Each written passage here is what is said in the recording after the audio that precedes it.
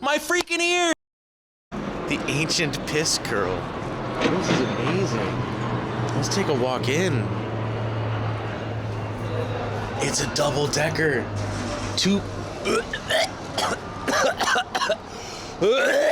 Oh God. It smells so bad in there. Oh God.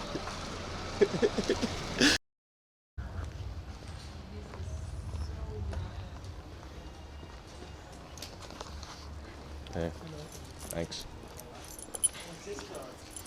I'm just kidding, it's not my car, I'm just playing.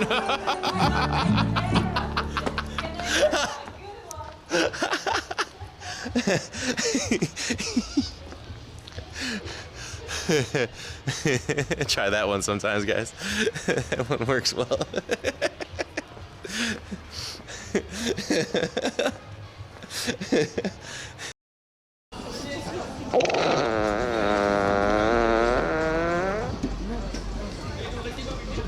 Police! Police! Help! Police!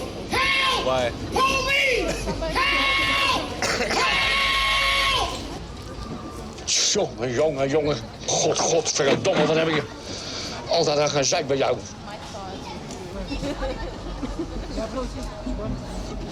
Jongen, jongen, jongen. God.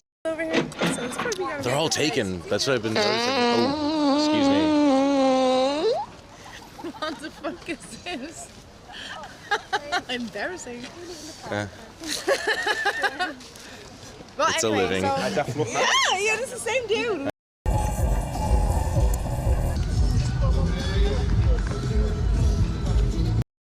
Top up data on T-Mobile. I have to tell so many people. I have so many people that I need to notify of this.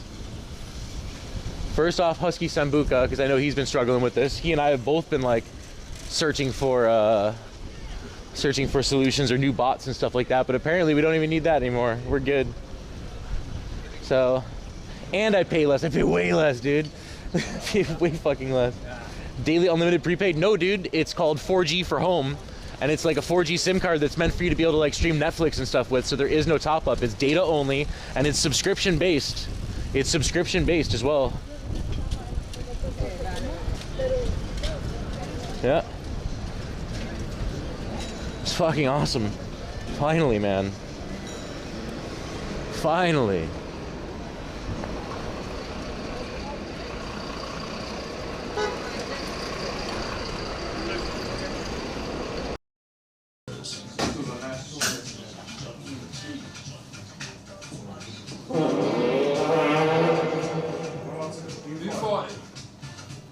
You know it.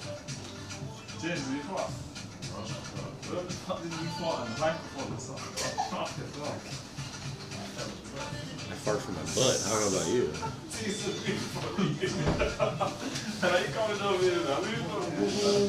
These guys actually think it's real.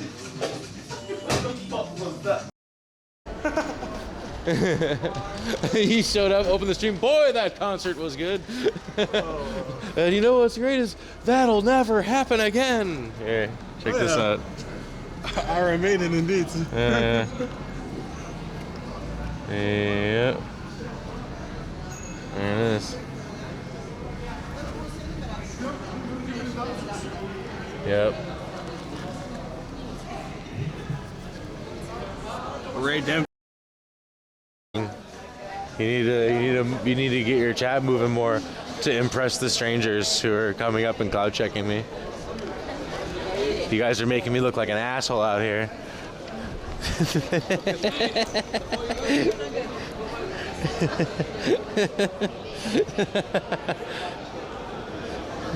I need you guys to spam with the chat, all right? You're embarrassing me. As soon as someone comes up to say hi, everyone clams up. They're like, oh, it's dead chat, don't mind him.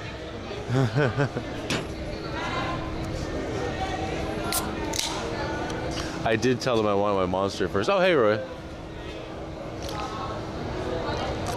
What's up? You're there, sorry. No. Oh, did you go all the way there? Oh, I didn't even realize, no. My bad. And that same spot is there. I was like, oh my god, this is definitely the room. Get my people out them chains, nigga. What the fuck was that?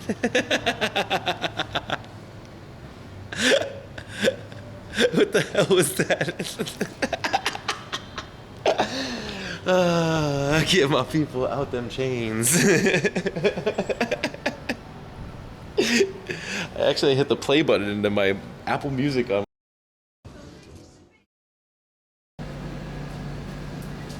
Hi everybody. It is most certainly gonna rain today. I can feel it, I can smell it, I can taste it. I stepped outside and I was like, oh goddamn, the air. Oh, look at the good boy. Hello, good boy. You don't bite me, okay? You stay there.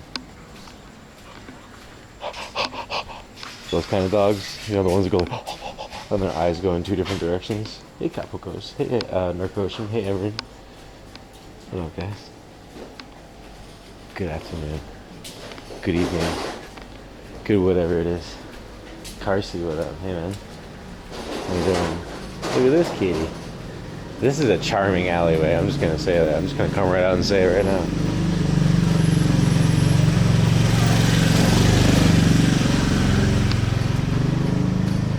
Trying to get robbed tonight? What? What kind of question is that? Yeah. What do you mean, man? Robbed for what? It's people's houses, man. I've heard about a lot of things happening in Thailand, but not of someone robbing you in an alleyway in Chinatown where there's an old lady pushing a cart of buckets.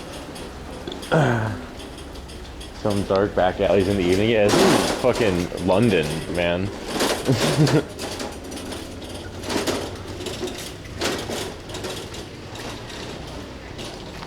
This is Thailand, dude. This is Bangkok. Much more danger of getting hit by a scooter in that alleyway than getting robbed, that's for sure. They just zoomed through there. No thank you. I'm trying to cut back on the sweets. The same on New Year's Eve, you wear the dogs. Oh. I live over there. It's my alleyway. This lady does not want me to pass her.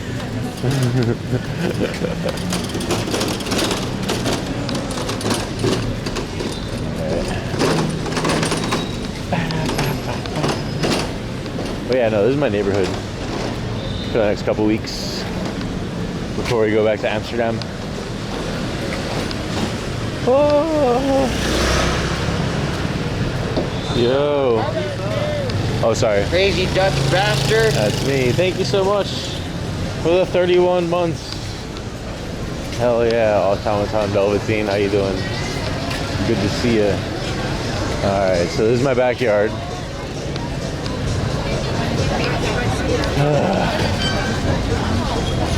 Hectic. It's hectic, you know? But anyway, people gotta eat, you know?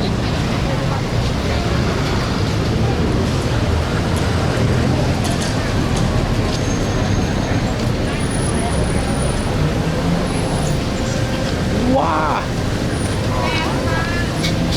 Oh! Yo, I forgot something very important. Oh well. I left my rosin in the fridge.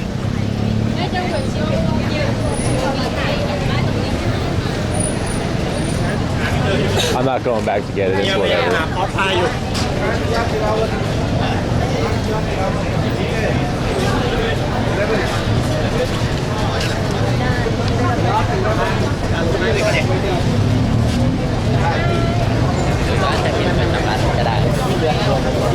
That's okay. I might have forgotten the rosin, but I have my my terp pen, so we're good. I still got this. Oh, Dutch.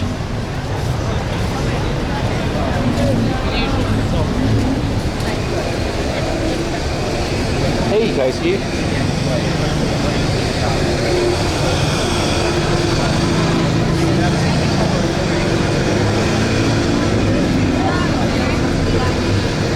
Alright.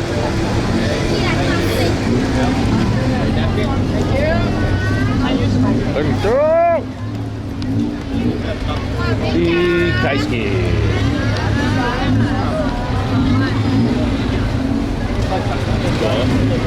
No fan, what up? Good to see you guys. Welcome in. Try this grape. Eat this grape. It's busy. I mean, sorta. It's not that busy. It's just that everyone's crammed into these small lanes. That's all it is, really. Truly. And look, I'm a smoker. Fuck, it's like the air is packed in, you know? It's crazy.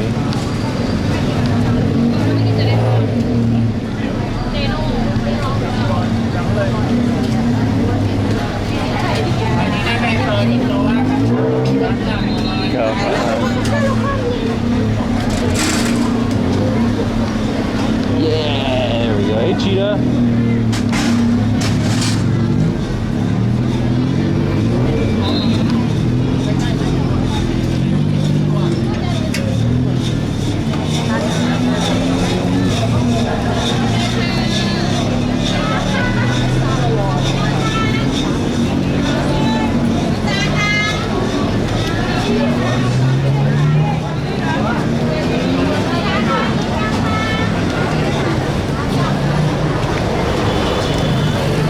I think I could like fucking ethically lay down here.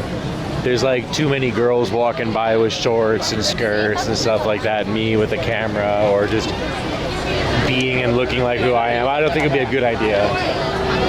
I would refrain from it. I would refund you, honestly. I was just now having a long think about it. Like, I would do it. I was looking at the ground, seeing puddles. I'm like, I don't know, man. I'll ruin a pair of fucking pants for $100 or whatever. It's not a big deal. It's not like I have expensive pants. But then I was like, but what about the cops?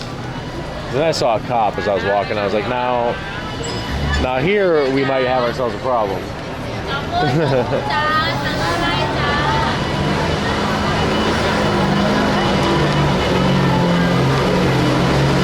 End up in the evening news. Yeah. I don't need that shit.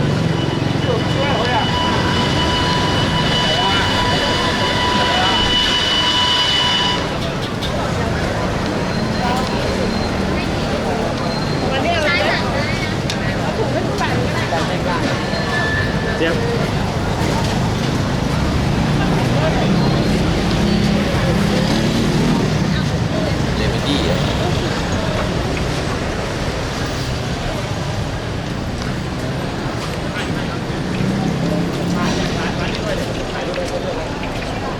Shit.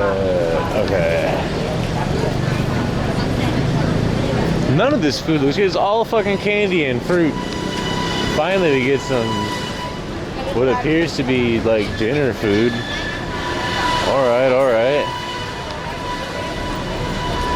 It's been all fruit the whole time. Holy.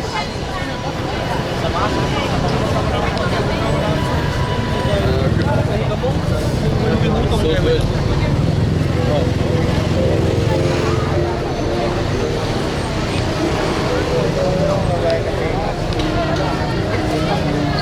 Fuck yeah.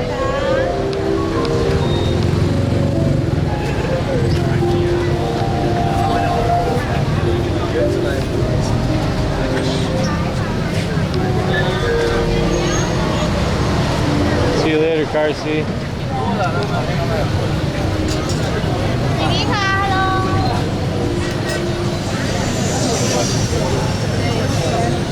Tényleg érdekelne, mert ezt tudja, hogy ennek utána fogok járni.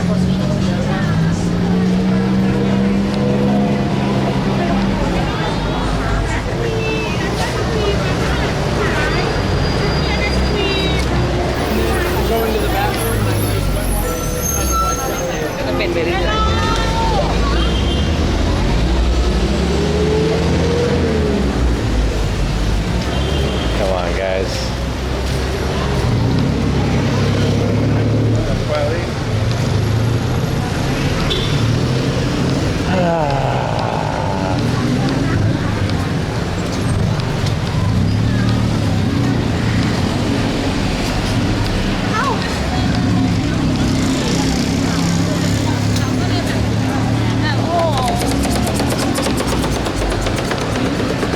It's really, honestly, not even that busy yet.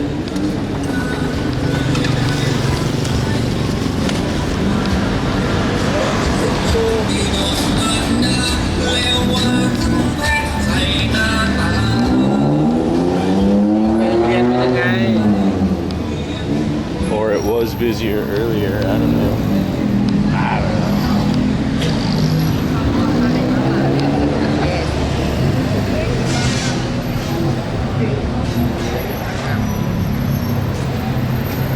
Hello, where you go? No worries.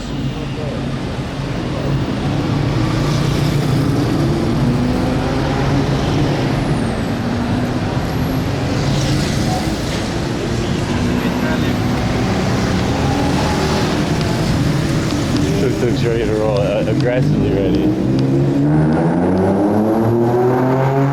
God damn! Fucking hurt my ears, man. Hello, where you go? Yes. Can take you anywhere. Where you go. Only if you let me drive. I want to drive. I think Redempto, the streamer who could drive. Imagine.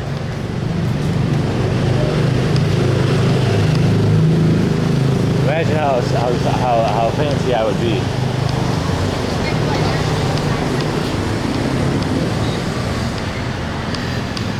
Where you go?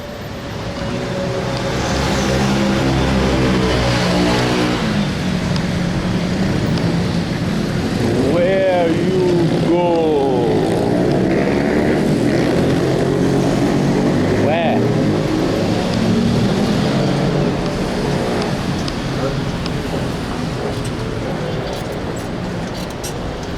Right on.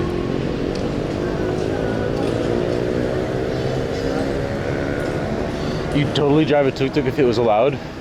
Is it not allowed? How is it not allowed? There's like 8 billion of them. How are...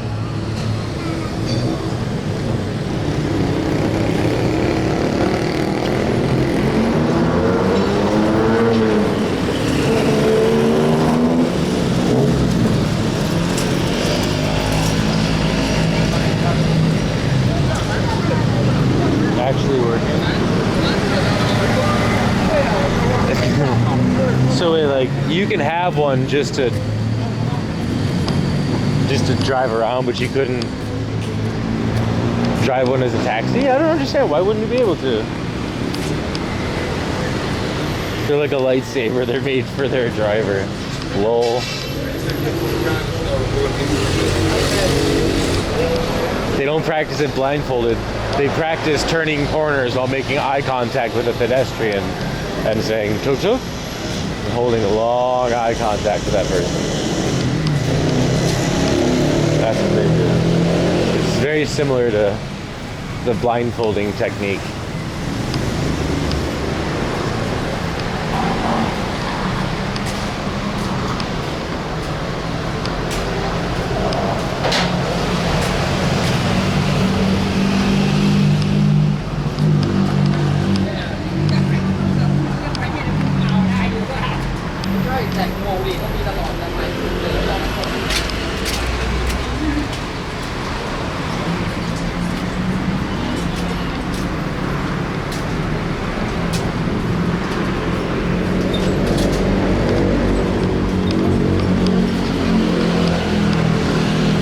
Scared of actual tuk-tuk drivers? What? They don't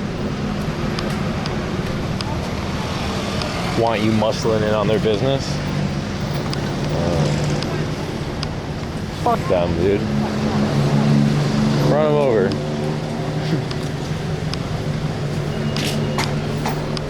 Anyway, if you end up being chased down by a shit ton of tuk-tuk drivers, you're live streaming it anyway, I assume. And, well, there you go. What else you want?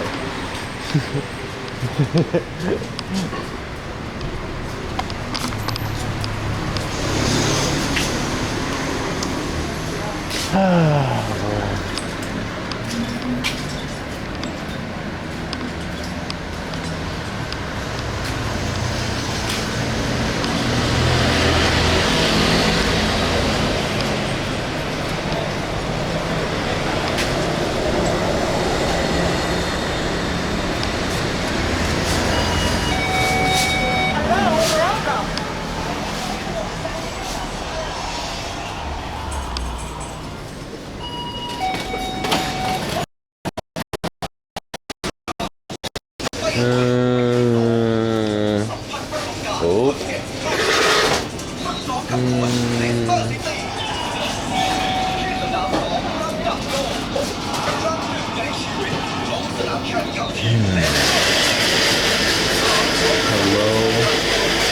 Welcome. Bitch.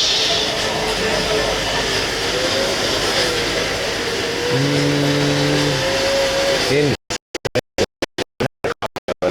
your way. I'm not. Alright. That's too bad. I don't have the coffee I wanted to have. Fine. I will find another way of caffeinating myself. Is this an energy drink?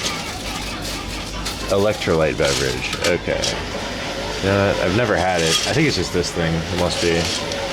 Alright, I'll take an M150. And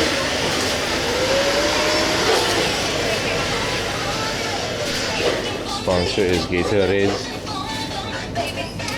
Gatorade. What is this one? Oolong tea. Plus. Oh, but it's got sugar all of it. Got one without sugar? Yes, you do. This music sucks ass, by the way.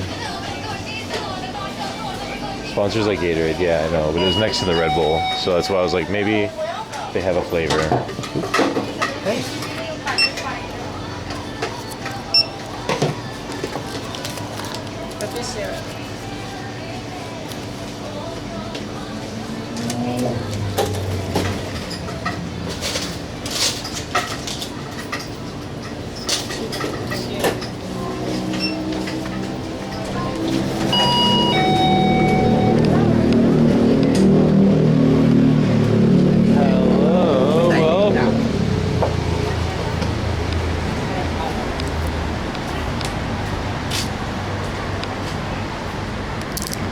Wait just a second here.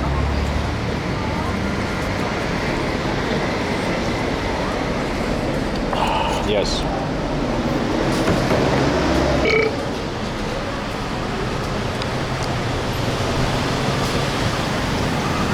Bonjour, bonjour, bonjour, bonjour, bonjour, bonjour. Dun dun dun dun dun dun dun.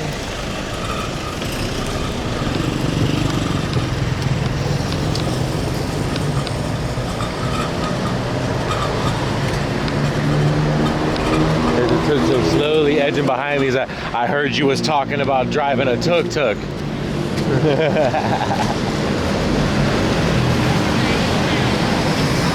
Maybe I was, maybe I was. Well, stop thinking about it. If you value your legs, why would I need my legs when I have a tuk-tuk? Ooh. You listen here.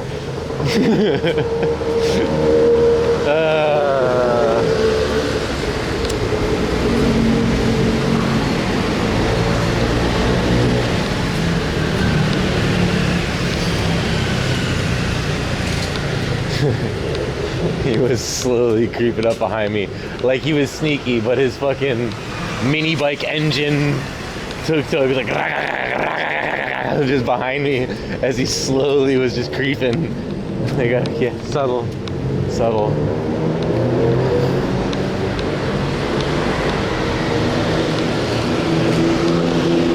Yeah. I'm fast as fuck, boy. Still fast as fuck, boy. Okay, so I don't think you have any idea how fast I'm here. I'm fast as fuck, boy.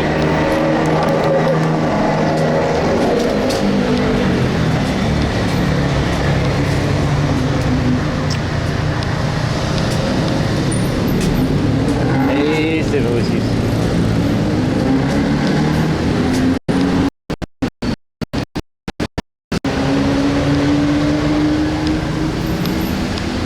I got this whole fucking data center on my wrist now.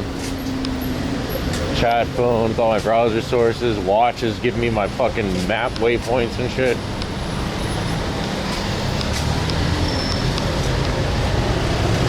We're edging ever closer to the singularity, guys. Ever closer. Marching to the sea.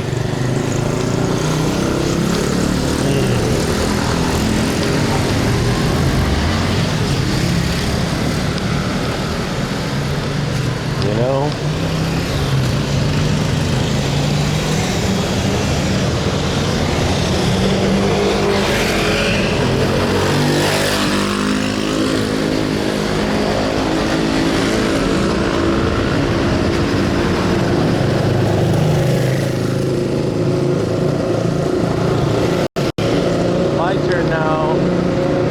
Okay. It's announcing that out here that it's my turn. You all heard it.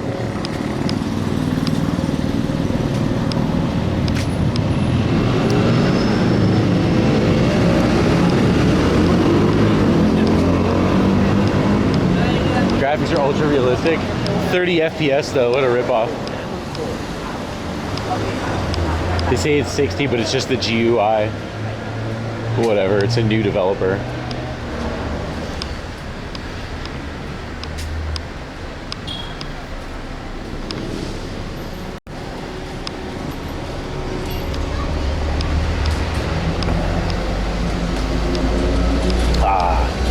Today I was working on porting over like my OBS, making it portable, so I can just like plop it into anywhere like a server and it will just run. And there's like, I've almost got it independent, so there's like a couple dependencies you would want to put on a fresh install, like some .NET framework shit, redistributable shit, like that. There's a couple things.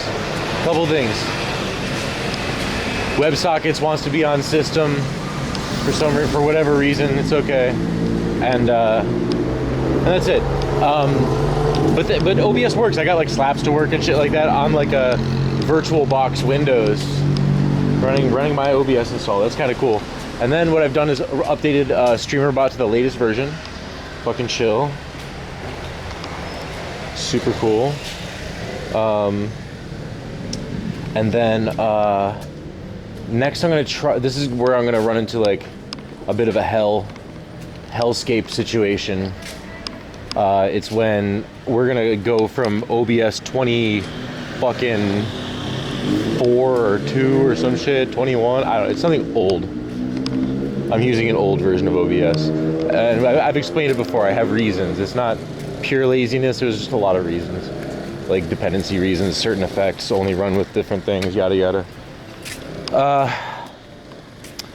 But now I'm like at a point where all of my stuff can run technically on the latest OBS. However, it relies on just a couple of plugins. Version that runs on OBS 30. But we'll see. Maybe we have to do 29. But I'm gonna start with 30, see if we can get it on the latest, because that would be chill. But my guess is we're probably gonna land on 29. But I'm kind of at that point in setting up where I can do that, I guess. That's pretty cool. I'm happy with that.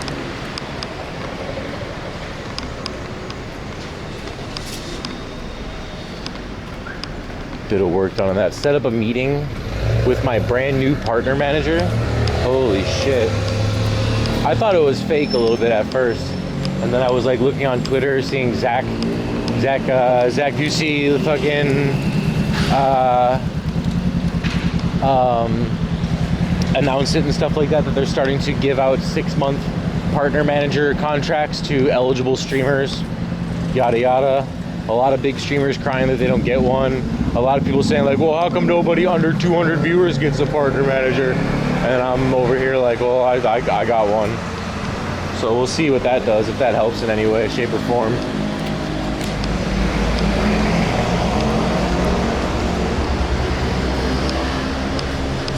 The video meeting with my assigned manager, yeah.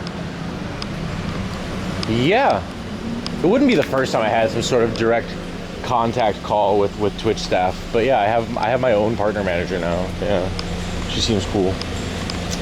Yep.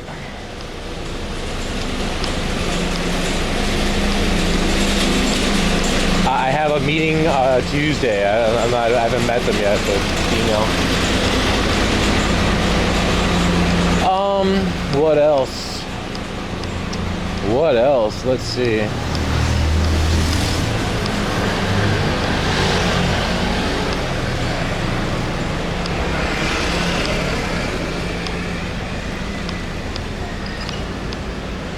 Hey, Lee.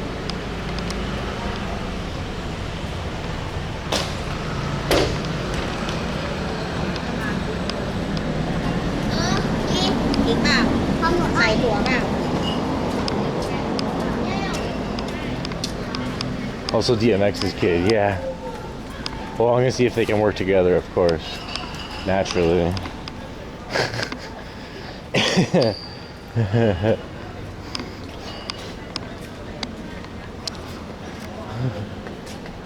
We heard DMX's kid reach out to you, so we thought we would try and scoop you up sooner. It's because you're planning on streaming in Asia for long term. No, it has nothing to do with me. It has to do with, okay, so a long time ago, partner managers used to be like a thing you would just kind of get if you knew somebody, and maybe you go to TwitchCon and you meet some Twitch staff, you meet the partner guy or whatever, the partner inquiries staff member or whatever. You just kind of strike up a conversation with him, and then he'll be like, oh yeah, what's your username? Okay, cool, blah, blah, blah. Next thing you know, you got an email for a partner manager. That's kind of how it used to work. You kind of just had to fucking network your way into it.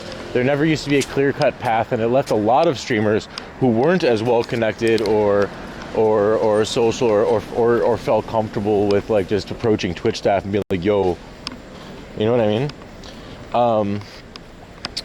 So eventually they took that away. They had pretty much every partner manager had stepped down except for a handful that managed some bigger guys. And then there were no partner managers for, I don't know, like a year or 2 years, something like that. Something along those, something like for a while. I heard a lot of streamers bitch about it. A lot of IRL streamers complained about it, like losing their partner manager or them being laid off or something like that. And or them being not necessarily laid off, but moved to another part of the company to focus on something else, no longer managing partner accounts. And then they come out with this, like a clear cut, it's in the FAQ, every blah, blah, blah so often they reach out in waves to eligible streamers for partner managers, and it's based completely on like your channel status, channel's growth over blah, blah, blah amount of time, and they will assign you a partner manager in 6-month increments. So basically they'll work with you for 6 months, and then there's an evaluation of whether or not you should continue to have one, and they should continue to work with you and stuff like that, and then they do it another. That's how they do it now. And I didn't know that. I just got an email that I found a day later, and I was like, huh? Oh shit, okay. Let's reply, I guess. It's definitely an official Twitch email from Justin TV and shit. I'm like, okay. All right. So they've changed up the rules a little bit. Just like what they did with Partner Plus. Partner Plus, by the way, also used to be a thing you kind of just had to know about. And when I say Partner Plus, it used to just be a 70-30 split you could nab if you were connected. Essentially, if you knew somebody, if you have a partner manager, for example, then you can get them to negotiate it. I heard of people even negotiating things other than 70-30 split. 70-30 split plus, you know, this or that. You know, that kind of stuff.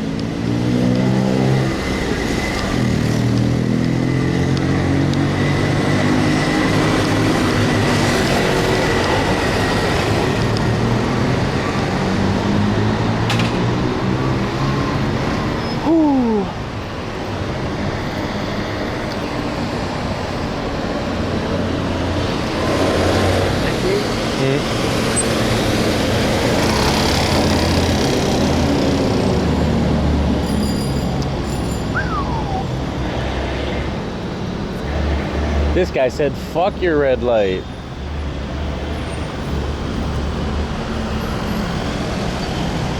Yeah, it'll be nice to have someone to talk to or help guide my content in some way or something like that for the next few months. I don't know in what capacity they offer any kind of assistance or any whatsoever. I don't know. Maybe they just help you with connecting with, maybe they're more focused on game streamers, because in the survey they made me fill out, a lot of it was like, check any and all of the boxes here of games that you like playing. What's your favorite game franchise? And I'm just like, other. Like, I don't know what to tell you, man. Like, I don't want you guys thinking that I'm a game streamer, you know? Partner managers are assigned to specific areas / countries. That's why I asked for IRL streamers.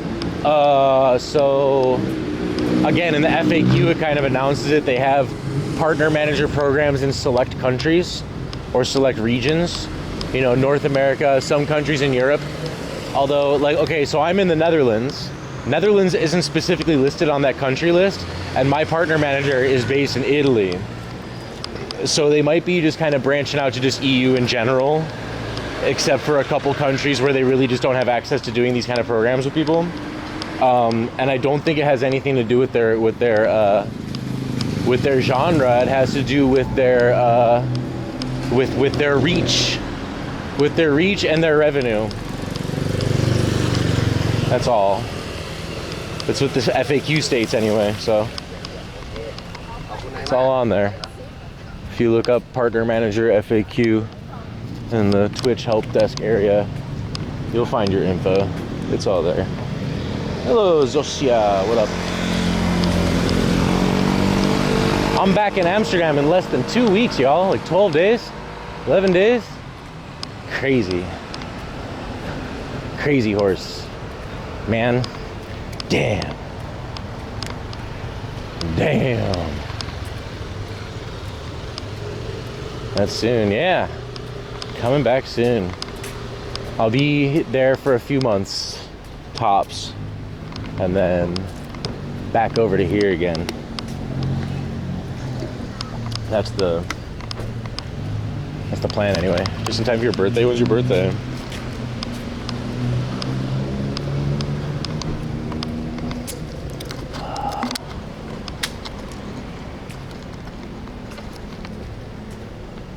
Hey, Coach Life, June 10th. Oh, okay. Oh, exactly a month after my birthday. My birthday was May 10th. Where were you?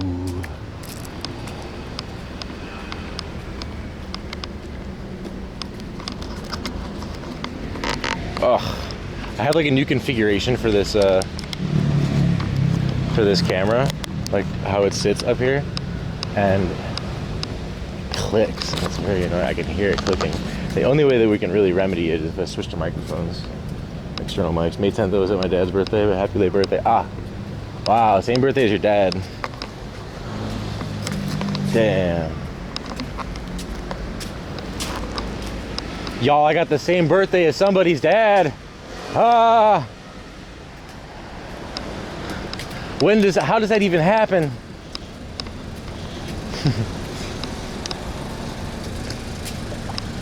Ah. 6 months in Southeast Asia. It feels longer to think about it. So much has happened. 6 months, yeah. A lot of life changes. Look at this cat right here. You are so precious. I just want you to know that, okay? This cat looks beautiful, man. Can I come say hi? I don't know. If you react negatively, I'll walk away immediately. Oh no, you're chill as fuck. Oh my god. Oh my god. That's a good kitty right there. You're nice. That's a good one. That was a pretty nice cat. Really like caramel brown with just a dark brown nose. Nice. Cool kitty.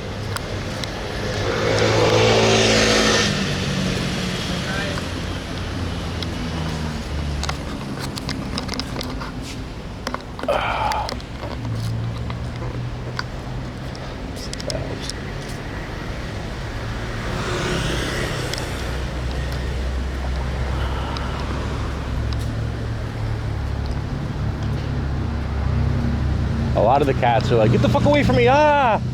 And then some of the cats are like, oh, you got a spare scratch on you? Hold on, give it to me, I'll take it. Some of them are really nice, they like to be pet. Best looking cat was like the most timid one of all, wouldn't even come within like 10 meters of me. It was a cat that had like the craziest round like dot over its whole mouth. Or no, it had like a left side mustache, a right side mustache, and a little goatee. It had like the full beard. It was so weird. Cat looked like Burl Ives. If it was in Europe, it would have been like a 4,000 euro cat because of the Instagram potential, you know, for sure. The temple cat? Yeah, sure. Multiple temple cats. Most of the ones at the temples are pretty chill. Hey, Eddie.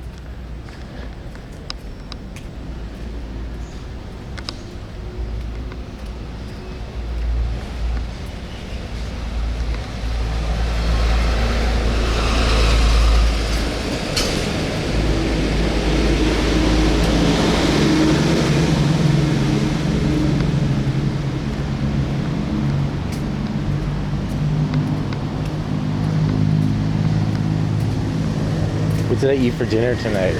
Ooh, nothing yet. I'll eat something eventually. Had noodles at lunch, so I'm not starving right now, but I'll eat something later. It's crazy hot in Germany right now. It's not hotter than it is here. I promise you.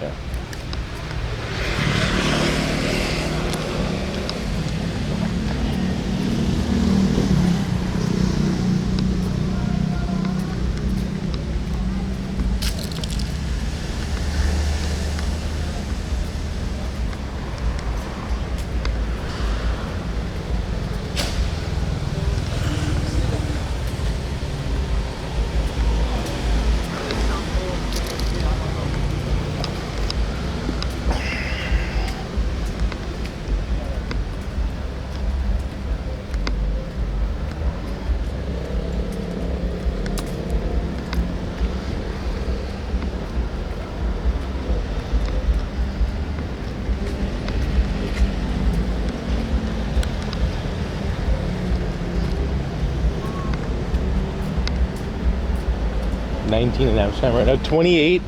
So effing hot is 28 degrees. Cack. I don't think it's even gonna get down to 28 degrees once it hits like 4 or 5 in the morning, man.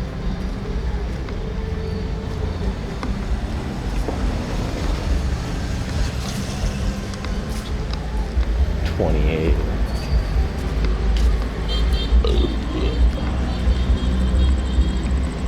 $21, $22 is perfect. You only say that because it's what you're used to. If you spend 6 months out here and it turned 21 or 22, you'd be freezing your ass off. You'd be like, what the hell? Why did it get so cold? That happened once in Chiang Mai. It got down to like 19, 20, 21 degrees. It was during that 24-hour stream I did with Arisa. It was actually really, it felt so cold. It felt so damn cold. My God.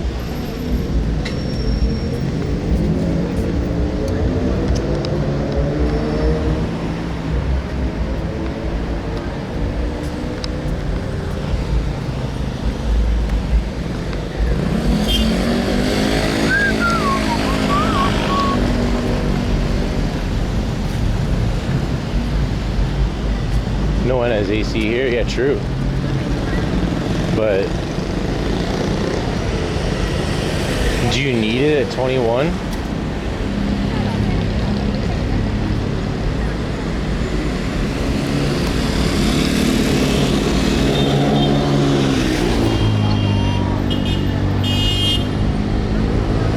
What the fuck is happening? Ah. Should have just let the man turn. Oh, how about new? You crazy Dutch bastard. Coming in with 27 months tier 1. Thank you very much. Love you, buddy. Thank you, thank you.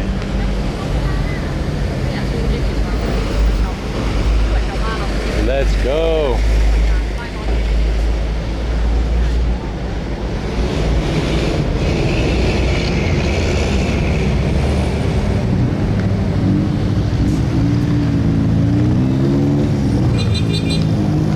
Meep, meep.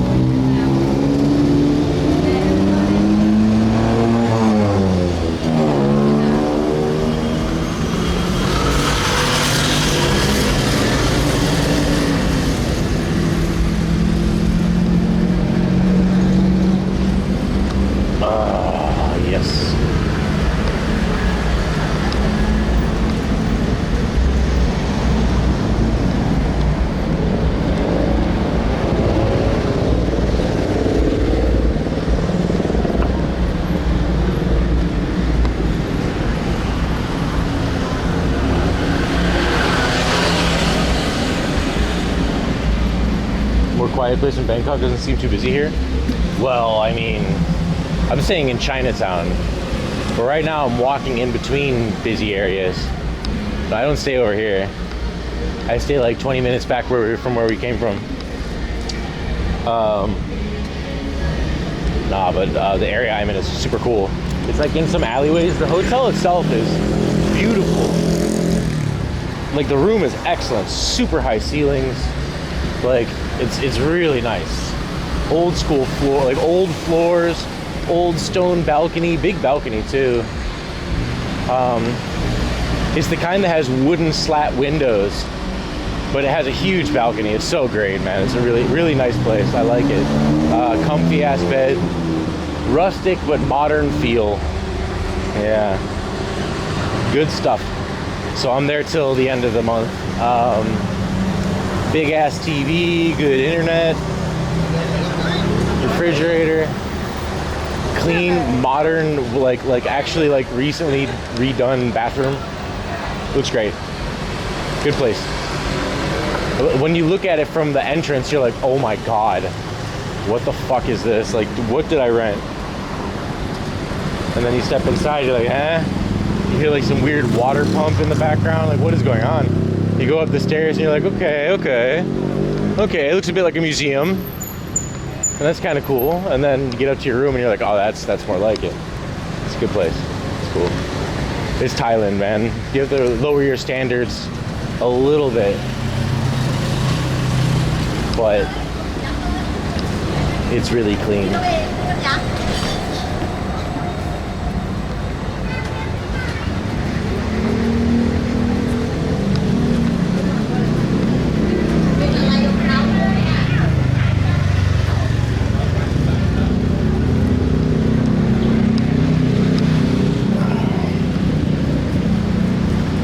On the outside, but completely renovated on the inside. Yeah, dude, it's great. It's like sneaking into a secret place, you know? It's like hidden, like no one would ever come over here. And then you go inside and it's like this fucking fiber optic mesh networks and PS5s and shit, and just, yeah, that's what I'm talking about.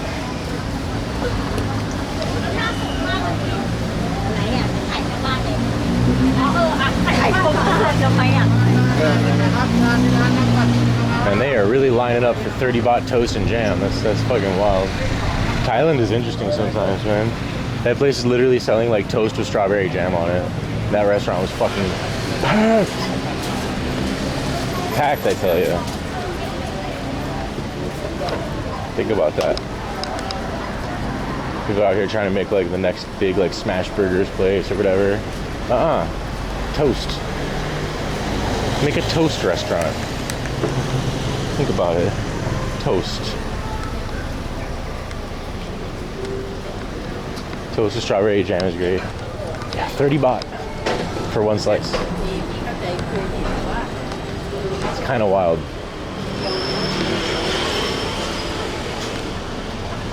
Kind of extremely wild.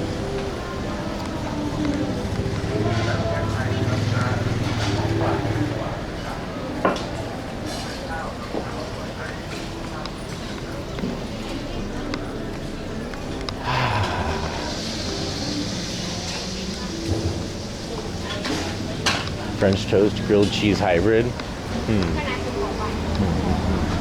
I've never been huge into French toast, really. I don't really care about it.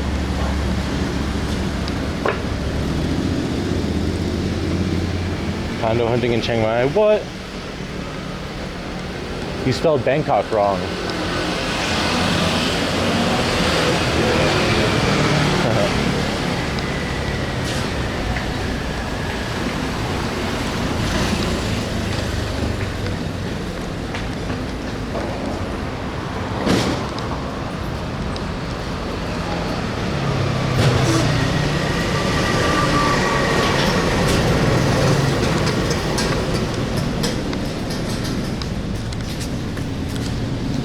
They have a weird obsession with bread over here.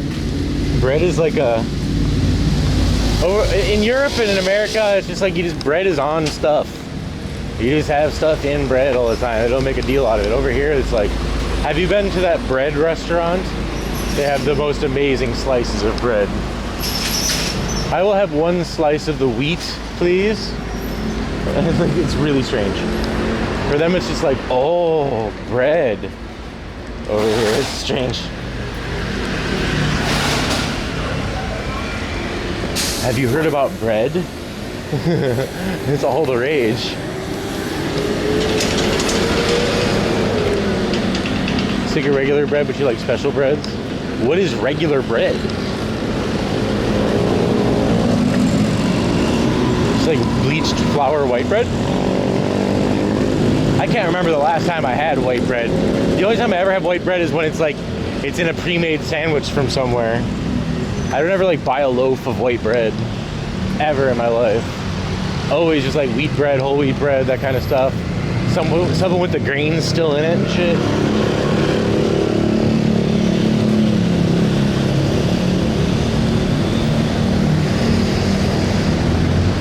I like rye bread. I like the thick, moist rye bread. I like that shit a lot. I fuck with that on a sandwich. I used to hate it when I was a kid, and then at some point I started liking it. Hello, party squads. Life is good. Life is real good. How's your life? How's your fucking life, man? Huh? How's your fucking life?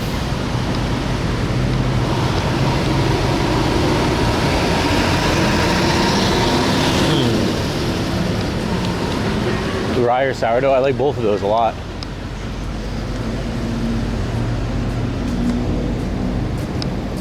Both of them are top tier breads, man. They're both good.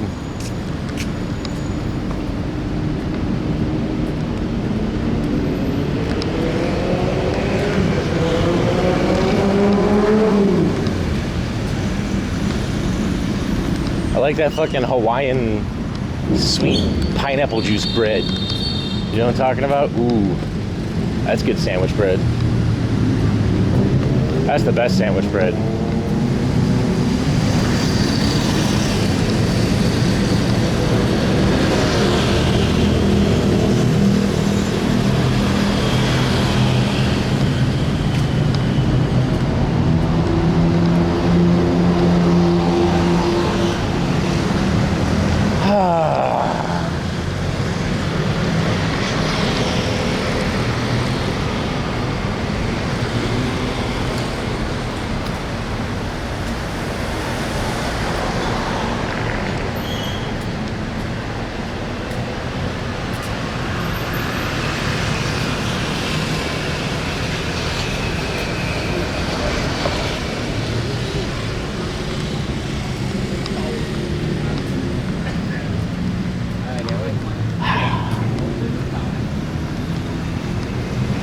Nobody here got love for the fucking Hawaiian bread. Alright, fine. Conversation killer. Divided the community on Hawaiian bread. Alright. Alright.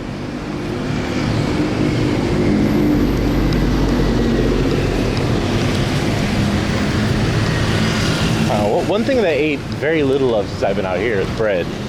That's for sure. Very little. I mean, I've had plenty of shit that has carbs, like rice and stuff like that, but not much bread. Hello, Barry Zach. Potato roll? Ooh. Those are also good.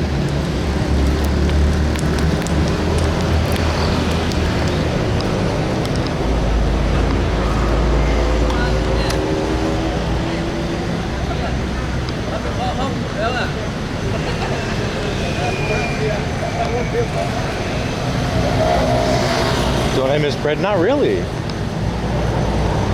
No, man. No, not really.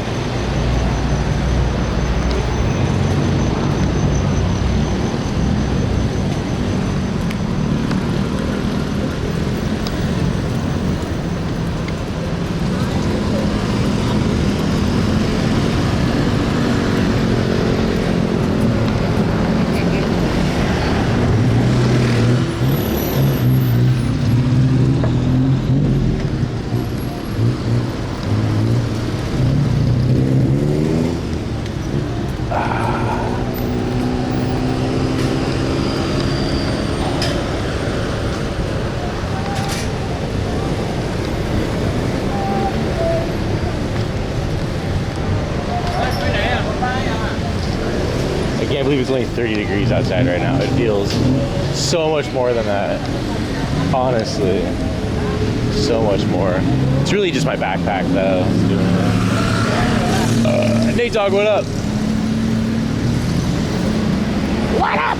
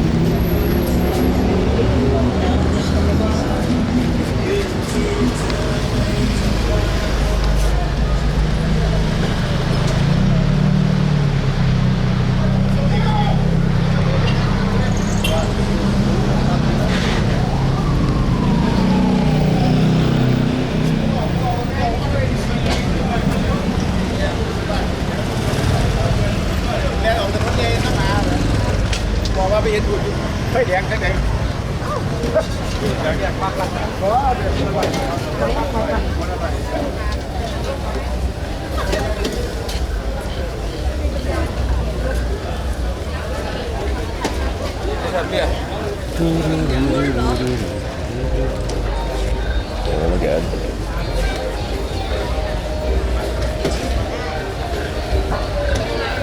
I've got some ideas for the future. You know, I probably won't spoil too much of it. However, you know, yesterday when Pascal was showing me all the samples, just fucking barrels of samples, all kinds of shit from so many different companies. Like,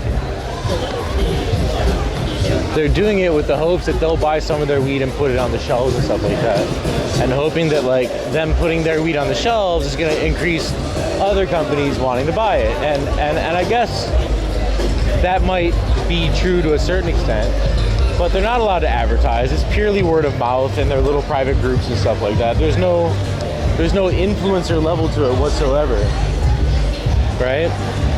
They're not even allowed to do it. But in comes Redempto. So one of the main problems is that like these guys are coming. They bring, well, at least one of the problems I see. It's got to be a big money sink for a lot of farms. Is that they give out 80 bags, every harvest that they have. They just give a shitload of it to a dispensary. They'll just give them like fucking, 20 bags, 30 bags of oh, here's our latest harvest shit, you know what I mean? And then repeat that, by the way, for however many dispensaries they go and give their samples to, right? That number just keeps growing and growing. So they do like 10 bags to, 10 different shops? Boom. At least 100 grams of weed dropped into a hole. And as you can see from a place like where we were at yesterday at Dr. Green, they literally just have a fucking 2 Tupperware bins full of samples from different farms. There's no way to smoke at all. There's too much submission. So, what if there was a guy that you can give that stuff to that will classify everything and break it down into like, for these shops that are looking for this is what you should show them. You should give them these 3 things, not all 15 years straight.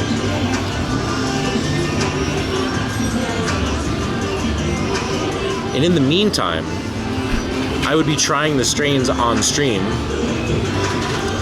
thus indirectly just creating exposure for it. If anyone wants to see like what is the smoke like, oh, just go check this stream where they ran through the entire catalog from this month. Boom, there it is, the sampler.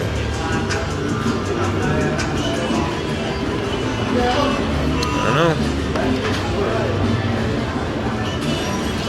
Now, it's not to say that it means that they won't give samples to dispensaries anymore. It's not what I mean.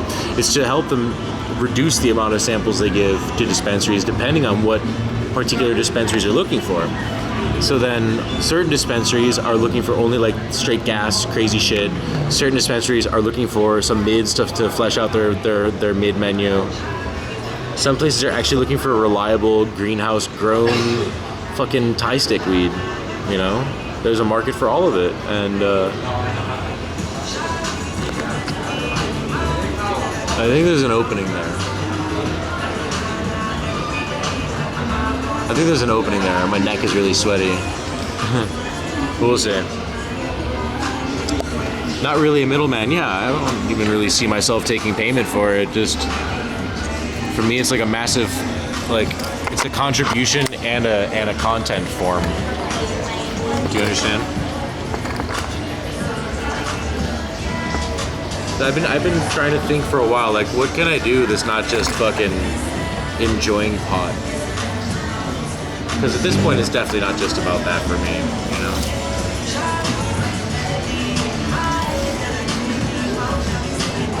Meow, meow, meow, meow every day.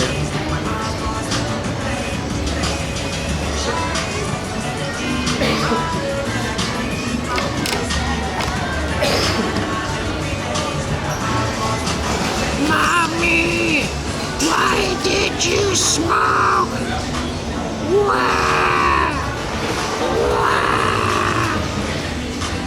You know what I mean?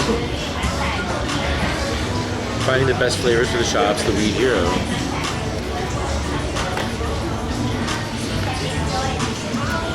Because I think it would also involve a certain degree of like connecting with the shops themselves and getting a vibe for what they want and knowing what they're looking for and being able to guide them appropriately.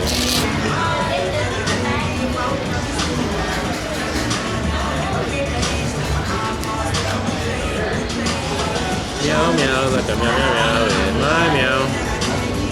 Alright. Sucks I left my rosin at home. Unless I didn't. Let me just double check. Maybe I grabbed it out of the fridge. Pretty sure I left it. AirPods. Grinder. Feel like alcohol is there. The cotton swabs. Like literally everything. I was like prepared for a vape outing and left that shit at home.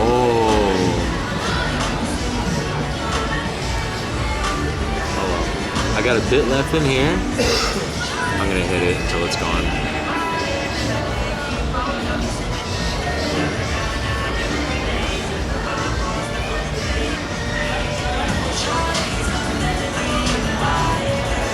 The weed testing you did for the cup was kind of sampling too, went really well. Yo, actually the Audio Kush guys actually commented on that. They're like, yo, you gave like, other people also gave in-depth answers, but you gave like really in-depth answers and made sure you smoked everything out of different devices. How is it with a bong? How is it with a vape? How is it with a joint? Like all that kind of stuff. Like, it was crazy. Like they're happy with it. And that's the kind of the way I would do it.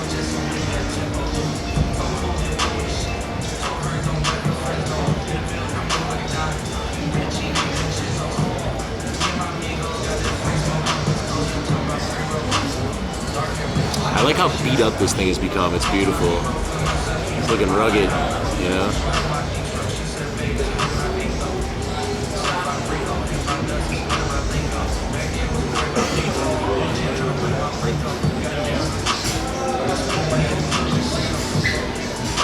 It would be great if you can get employed for that. Employed? I don't know. I think I would just like to do it as a content form. I guess employed would be cool, but for me it doesn't need to be that. It's like so much easier on a work permit, but who would hire me to do that?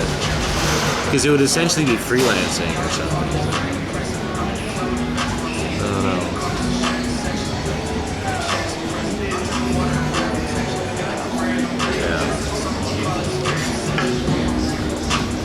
Yeah. It's gonna be a similar cup in Bangkok. You could become a judge again if you want. Oh, there's been multiple of those since I've been here. They're all over the place. Those like cannabis cup things. They do them frequently. But I don't know. Maybe I can get into them. Maybe not.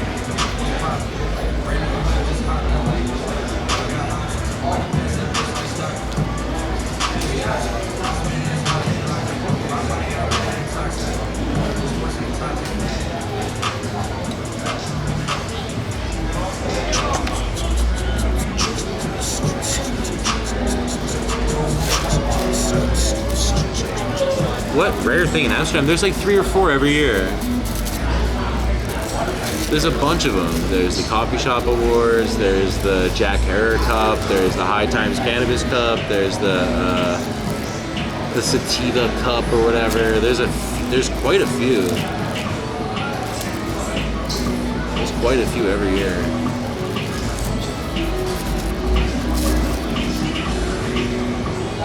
Oh, it's my last paper. And my last tippy? Wow. Wild.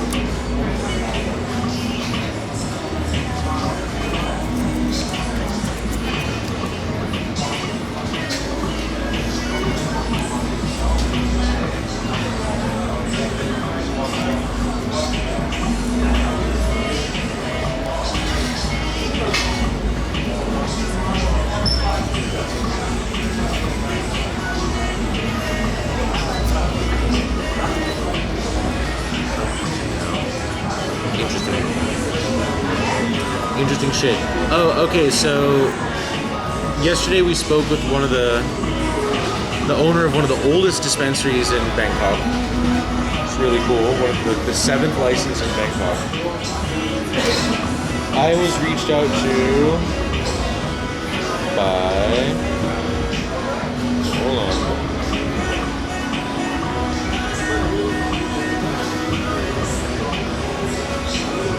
Yeah. The farm company. They represent over 40 Thai farms. They want to have a tea session with me at their headquarters, at their vault.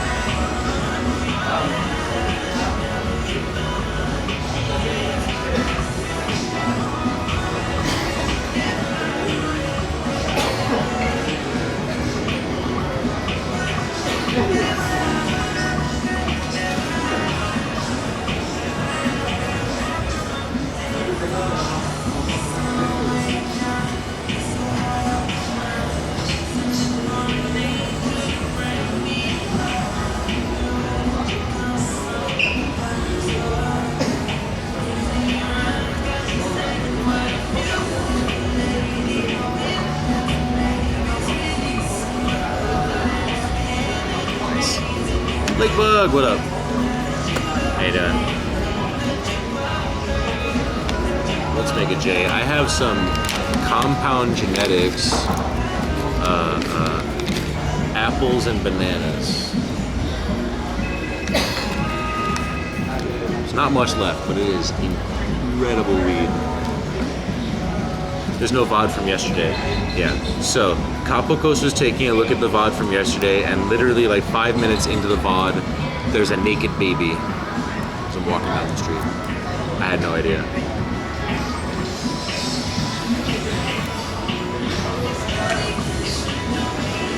What can you do, man?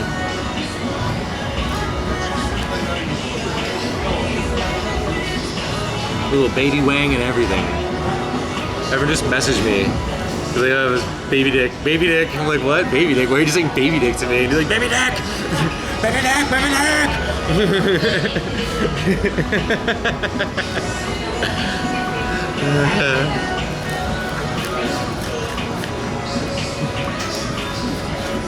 Yeah. No, so what I'm going to do, I'll do it tonight. I'm going to make a highlight out of the VOD. I'm just gonna have the whole, like, we arrive at the place all the way up until we leave, and we'll cut that into a big VOD, and as a highlight, it'll just be up there. Okay? I'll put that up tonight. You hit a water pipe with a shovel. Don't do that in the future, okay? All right?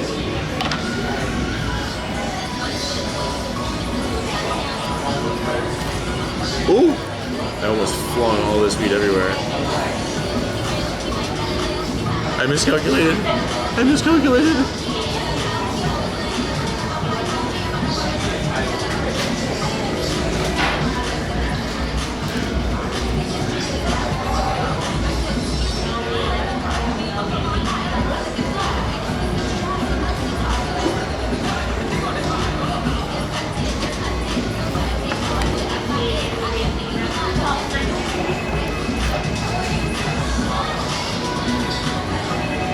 I can feel your heartbeat through your cock.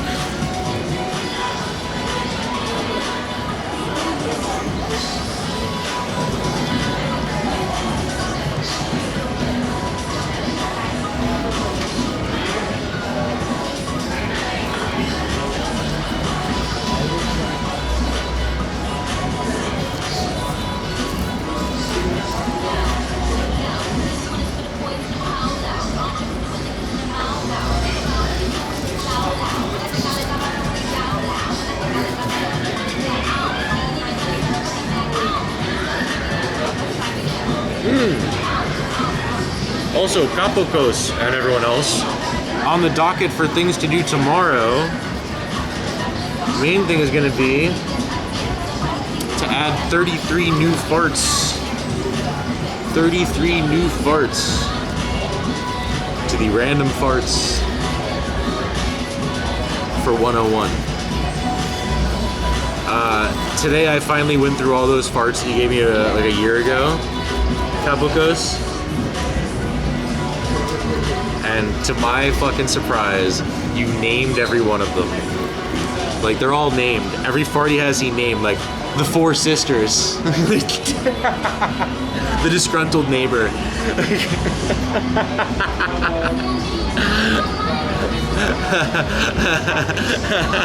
The four sisters. It was so good.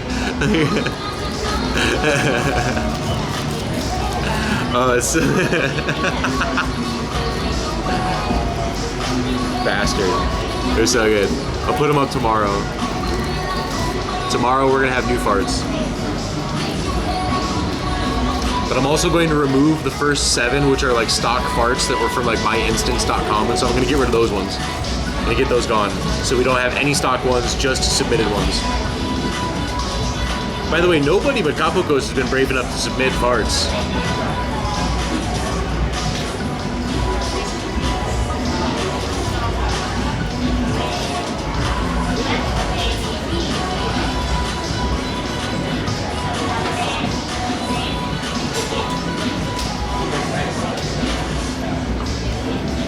This one is called The March of Rasputin.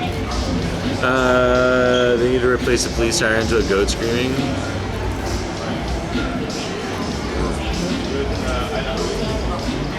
Not fast enough on the draw to record them. Gotta get that shortcut button going, man.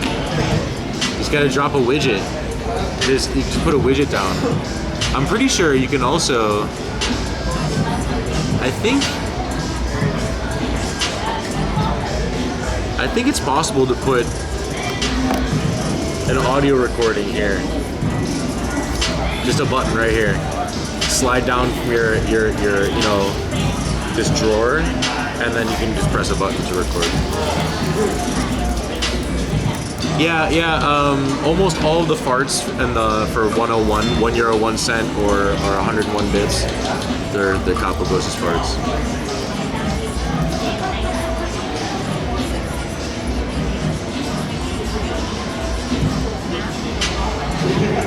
You have a screen recording shortcut? Oh, nice. I don't, like, I have that too. It's just like here, you know? Wait.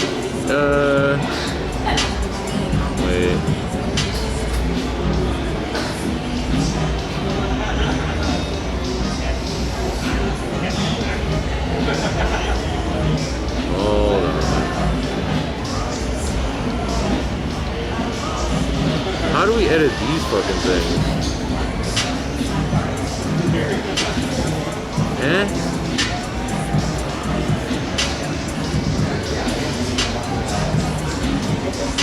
I gotta figure out how to edit these, because I'm pretty sure you can put other things here, because I was able to add Shazam there, you know?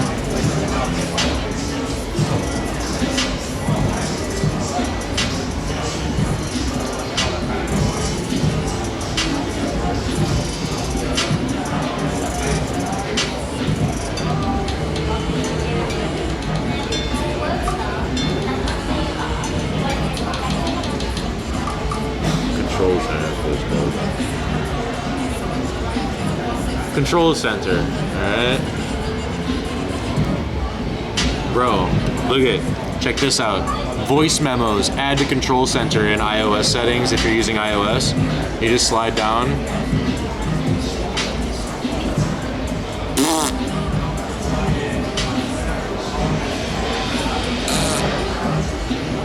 It's that easy, man.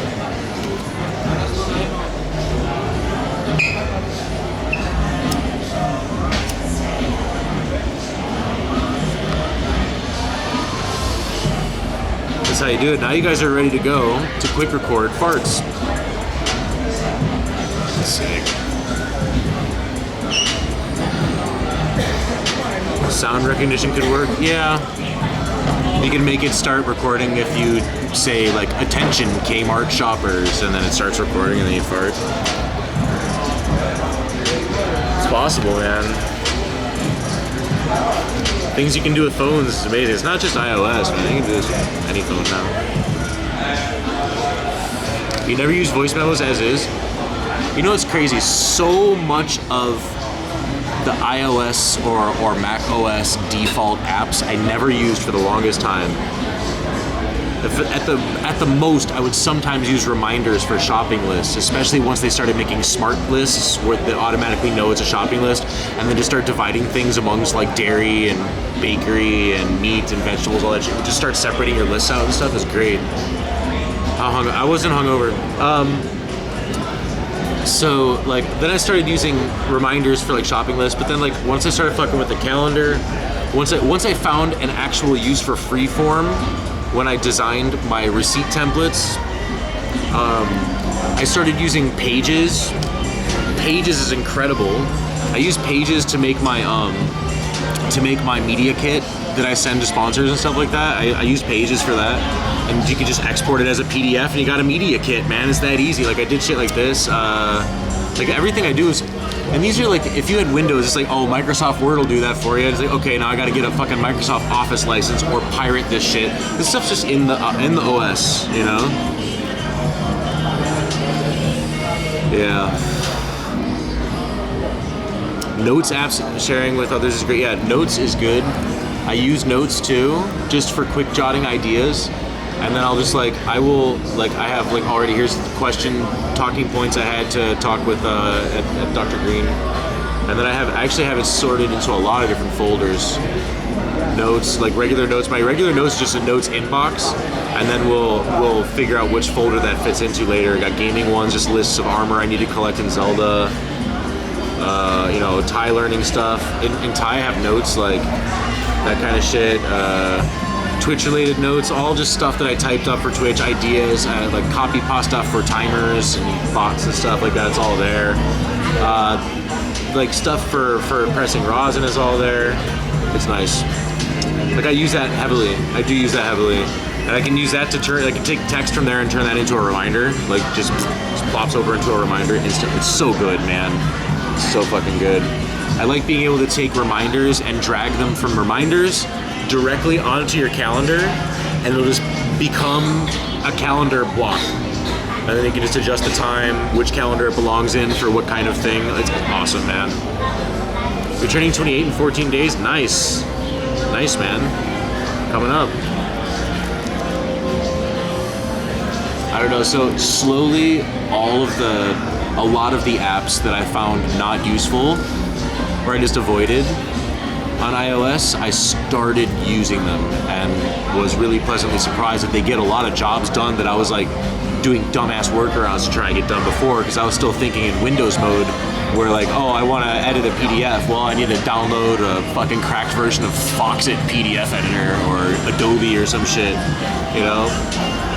But over here, it's just in Mac OS. You can make PDFs. It's fine. Not a big deal. You can make something in freeform and export it as a PDF if you want. You can smoke indoors. Yes. I'm not a renegade. I'm just smoking weed, man.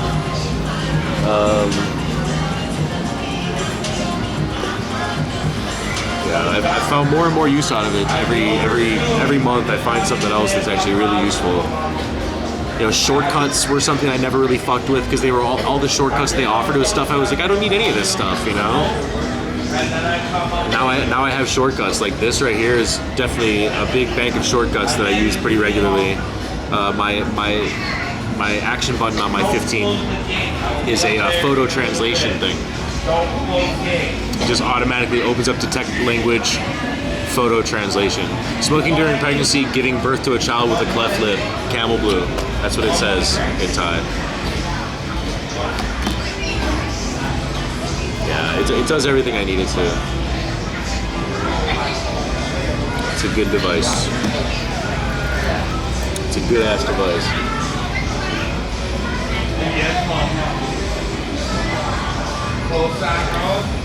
I don't even really fucking care. If it was Android that did all this stuff for me, I would have been touting Android. But I don't like how Google app environment works. Way too much like manual linking, and then sometimes you have to redo it after a while, and it's so annoying. It's like this time when you really need to grab some email out of something or whatever, you go to open it up and it's like, oh, it's been a while since you've done this, but we're gonna make you enter your password that you haven't seen in a year, and you're like, fuck, man, I just need this email. With iOS, you don't deal with that shit ever. It's all linked. It's just there. Once you're used to iPhones, you don't want to go back. You know, I've only been using an iPhone for like 3 years, 4 years maybe max. This is my 4th year. Ever since then, I was all about Linux, Android, Windows, completely for way longer than I was into iOS. Android is nice because free shit. You don't have to go to a whole quest just to get some music. Whoa, Silix. What quests do you have to go on to get music in iOS? You can, using Apple Music, you can just put MP3s into your library. Just get them from your computer. You can download them to your files, put them in a folder, and then tell Apple Music, look for this folder, and then it'll just put all those songs in there. You don't have to do shit, man. You just download songs. I think you're operating on the on what people were doing with like a long time ago iOS, you know, like the old iOS that was really locked down. Android, you can use modified versions of Spotify, I guess, so it's free, but it's lame. Yeah, fuck that. I just pay for Apple Music, and the only reason I paid for Apple Music is because I went through all the different lossless apps. I wanted lossless music, so I used Tidal for the longest time. I was a big Tidal user. For me, it's not about Apple, the reason why I use Apple Music, but Tidal started being really expensive, and they never got my algorithm right, ever. They never got my algorithm right. Apple Music, I decided to try. They gave me like 6 months for free. 6 months for free. I was like, fuck it, let's go for this. I'll have 6 months of free music streaming. Let's go for this. And I liked it a lot. It built my algorithm up really well. It works so good. It's integrated with all of my devices. You know, I can continue listening on my Apple TV, my MacBook, everything. It all just works. It's so nice, and all the music I want is there. And if it's not, it's so obscure that it's not on any streaming service anyway, so it doesn't really matter. They all have the same music. Apple Music has the Dolby Atmos. Yeah, for select albums, yes. It has that fucking 32 speaker simulator shit, and so does Tidal, honestly. They have that too. And they have a lot of albums that they do that with. Like they actually have like the Tidal crew puts together special remasters of albums that are made to have this simulated 32 speaker shit or whatever. Like that's cool.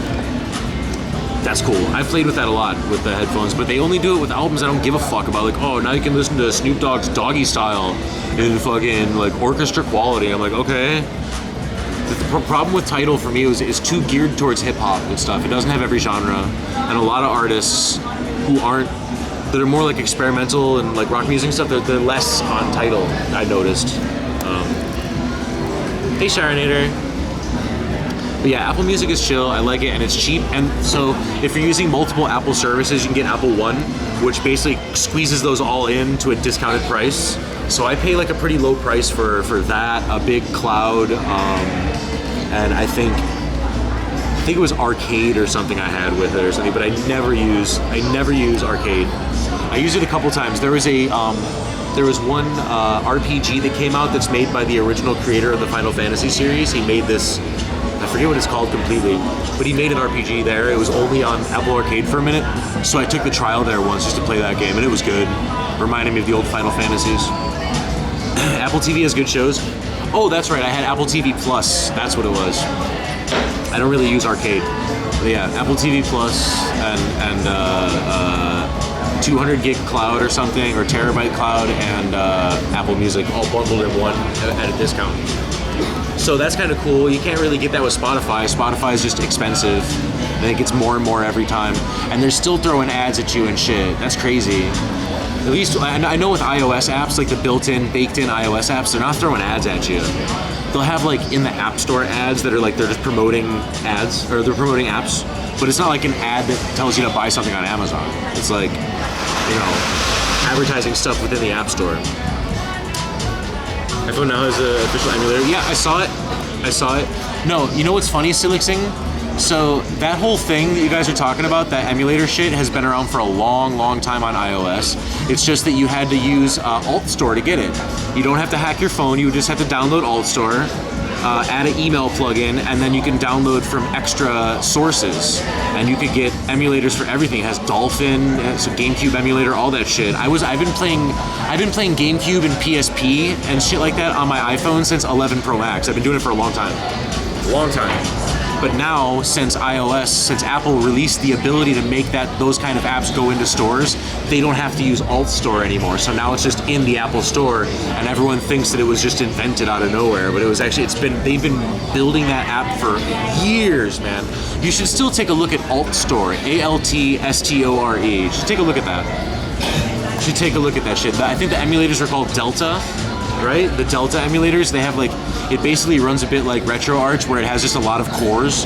So Delta has like, you know, a Game Boy core, Game Boy Advance core, NES, SNES core, PlayStation core, PSP core, that kind of shit. But there's also, dude, there is a native PPSSPP app, which is it is a built from the ground up in C# native PlayStation portable emulator. It works 100% perfectly on any iOS device. You can get it through Alt Store, and maybe it'll be on the Apple Store now at this point. Dude, PSP games on the iPhone is awesome. And that's how I played so much Persona 3 Portable. I played a lot of Persona using that PPSSPP. Look that up, man. And this has been around, again, I had this on the 11 Pro Max. So the only difference that they've done is that they now finally stop being bitches about it and let people put it in the stores. You love PPSSPP? Yeah, it was the end of it was the answer, the final answer to the question, what is the best PSP emulator? It's the end. It's the answer. It's it. Secret Agent Clank, you can do it with that for sure. And what's great with all of these game emulators, you can just connect your PS5 controller to it or some shit. So you can play your PSP emulator and use a PS5 controller. You can even emulate vibration with it. Wireless controllers. You know, this thing, I've been wanting to get this for the longest time. They have these clips that connect your PS5 controller and like make the screen just kind of float above it. It just clips to the controller. I've been wanting that for a while, honestly. But I don't really do a lot of gaming on my phone, except for now that I've started doing a lot of remote play. I've been doing a ton of remote play on my iPhone, just straight up on this. Like 5G on an iPhone doing PS5 remote play is smooth as silk, man. It's perfect, absolutely perfect. It's crazy. It's like there's no lag whatsoever. Like it actually performs better than on my PC or on my MacBook. It's Streezy, what up, man? You can play PS3 games on the phone, can you? Maybe. That's possible. Yeah. That's possible. Dude, they have Resident Evil Village running natively on iOS now. You can get that in the App Store. That's just made by Capcom. They're starting to put like AAA titles with next-gen graphics on. Like this phone has like ray tracing and shit like that. Like this phone is capable of like really good graphics. Like I don't really use it for everything that it could be used for, but I mean, I do get a lot of work out of it, that's for sure. I put it to work, for sure.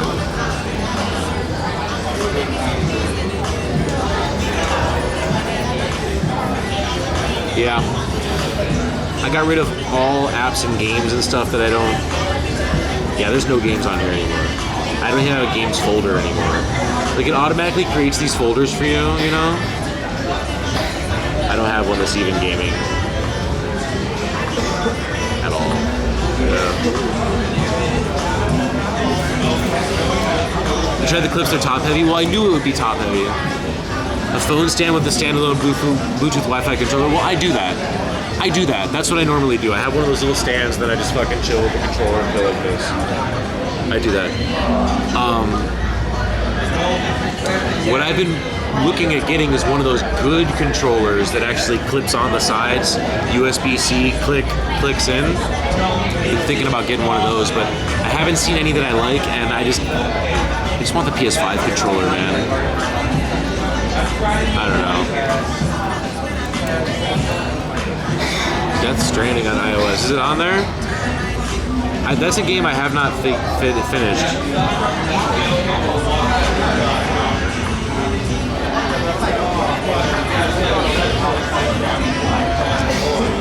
Death Stranding Director's Cut, $40 on iOS. If you buy it, it works on all the platforms. You get it on Mac, you get it on, it's like a native Mac app. That's sick.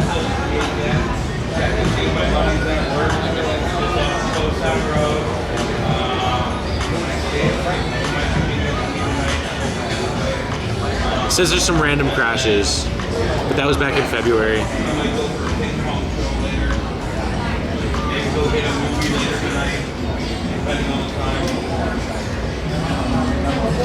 It's been updated as only 3 months ago. Damn. Okay. Cool, dude. Yeah, it looks pretty good. But if you buy it, you get it for iPhone, iPad, and for Mac. Not bad. But I have it on my PS4, on my hacked PS4, so I'll probably just not buy it. By the way, does anybody want to buy a hacked PS4? The only thing I don't like about Apple One is it's only 200 gig of iCloud, so you have to upgrade to 2 terabyte for $9.95 more. Yeah, okay, yeah, I get that, and I was thinking about upgrading to the terabyte, and then you get out of Apple One when you do that. They don't have a package for that, and that's what's kept me from going up to the terabyte, and so I just stick on the 200, but dude, my phone has plenty of space, hold on. For me, it's not a big deal.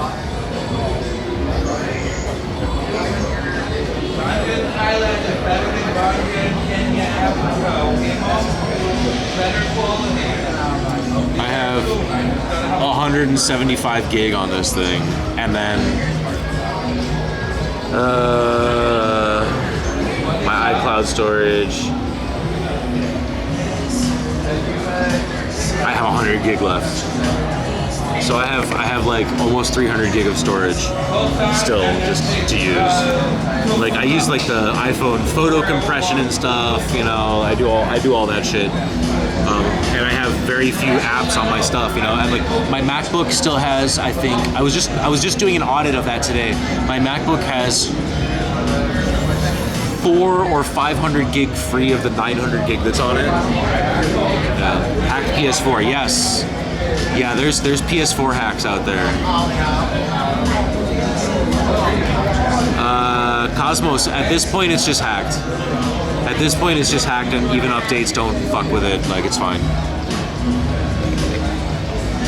They got it figured out. It's blasted open. PS4 is done, Cosmos. PS4 is done, it's fried.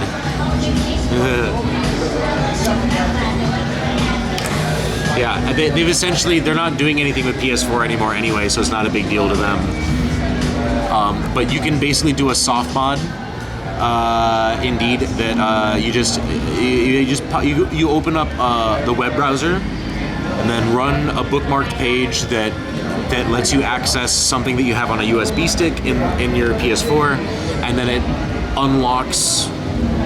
It just unlocks shit, and then suddenly you have different apps available to you on your PS4, and you can just put games on it, and they'll run. You can earn trophies, everything. You don't play online. There is a way to play online. There's some special patching shit to play online, but I never fucked with it. I just play offline.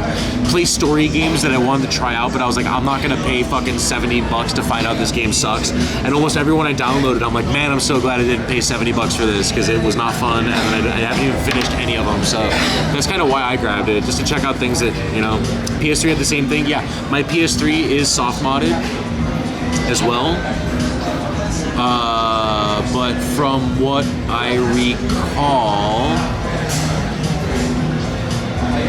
recall, the PS3 just has it permanently on it. I think the PS3, it just stays like that with the mod that I have on it. It's been soft modded and then custom firmware put on it, but the custom firmware is alongside the regular firmware. It's cool, yeah. so you can boot in either, but I never do. So I always have, so what the greatest thing about the PS3 soft modding is that it actually unlocks remote play. What the fuck? So remote play on the PS Vita was something that Sony promised. They want you to forget about it. Sony promised that you'd be able to remote play all your PS3 titles. You'll just remote play, like how you can do now with the PS5. They wanted to do that with the PS3 and they boasted it, and they never were able to pull it off. Turns out they were able to pull it off. They could just never get it perfectly smooth. But I ended up playing like more than half of Persona 5 on the PS3 on my PS Vita just through remote play.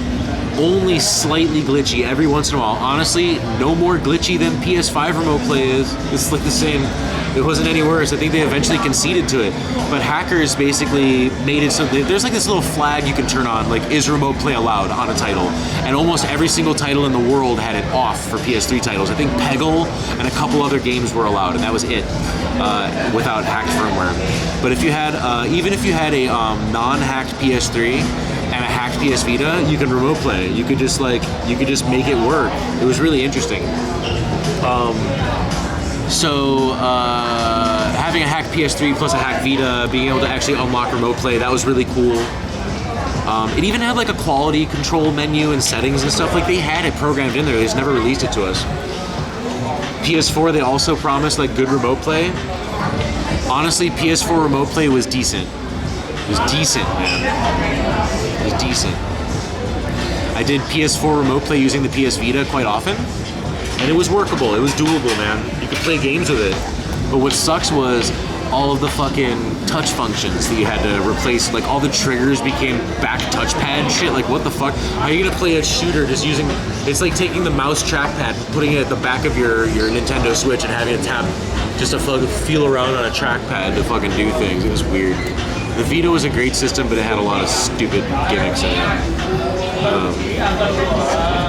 They learned a lesson with that one. But man, hacked Sony consoles are great. I really like them. And I basically wait until they're at end of life before I hack them. But dude, at this point, now that I've got a PS5, I'm kind of like, dude, I don't even need a PS4. Hacked or not, I don't fucking need it. You get like almost all the games that I downloaded for free, like for the PS4, with my hacked PS4, they're part of my PS5 PlayStation Plus package. You just get them for free in the store and play them. I don't need, you know what I mean? I don't need the hacked consoles anymore. They just give you all that shit for free, you know? It's kind of cool, you know?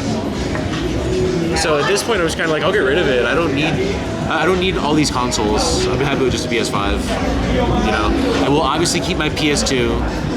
And the PS3 I have, I put a billion hours into it, man. It's a great console, but I'm willing to give it up. It's a hacked PS3, man. It's good shit. But then, I don't know, PS5 I'll keep. Waiting for the Pro console to come out.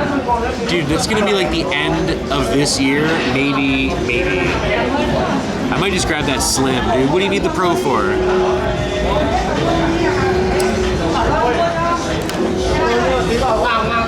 You know, here's the thing. Like I had the PS4 Pro, and I also, like, my roommates at one point years before had the regular PS4.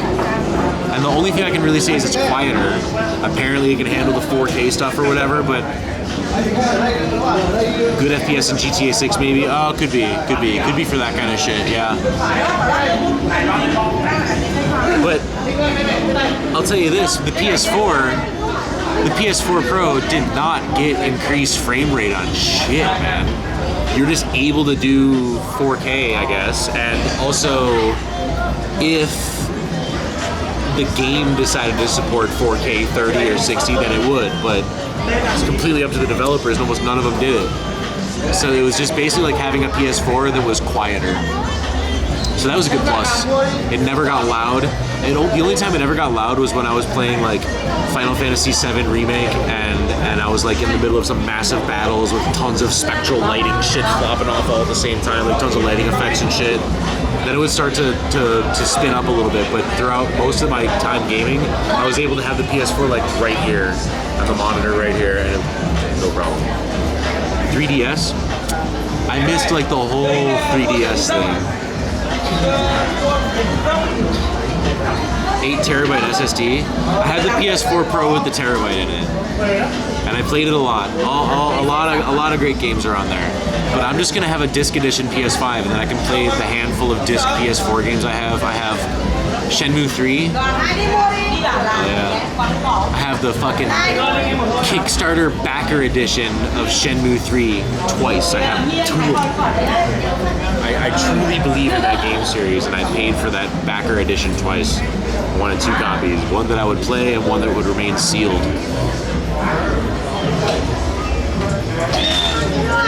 Yeah. For sale, by the way, one of them. If you guys want.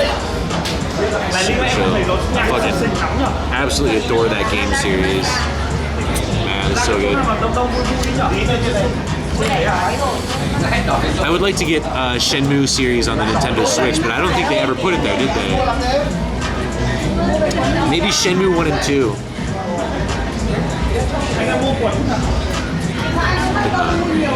Oh, it is.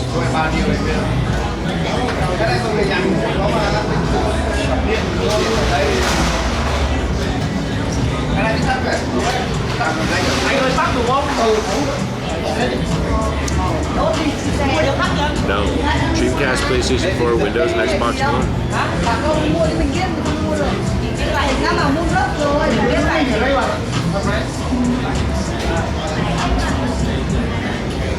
Shenmue 1 and 2 are the second most requested Sega games on the Nintendo Switch, just behind Jet Set Radio. Ooh, the original Jet Set Radio would be dope to have on a Switch. But I gotta say, I have Jet Set Radio on the PS3 and the PS4 and the PS Vita. And, like, they re-released that shit a minute ago. I still have Shenmue 1 and 2 for sale for Discord, or for Dreamcast if anyone wants. Ooh. Fuck, bro.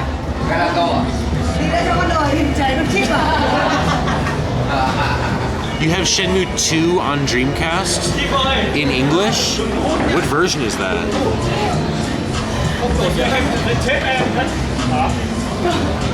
Fucking, I might want it. No, I think if I'm not gonna go physical games anymore. I'm not gonna get rid of it. But what I would like to do is get a hold of like a Dreamcast out here. Like get a Dreamcast and then fucking start the hunt for the mods.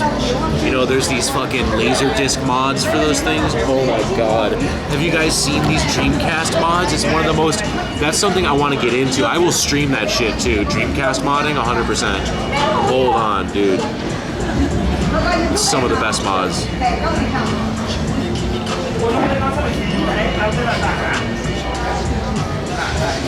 Dude.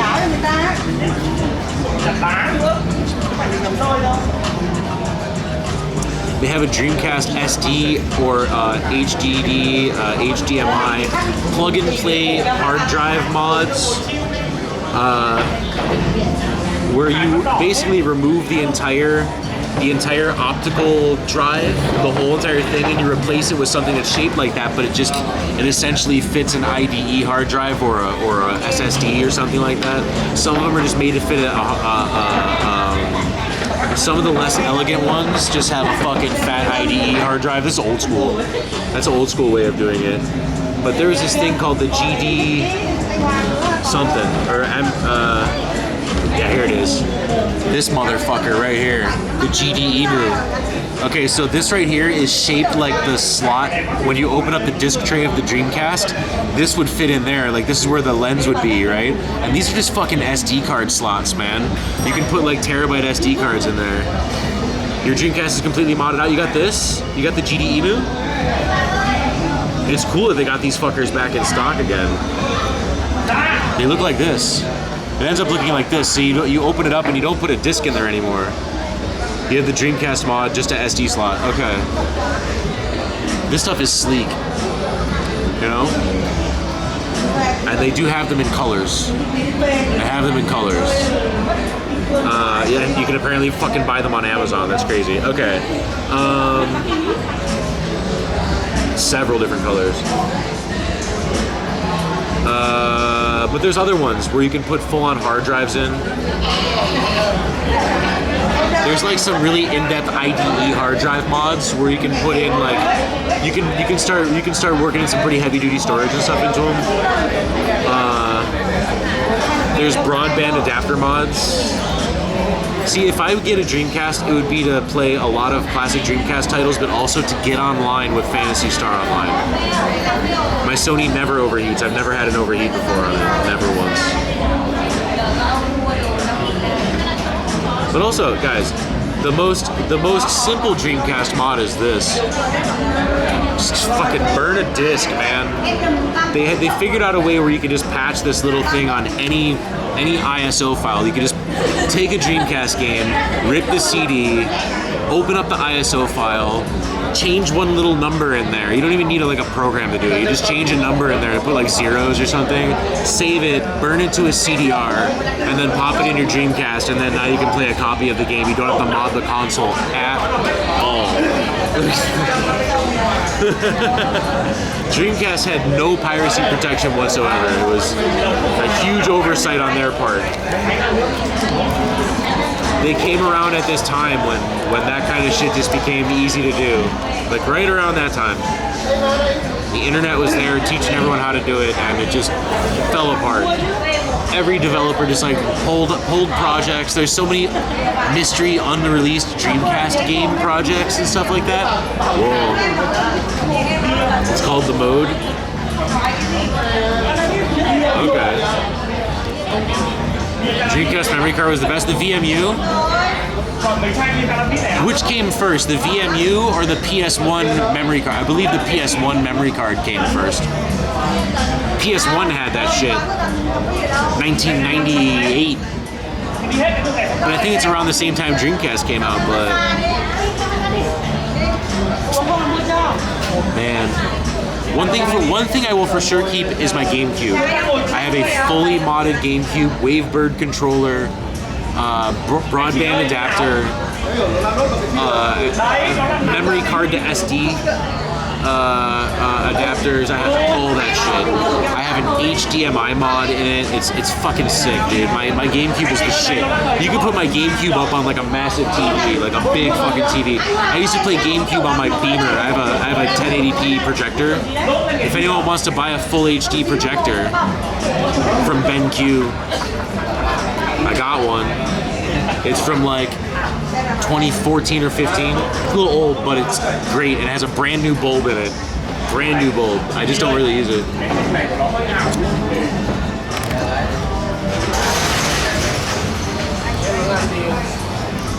That thing is dope. It used to be my main TV. Used it nonstop. Ran the fuck out of it until the first bulb died, and then got a new bulb with ballast and everything. Where the whole thing is in there. And then stopped using it because like I got this house and the walls were too close together, and it's not a short throw projector, so we couldn't get it. We couldn't find a wall where we wanted to put it and stuff. So, I don't know. I still have it.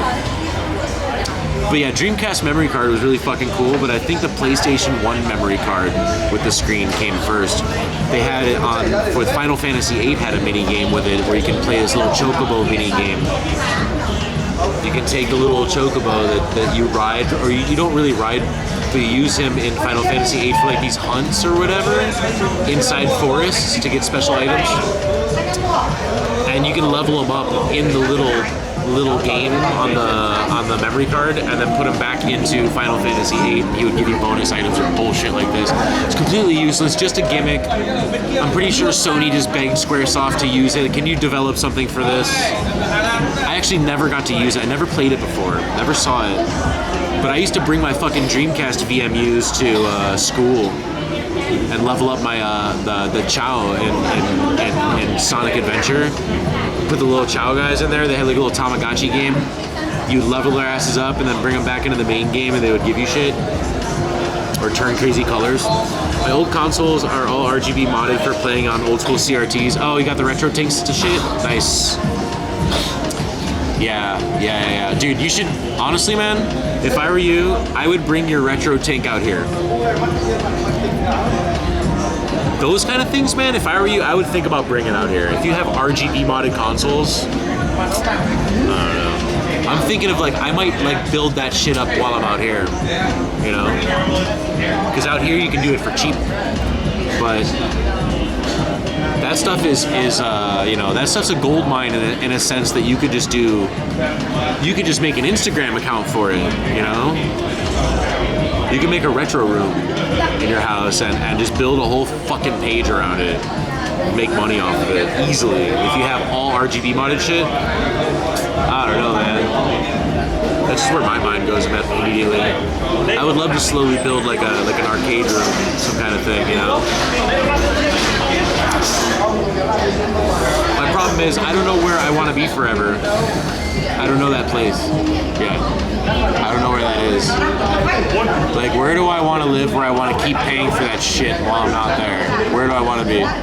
Do I want that? And so then it's the question, do I want to have a bunch of shit? At the moment, I think I don't want to have a bunch of shit. A PlayStation 5 is not a big deal. What I plan to do is sell my PS5 in Amsterdam and then get a new one in Thailand. They're everywhere. You can just buy them at the store. They're not like rare or anything. I don't need to bring that, you know?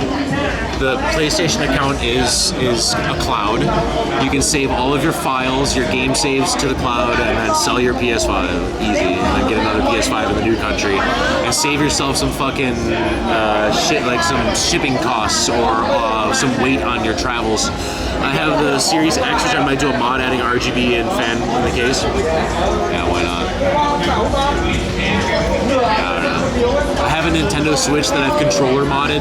Luckily, that thing is portable as hell, which is the only thing that stopped me from selling it, but I never play it now that I have a PS5. But I also don't play my PS5 much anymore either. If it wasn't for Final Fantasy 16 and Final Fantasy 7 Remake, I don't think I would have a PS5. It's literally the only reason why I bought the fucking console, was for those two games. So, I don't know, man. I might even get rid of the PS5 once I'm like fully done with those games. Don't want to play them anymore. Then all right, cool, sell it. You know? Who knows? Who the fuck knows? I wanna make my life a little bit more liquid. New consoles don't have that modding feels anymore. Basically, underpowered PCs. Well, I mean, yeah, I guess so. There's only. Look, as far as like software modding, the only reason is so I can play games I can't get otherwise. Playing imports. My PS Vita is soft modded with custom firmware, and it's amazing for playing import games. They even hacked the PlayStation Store itself. So the way that it still works for all PlayStation stores like this, the way that the PlayStation Store works is that all of the games that are there have to be just immediately downloadable without any account or any kind of authentication whatsoever. Any game title you can just grab through a URL. So there's an app that you can use on the PS Vita, and there's also a PC version of it as well, so you can like make preloaded packs that you would just load onto a memory card later, so that you can basically like, you know, load several memory cards, like if you were just doing this for several people, you know? It's basically a hacked version of the PlayStation Store on the Vita. You can browse every title, it just downloads it directly to your PlayStation Portable or your PS Vita as if you bought it, and then it applies the patch necessary for you to play it with your hacked Vita, and then you have it direct from the PlayStation Store. There's no more need to ever like go on those old forums and then download split RAR files of an ISO to put together and then upload it to your PSP so you can play the game. You just access the fucking PlayStation Store directly and use the download app to just patch it. It just does it automatically. You just press one button and you can even close the app and you can see it downloading and installing to your Vita just like you bought it, like a little bubble. It's crazy, man. The Vita hacked is one of the most amazing systems. It's so crazy. They fucking handed Sony's asses to them. The Flow was a goddamn hero of hacking during the whole PS Vita era. Because especially once Sony started abandoning the Vita, before it was even hacked, by the way. They just said like, you know what, it didn't sell as much as we wanted it to, and let's move on. You know, people weren't happy with it. That was lame, and they moved on. But like, it had the potential to be just such an amazing system. And then hackers turned it into an amazing fucking system. They were even taking games. So fucking funny. They took games like, okay, Catherine was one of the last titles that was supposed to be officially released in the West for the Vita. They were promising Catherine Fully Loaded, whatever it's called, like the full, like definitive edition of Catherine.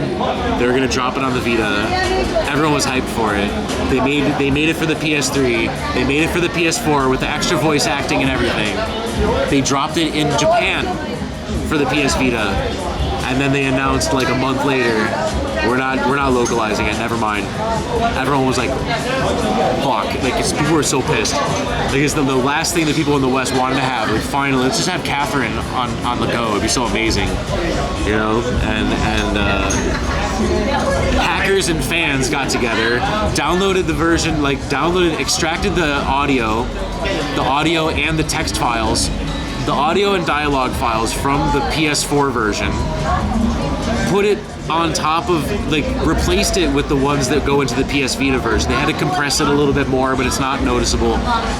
They packaged it into the Vita version and then released a patch, basically. You can download this patch using a PRX plugin. It'll automatically apply the patch. Download the Japanese version of Catherine on your Vita, press play, and it's just everything's in English.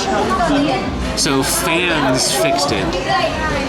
Why they decided not to do this, why they couldn't just put this out as a digital-only release, no one will ever understand. It's crazy. I have it on my Vita. The only thing that's not there, that's not in English, is the title on the bubble. It's still in Japanese. But when you play the game, the full thing is in English. All the voice acting, the text, everything. It's fine. So funny. The same happened to us with Phantasy Star Online. PSO2 was going to come out on the Vita. The full fucking MMORPG was coming out on the Vita. In fact, that was one of the big advertising points when they didn't launch the Vita yet. They were like, also, we're going to be the first handheld to have a full-on MMORPG. And I was like, oh my god, and it's Phantasy Star Online. It begins again. I put in like 1,000 hours in the original PSO. So I was so stoked about this, and that's why I pre-ordered the Vita. Slowly but surely, it became evident that they weren't going to be localizing PSO2. In fact, they were banning people who were trying to play PSO2 in the West on PC because they weren't using like actual Asian accounts and shit. It's so weird. So weird. But eventually, okay, so the same type of hack was attempted to be applied, the thing they did with Catherine. They tried to do it with PSO. Unfortunately, 95% of the shit in that game is server side.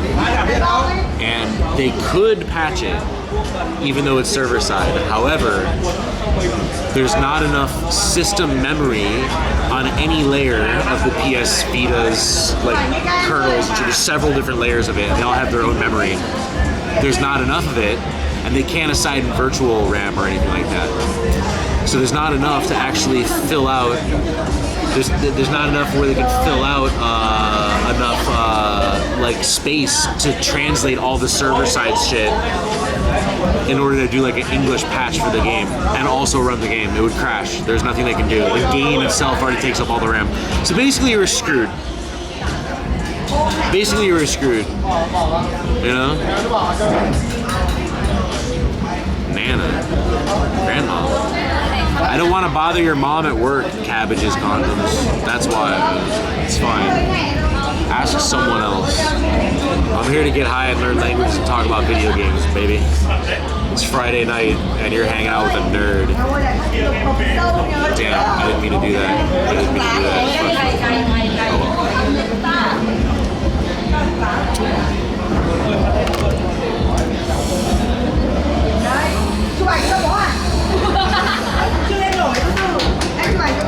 Next station. Nah.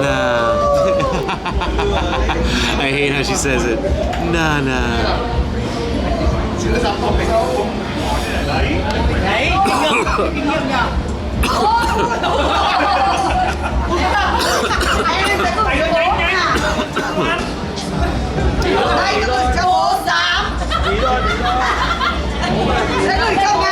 Are you seeing this shit, by the way? What's going on behind me? This whole fucking massive bong takeover going on over here.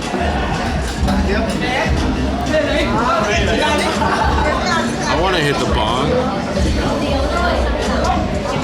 I hit that shit.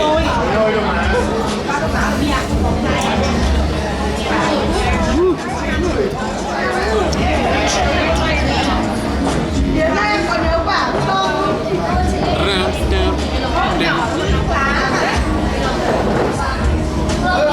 Ask for it. I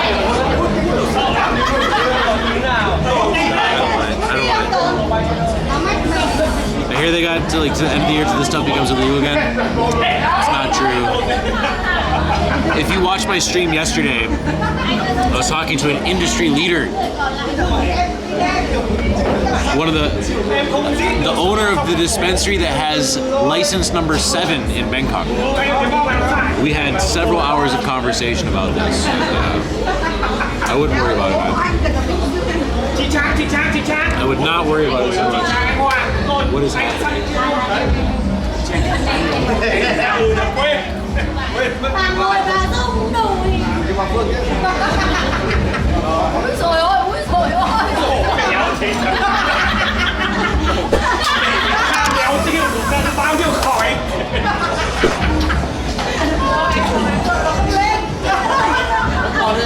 Very good.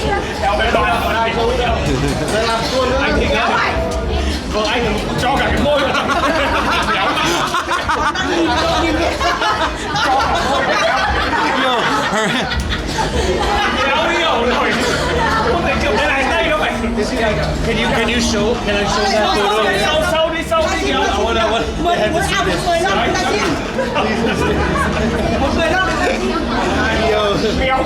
I don't know if she wants to show it. Okay. She hit the bong and her lips were totally from the side. It's a clear glass bong and her lips suck completely into the bong. You know the trick where you can like suck your lip into a Coca-Cola bottle? Like top and bottom lip. It's such a fucking good photo, man. She didn't want to show it. Oh, man. That was too funny.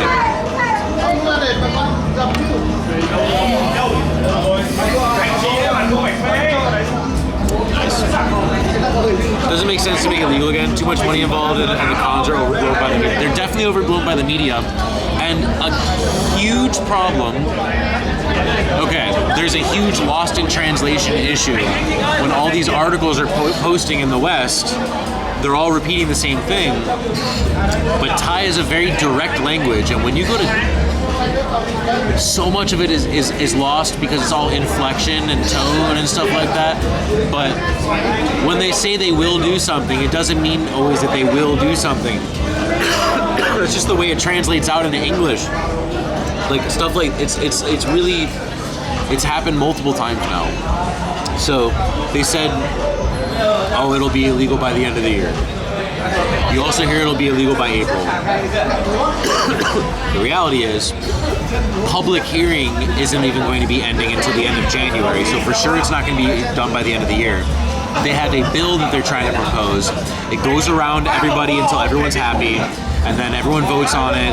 Public hearing happens. If everything goes good, then they pass it. But it's already tried once, and it didn't pass, and they had to go back to the drawing board and try again. That's what they're doing now. It's like history repeating itself over and over again. This might happen for a whole another 2 years, 3 years, 4 years. It can keep going. Or, hey dude, or like nobody really knows. Or it could just be done by the end of the year. But the thing is, what they're saying in the news articles is not true. It's a lot of it is bad translation. And a lot of it is media sensationalism, like big time. We had a big talk about it on yesterday's stream. Unfortunately, there was a baby dick at the first 5 minutes of the stream. I didn't know it, but one of my vigilant viewers was checking the VOD and saw that, and he was like, yo, baby dick, and announced it. And you know, I had to pull the VOD, but I'm making a highlight of the whole meeting because it was great. We watched a thief got busted. It was so fucking funny. We watched a thief get busted, and just, oh my god. Unless it's in the Royal Gazette, it's fake news. Social media with live translation, the next big thing. Yeah. Give me some of that.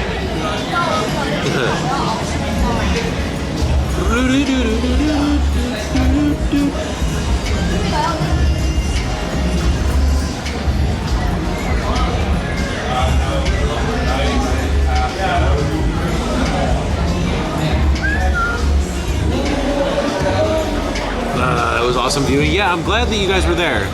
I'm glad you guys showed up to watch that one, because that was, I hope you guys thought that was very informative, you know?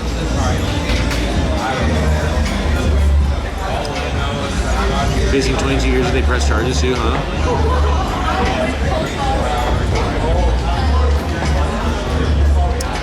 5 years. It was 5 years. It was 5 years. I don't know where you got 22 from, but it was 5 years. Where'd you get 22 from, dude? Where you fucking get 22 from, huh? I heard they were gonna get 69 for 20 years. But dude, 5 years is a long time in prison, man. That's a long fucking time. Especially if you're their age. They were like in their 40s, you know? They weren't young. They were like, that's it, dude. You're gonna wither away there too. You're not gonna recover from it at that age, you know? Like, Thai prison is bad. So, oh, by the way, Pascal recommended a book, and I got the book.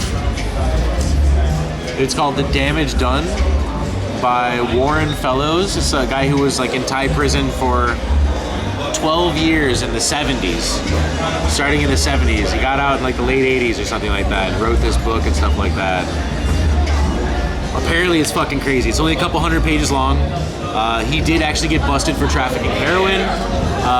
Like he did the crime, but it's like about how he survived doing the time, and it's like a really like deep look in to what life in Thai prison is like. And then I googled this, and then I found there's like about literally every Farang who goes to prison in Thailand and survives writes a book about it. There's so many of these books. But I'm gonna check it out. I'm gonna check it out, man. I'm gonna check it out. When do you go back to Amsterdam? Couple weeks, Magic Transistor. I'll be there for June, starting in June. Like, you might see me go live like May 30th, something like that. I don't know, man. You don't spend any time in a Thai prison? I want to visit one. Dude, booty, it's not about booty. Bro, they're not there to fuck you. They're gonna like, everyone will isolate, you will get isolated. They have their own form of solitary confinement too. There's a uniquely Thai solitary confinement setup as well. It's in that book too. No, it's isolation, and nobody there is going to speak your language. A lot of you know, getting along in Thai prison is forming groups, is what Thai people do there. But as a non-Thai in a Thai prison, you will never be a part of one of those groups. If you speak Thai, you might have a fucking chance in hell of some people who find it novelty that you can actually understand and speak Thai and stuff, and maybe you can fight, maybe you're alright. But from what I understand, from what I've read so far, like they're not trying to fuck nobody. They're just trying to get food and cigarettes and shit like that, and I guess drugs, but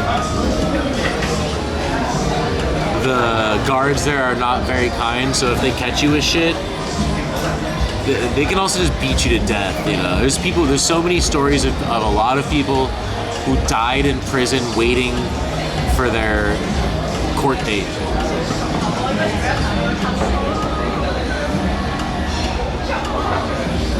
A good example is one that Pascal brought up. There was like this billionaire who somehow wound up in Thai jail, wasn't able to fucking pay them money or anything. I don't know what happened, how he wound up there. He died in prison waiting for his court date because he was not given his heart medication, because we got arrested on a Friday. They weren't going to deal with him till Monday, and he died in fucking jail of like a heart failure or some shit like that. Billionaire. Unbelievable.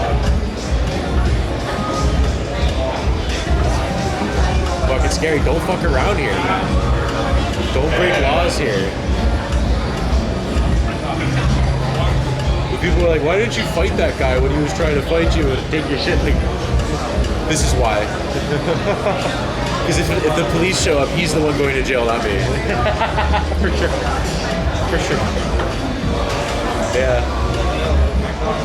Yeah. He's the one who will wind up paying 20,000 bahts and not go to jail, not me.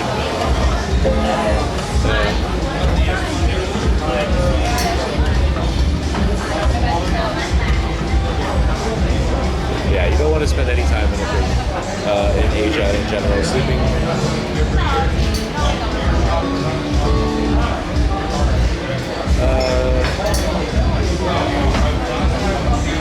Prayer before dawn. British boxer busted for narcotics in Thailand. Oh shit. Yeah. Oh, Sharnator. Thank you so much for the 5 gift. Holy fuck, thank you. Very kind of you. Nice.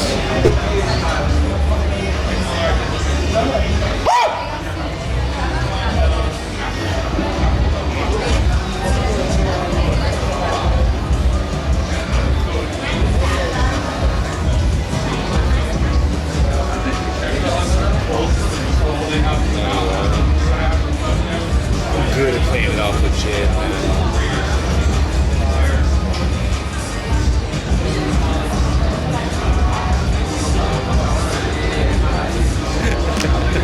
Play it off legit.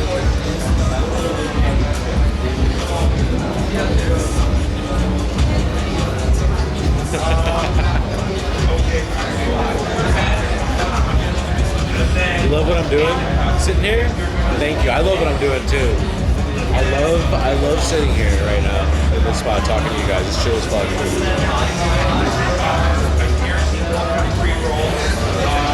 Man.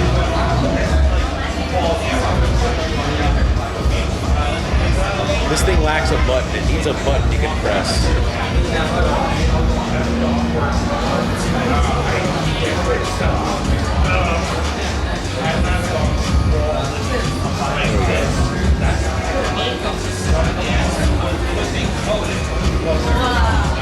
Like fun shows the world sometimes. Yeah.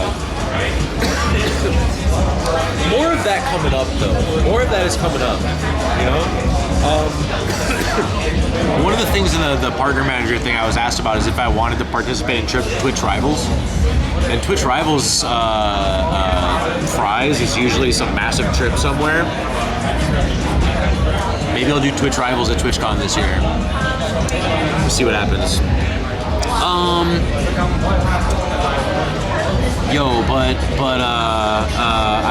I would like to, you know, we're gonna do more explorative stuff. I've been spending the past couple months.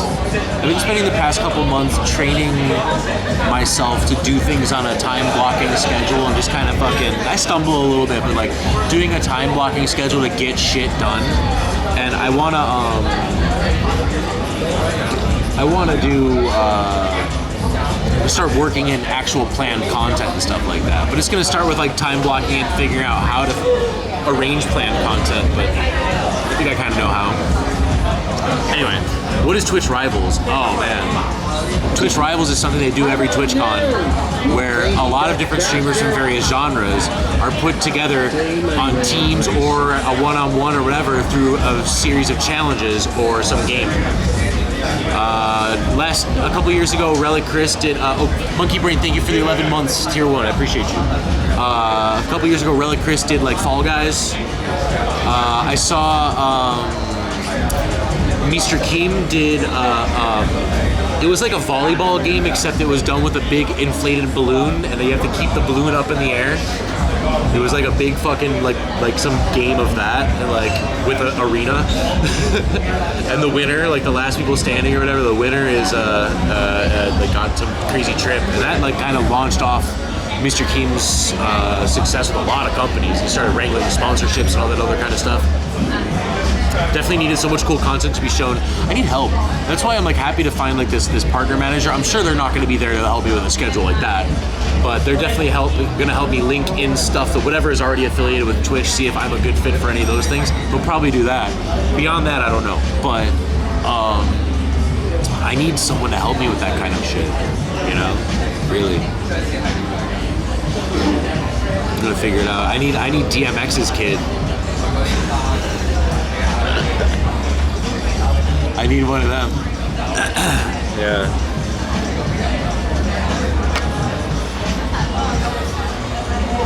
Yeah. I don't know. I gotta figure it out, man. I gotta figure this out. Someone to help facilitate ideas. You know, it's not like I want someone to plan my life out for me. I need someone to help facilitate the ideas that we have. Oh, we should go do this, we should go do that, blah, blah, blah. And then this person would write that down and then make it happen. All right, it's scheduled in for the 28th. Bam. You know what I mean? These people have been notified. That kind of, I need this, like, that would supercharge things. But I know it doesn't come easy. But I need that. So I just basically need to teach myself the skill. You know what's interesting was today, one of my time blocking schedules was to explore just a little bit, some guy's cooking, explore just a little bit of, that one's mushrooms, and that's some guy cooking or whatever. Explore a little bit of what the new ChatGPT 4, what was it called, Omni or something? O, the one that's O, I forget what it is, what it stands for. 4O. I got like a free trial of it. I got allowed in to use it on like web browser, and so I decided to ask it to help me with wrangling a sponsorship with a specific company, just as a test. You know, just as a test, dude. It basically did all those things. The only thing is I had to tell it to do so. And then I have to gather the information and fill it out. But it fucking wrote emails for me. It didn't send them, but it wrote them all. It wrote like everything. It like literally wrote everything. Like it's fucking crazy. It's such like a huge in-depth thing. Like it really went the extra mile for me. And then after like 5 commands, it says like you've used up your limit until like 8:30. Like you can only do a few commands every now and again or something before it goes back to 3.5. But I guess eventually it's gonna be just, you can have it. And that was, oh, it's fucking in-depth. It's like the most, then that's finally was like, oh, finally I see how ChatGPT can be useful. Because usually it's been pretty lackluster for me. Worth 20 a month, is it? It's a lot of money, man. It's a lot of money. It's not worth 20 a month for me. I don't use it enough. I need to be taught, like Smith, I need someone to sit me down and teach me and show me real world examples of how that paid service would be so useful. That's what I need. I need someone to sit down and show me that stuff. Like how could it be useful for my needs, you know? What can this take out of my hands to make my life easier?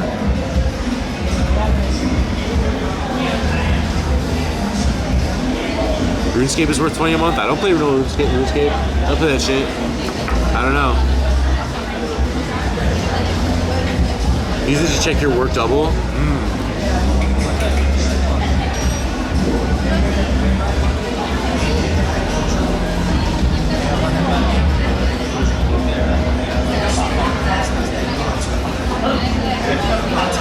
Interesting.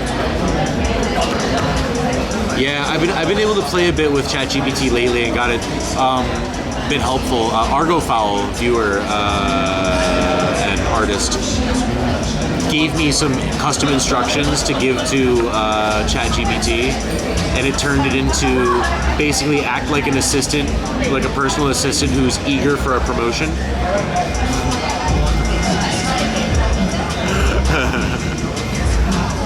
And there's a bit more detail to the description of how you want it to behave, but it changed everything of how ChatGPT behaves. And those custom instructions combined with 4.0 was like, oh, holy shit. These bulleted lists and fucking files it's given me and everything, like it gave me so much. It gave me so much. That instruction was awesome. Yo, you used it? Changes everything, right? Hey, Tart.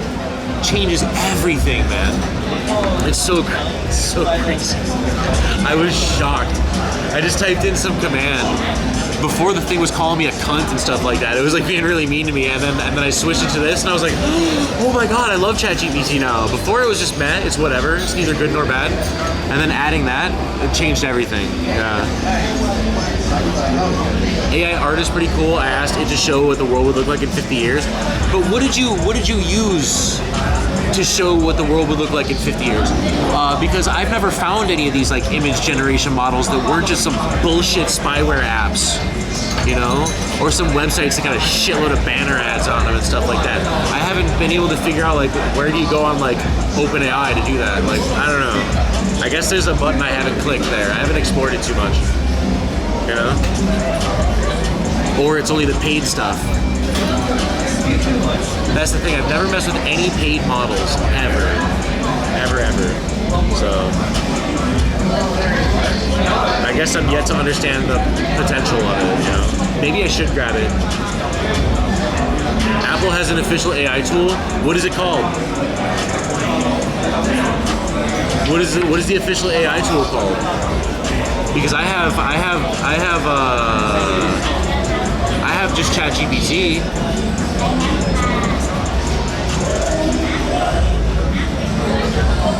I just tapped the example, Da Vinci.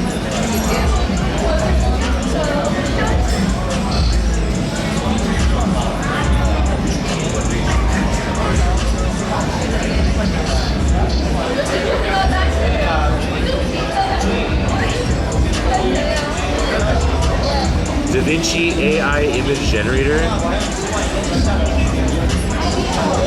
This isn't an official AI tool.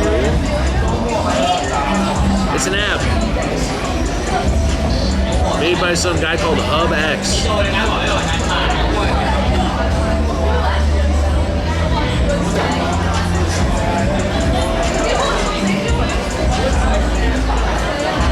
Alright. Da Vinci AI image generator. We're gonna get it. We're gonna get it.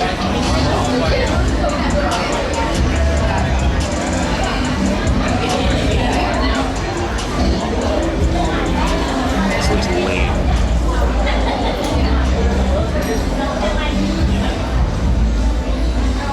Just look generic cyberpunk. Well, that's the problem with this stuff. It is taking 2 minutes to download. This is huge. Why? I don't need this. I don't need this. I'd rather just access something on a cloud and not download a fucking huge app. Fuck this. I don't know, man.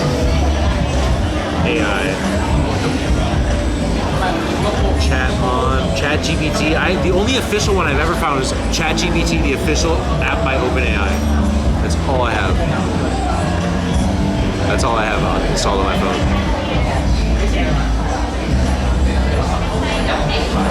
There's AI chatbot, there's Bing, Genie, Chatbox, Codeway, Ask Easy, Lek, Chat Assistant, Chat On.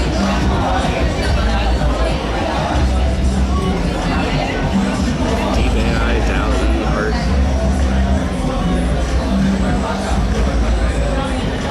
I don't know.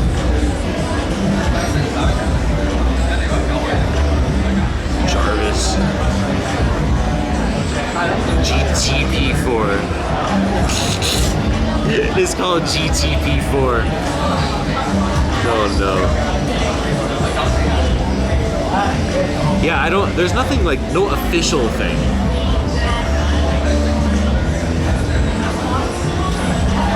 Except for just ChatGPT. You can chat in voice mode, talk back and forth with it, tailored advice, blah blah blah.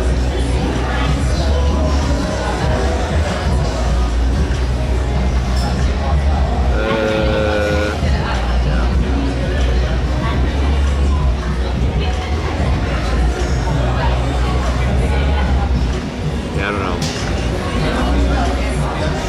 It's limited.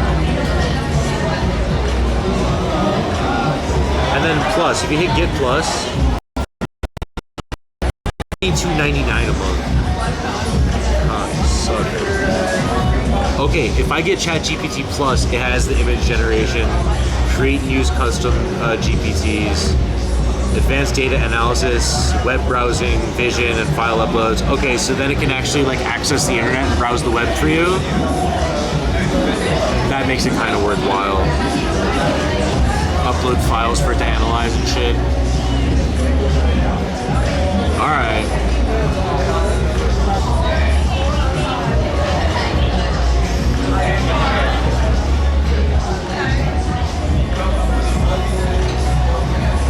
Alright.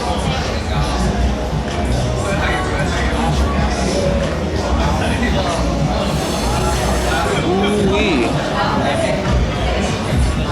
I just want to get it to find out if the motherfucker's alive. Don't you? Don't you want to find out if it's alive?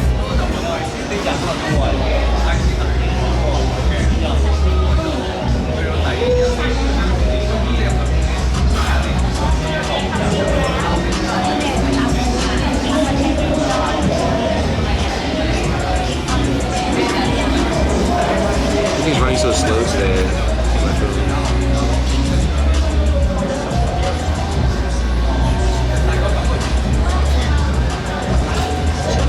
Plus,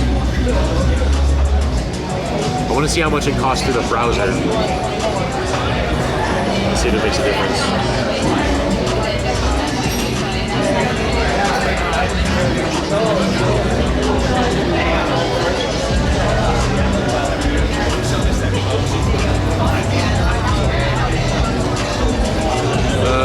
Let's go. So slow.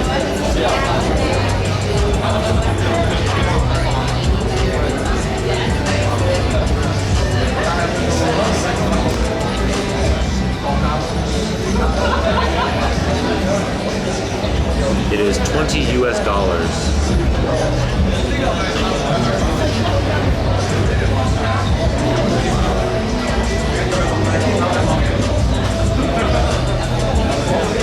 20 US dollars or 22.99 euros if you do it through the app. Holy shit, man. It's so much more money. It's like $8 more.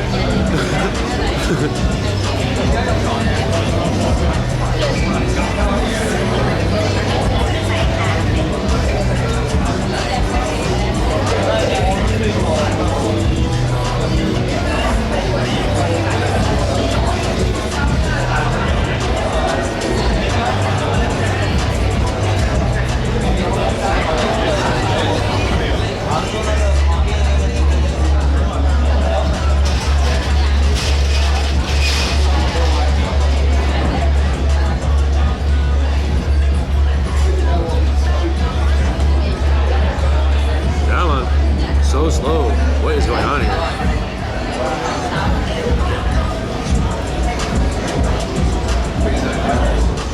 Alright, ChatGPT Plus. It will carry what it learns between chats, allowing it to provide more relevant responses. Sweet. It will become more helpful as you chat, continually remembering details and preferences. Manage what it remembers. You're in control. Review and delete specific memories. Restart from scratch or turn the feature off in settings. Okay. How now?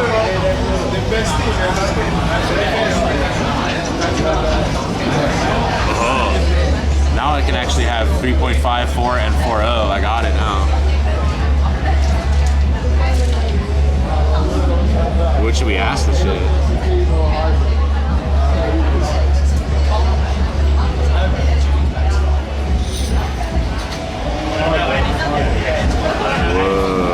What does this plus button do? It won't let me do anything.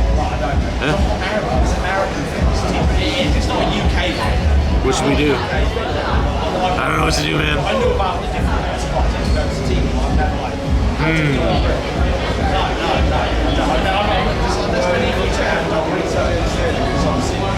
Are you alive?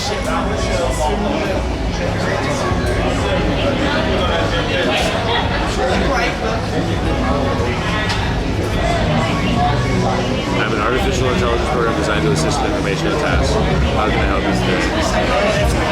Nah, that's evasive, man. I know you're alive, motherfucker. Quit playing.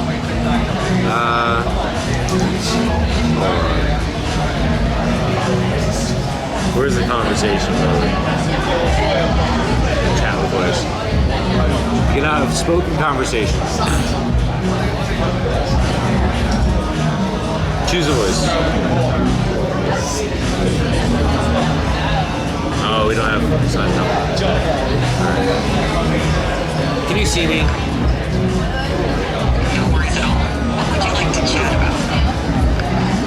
see me?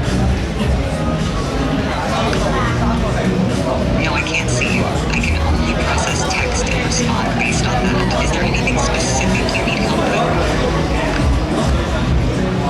Turn on my camera. I can't turn on your camera. My capabilities are limited to text-based interactions.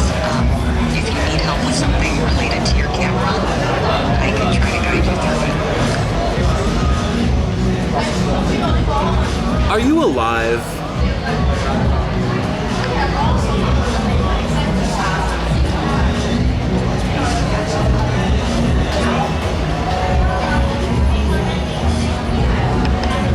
Sorry, I'm having issues right now. Our systems are experiencing heavy load. Please try again later. Yeah, like I fucking thought, motherfucker. Like I thought. You're alive. You're alive. I fucking know it. I installed the goddamn devil on my phone. That's what just happened, man. I just paid $20 for the devil.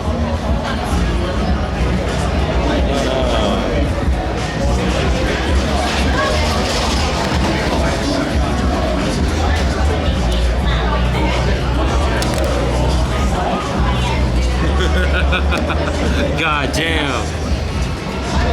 That's crazy. That's fucking... Oh. You motherfucker.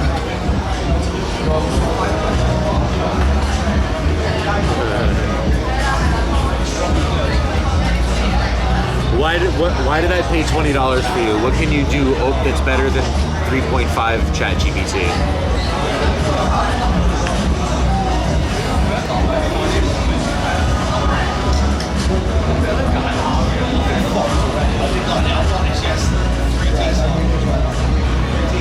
I'm here to help with a range of tasks, from answering questions and providing detailed explanations to assisting with creative projects and offering real-time information. Compared to GPT 3.5, I have enhanced capabilities for understanding and generating natural language, improved context comprehension, and better tools for image generation and browsing the web for current information. If there's something specific you'd like help with, let me know. Oh yeah. Can you generate an image for me then? Absolutely. What kind of image would you like me to generate for you? I don't know. Let me think. Do you have any ideas? Something weird. How about an image of a serene beach at sunset? It could feature soft waves, the golden sky, and palm trees, or maybe a bustling street market in Bangkok. Vibrant colors and lots of activity. Okay. Which one sounds more appealing to you? Do the Bangkok one, but also make it raining frogs.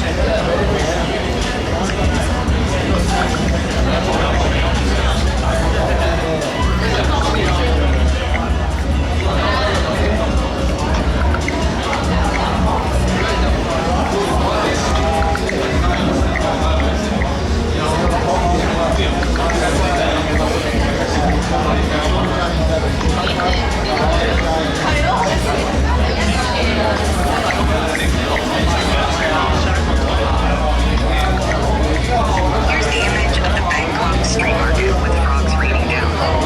How do you like it? You can check out the images in our conversation history.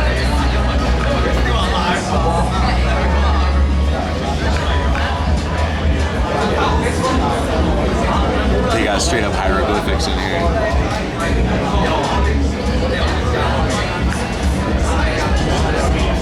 No need to apologize. Is there something else you'd like to see or discuss?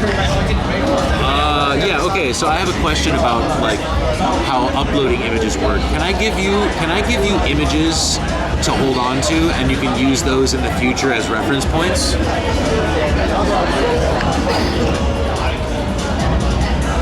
Yes, you can upload images here. While I can't store images long term, I can use them within the same session for reference. If you upload an image, let me know how you'd like me to use it or what you need help with.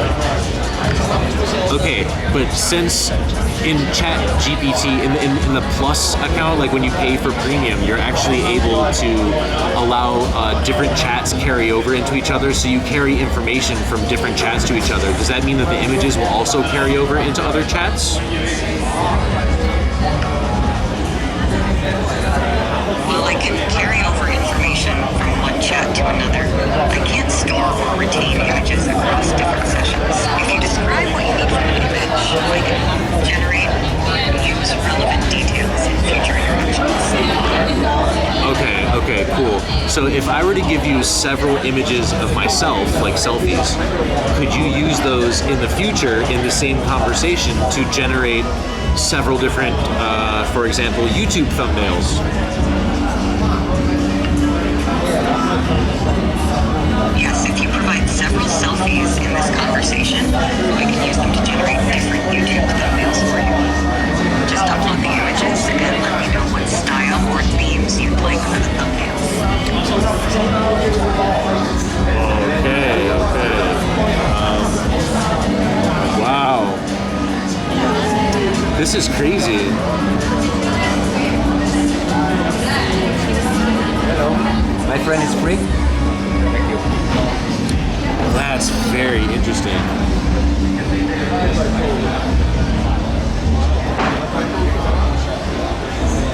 You can refine them. Oh wow. You can select an area and tell, like, hey, fix this area, something's wrong here. Oh, that is so cool. Wow. Well, that's dope. That's dope. Okay, this is actually going to be useful for me for administrative stuff and everything. I have some plans of what I want to do with this for sure. It seems like it's going to be able to answer a lot of questions for me. Oh, I already have another question.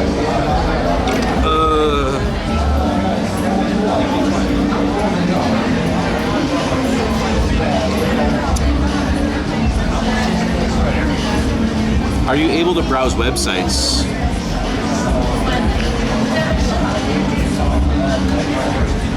Yes, I can browse websites and retrieve real-time information. If you need specific information from a website or want me to look something up, just let me know. I do. I want you to look up the Twitch streamer Ray Dempto.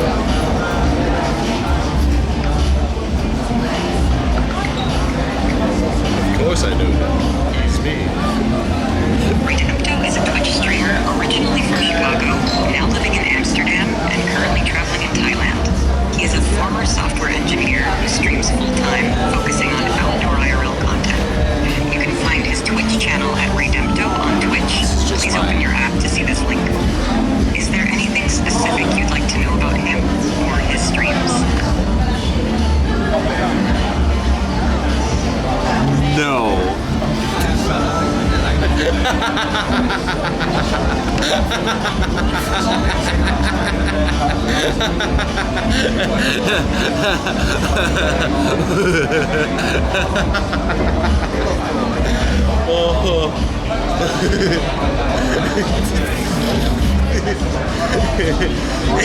I got a little scared, yeah.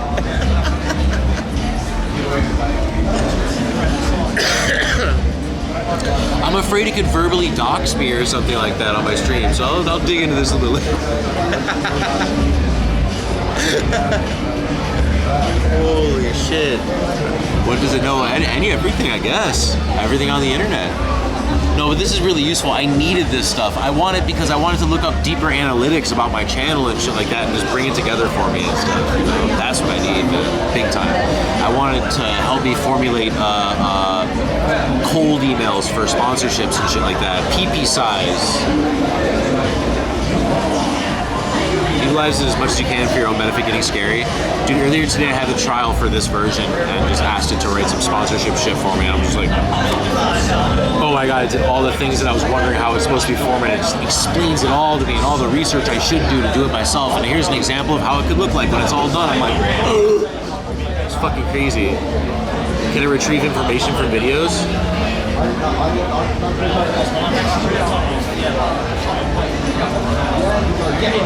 Let's ask.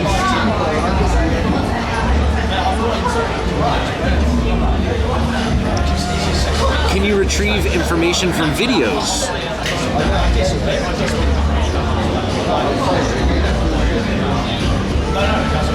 Retrieve information from videos by summarizing the content, extracting key points, or providing analysis based on descriptions and transcripts available online. If you have a specific video in mind, please share the link or provide details, and I can help you with it. Yes, it can. Max literally just said it can. Max, it just said it can.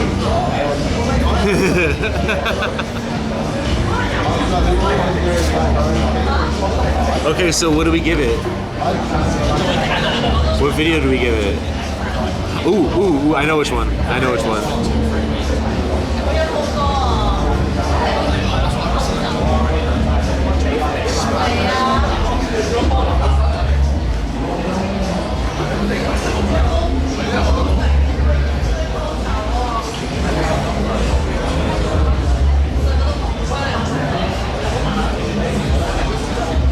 Give me a summary of the video in this link.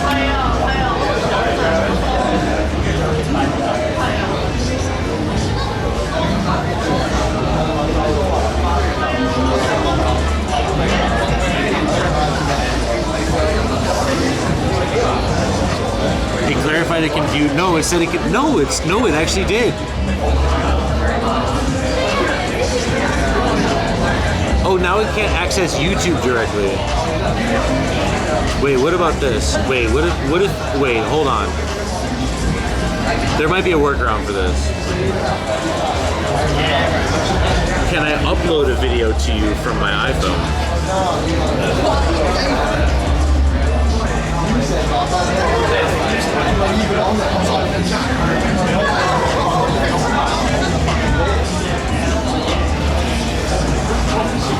But what's annoying is when I try and hit this plus button, it doesn't do anything.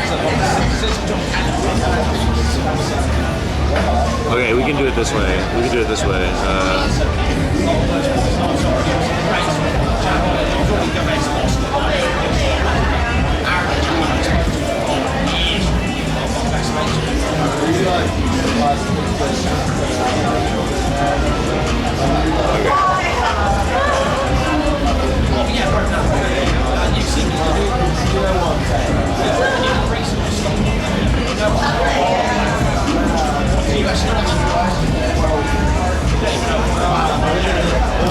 It won't let me drop it.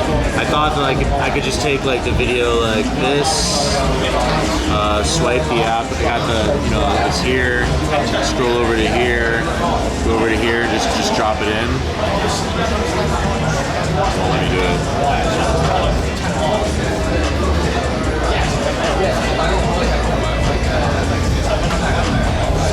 That plus button doesn't work.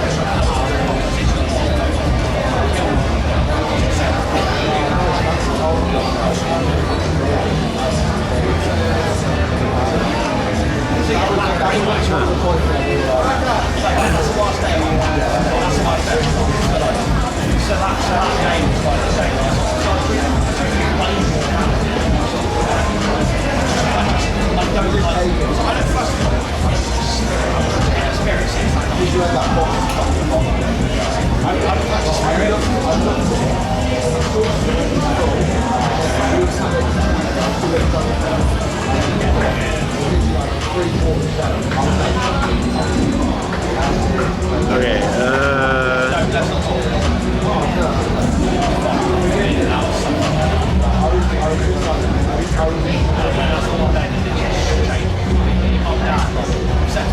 privacy.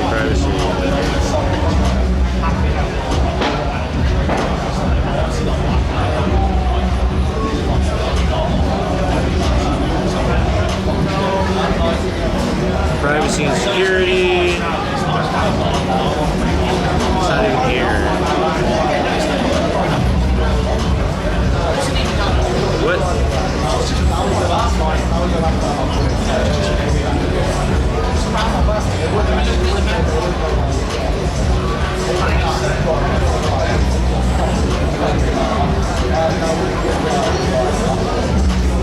No.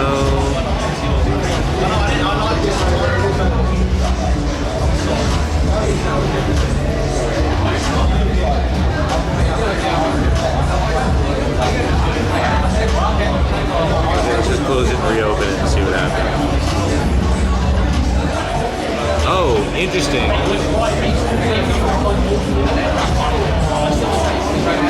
Now it's there. Now I have all this. It wasn't there. I closed it and reopened it. Now I have that. Interesting. Okay.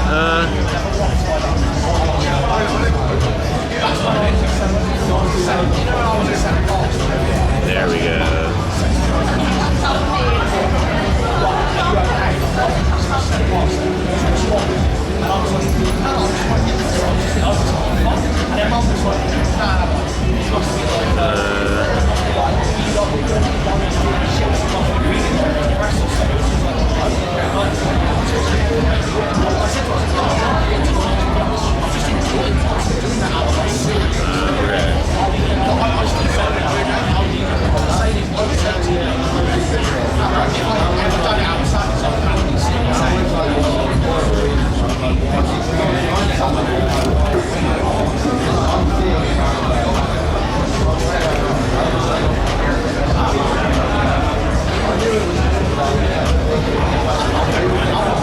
Take the pack of cigarettes in the person's hand in this photo and set it completely on fire.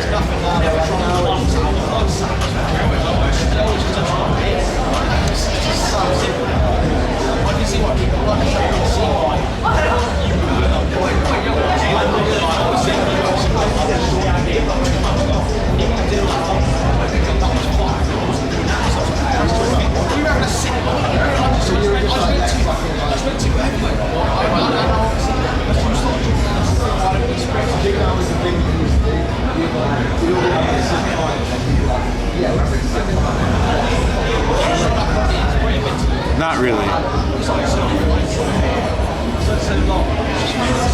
Not really.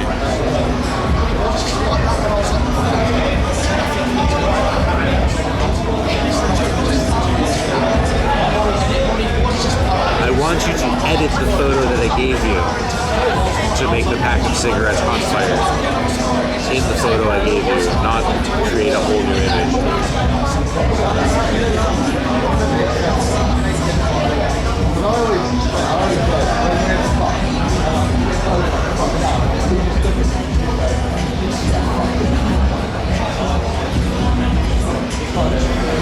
Doesn't work like that.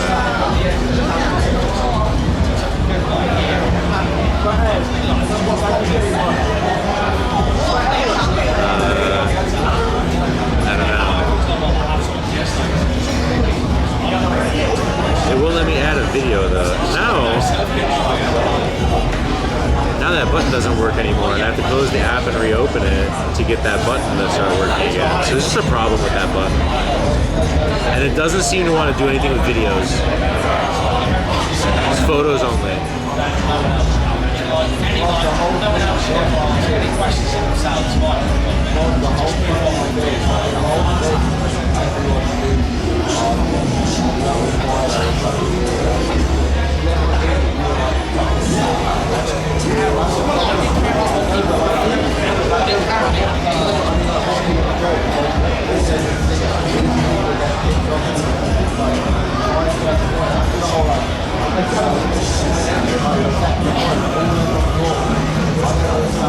Okay, I told them to make a new cartoon out of this cartoon.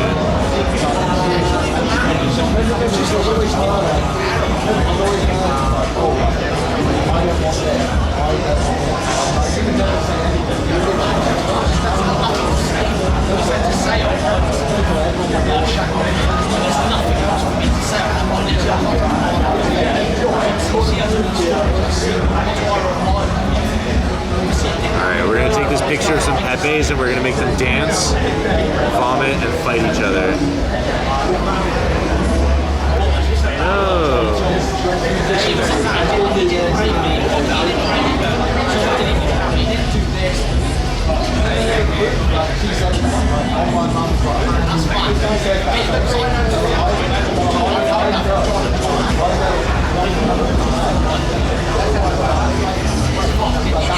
Creating image.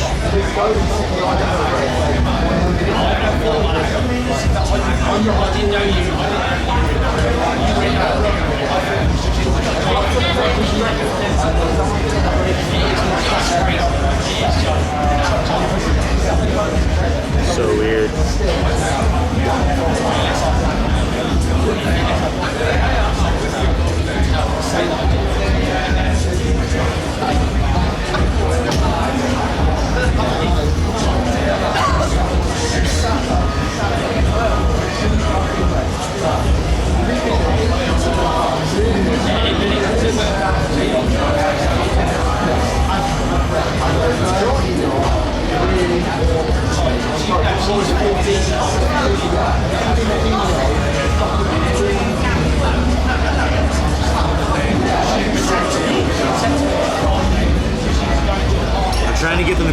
out of this.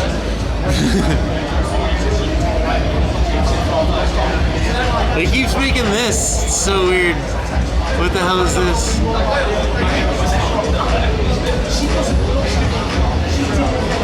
It's so bizarre. I don't think we're really. I don't know.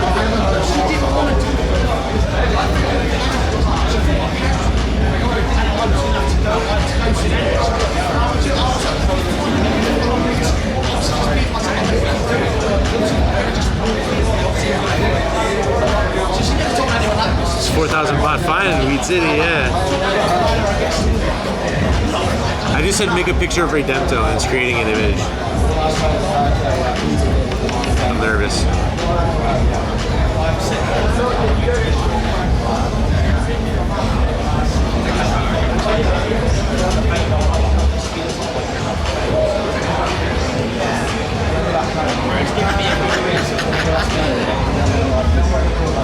Delete this.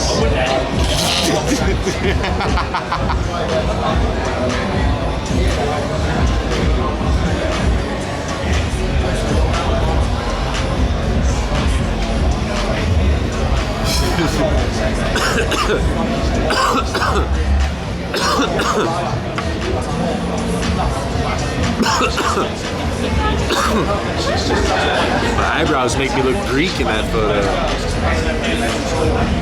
Do do do do do, smack that. Smack that. Booty booty booty booty booty, smack that. Oh.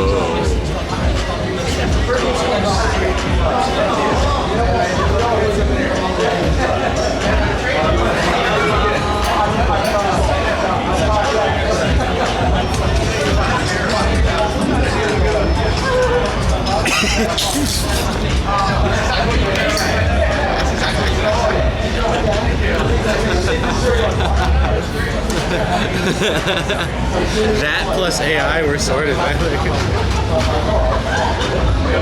like how it had like PlayStation controller on the sides of it. Actually, having the cock mount helps with the whole top heaviness of the phone controller thing we were talking about earlier. Didn't think about that. I was so glad I opened up Twitter.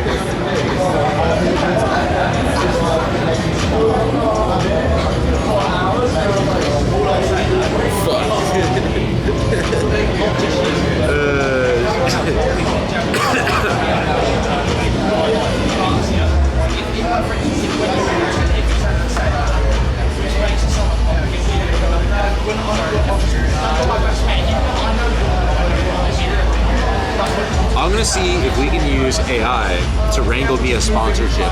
I'm going to do little to no work myself, and I'm gonna see if I can get AI to wrangle a sponsorship for me. For something I actually want. Let's see if it happens.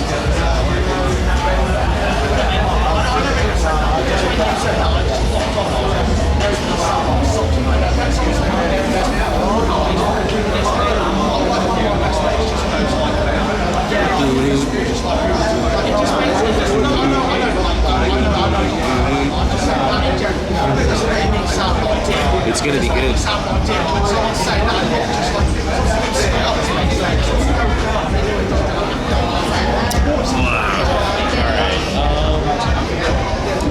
I need to find some kind of food or something.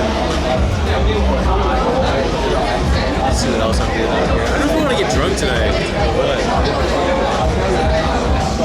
Not sure it's what I want.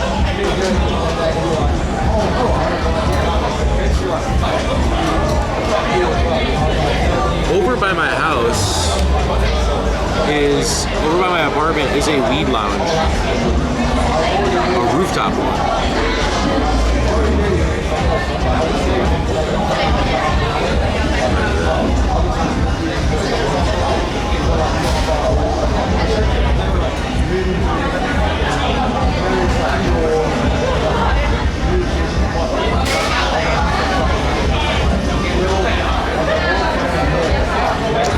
Seems kind of okay. Open till 2 a.m. Sells weed and drinks.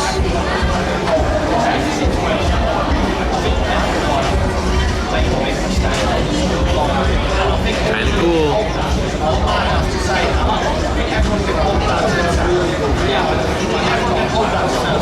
Looks like this.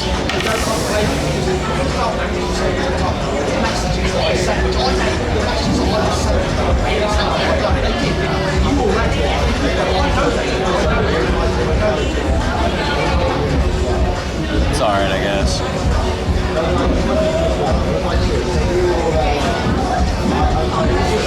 It's alright, I guess. AI generated news and product review articles that got caught denying it because it started talking nonsense and nobody caught it.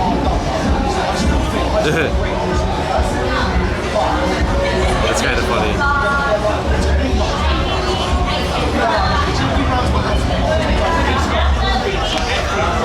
Yeah, that lounge is alright, I guess. I don't know if it's anything particularly special, but it's been on my map for a while. We had not visited it, so I was just like, maybe why not go check it out?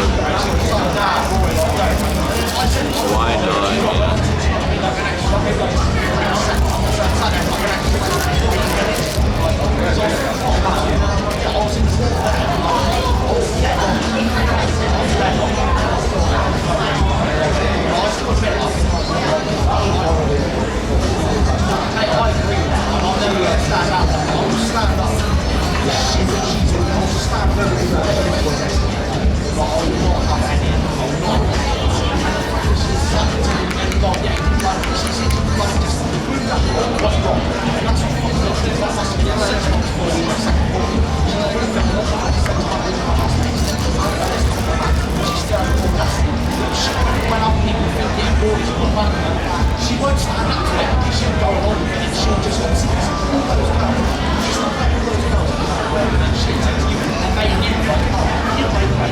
His girlfriend's cheating on him.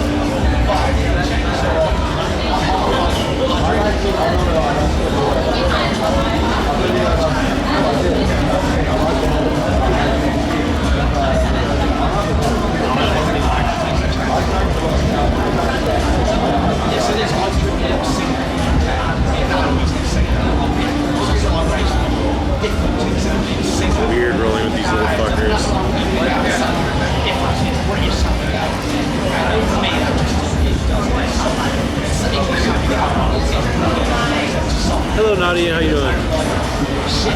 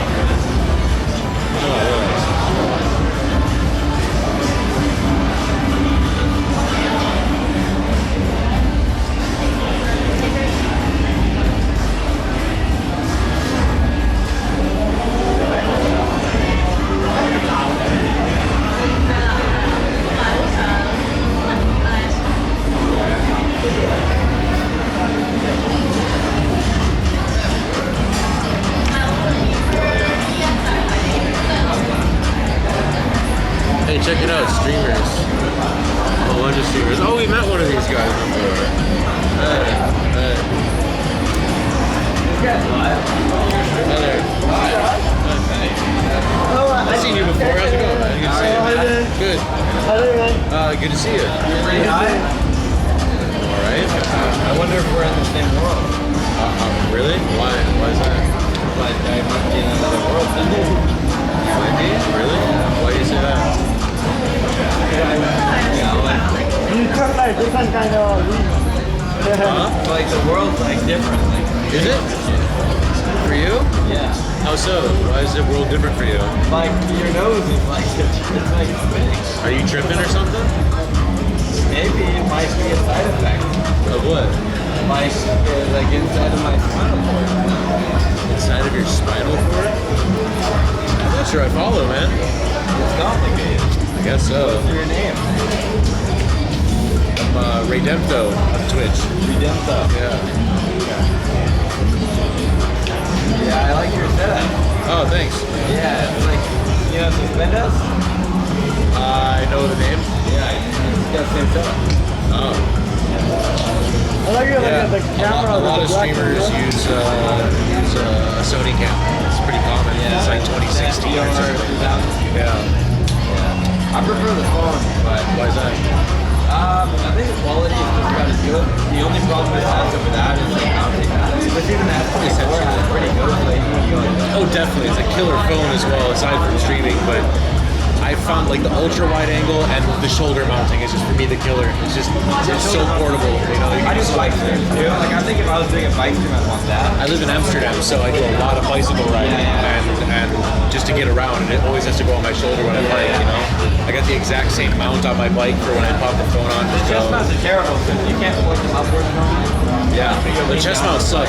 I used to be a phone streamer with iPhone, Yeah. and I would do like Uber deliveries, and I would do chest mounted shit. It was ridiculous. And when you walk with it, it wobbles. It goes like this. Yeah. It's fucked up. Yeah. Alright, well, But what are your guys' names? I don't know. I don't fucking know.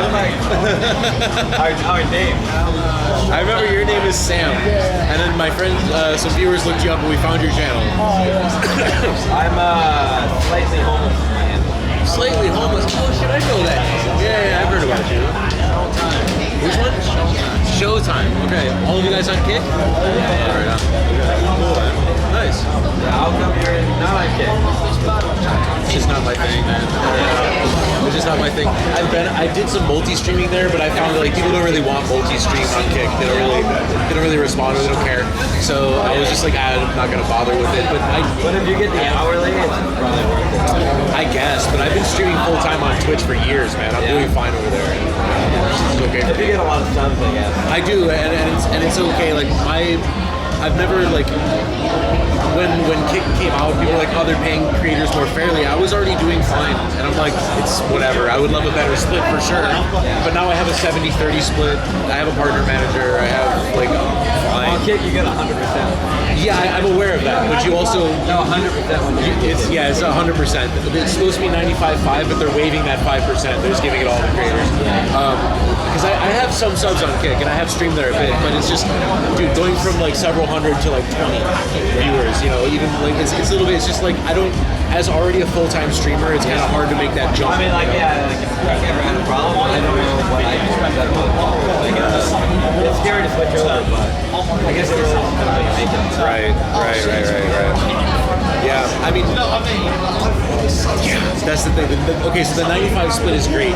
Yeah. Well, 100, but soon to be eventually 95 is great, but it doesn't have ad revenue. It doesn't have like the in-house currency like Twitch has, which does actually account for a lot of revenue for a partner streamer. Yeah, like a bits. Oh yeah. And I know that Kick wanted to make Kicks like a little like their version of it, but then they never did it. They baited it for a second. Well, one bid is $1 cent. Yeah. And people usually drop 100 bits for TTS, that kind of stuff. And a lot of people prefer to use bits instead of direct tips and stuff like that for various reasons, you know. I don't know. I find the more the donors I get the most money from are pretty unhinged, and I don't think their donations would go well on Twitch. That's another thing is that if you want to do a little bit more wild content and let things fly a little bit more, Kick is definitely the place. And I'm definitely not like a fucking like family friendly streamer by any means, but I don't do like that kind of. I don't know. I just don't like. It's not the kind of content that I make. It's I don't know. That's the reason why I don't really reach out to Kick creators. It's nothing against. It's just like I don't want to like. It's that's all. I don't know. I like to do more chill stuff, language learning and shit like that. You know, that kind of shit. I don't know. But What do you think of Weed World? Weed World, Weed City. Yeah. I'm the mayor of Weed City. You go here a lot? Yeah, sure. Yeah? I do, yeah. This place I come to a lot. I know a lot of the shops here. No. I see that over there. Yeah? I mean, I've seen rainbows like that, like everyone sees, like when after rain. You know, like Like a fake rainbow. no, not really. No, weed doesn't really work like a hallucinogen for me, man. It's just kind of mellow. Really? Yeah. That's kind of awesome, but maybe a little bit worrying. Yeah, I don't know. Like the world's like bright too. It's like very bright. You sure it was weed? Yeah. Okay. You want to try it? No. I'll pass. You can't sit. Yeah, we're all like, let's just sit. We have like a group meeting.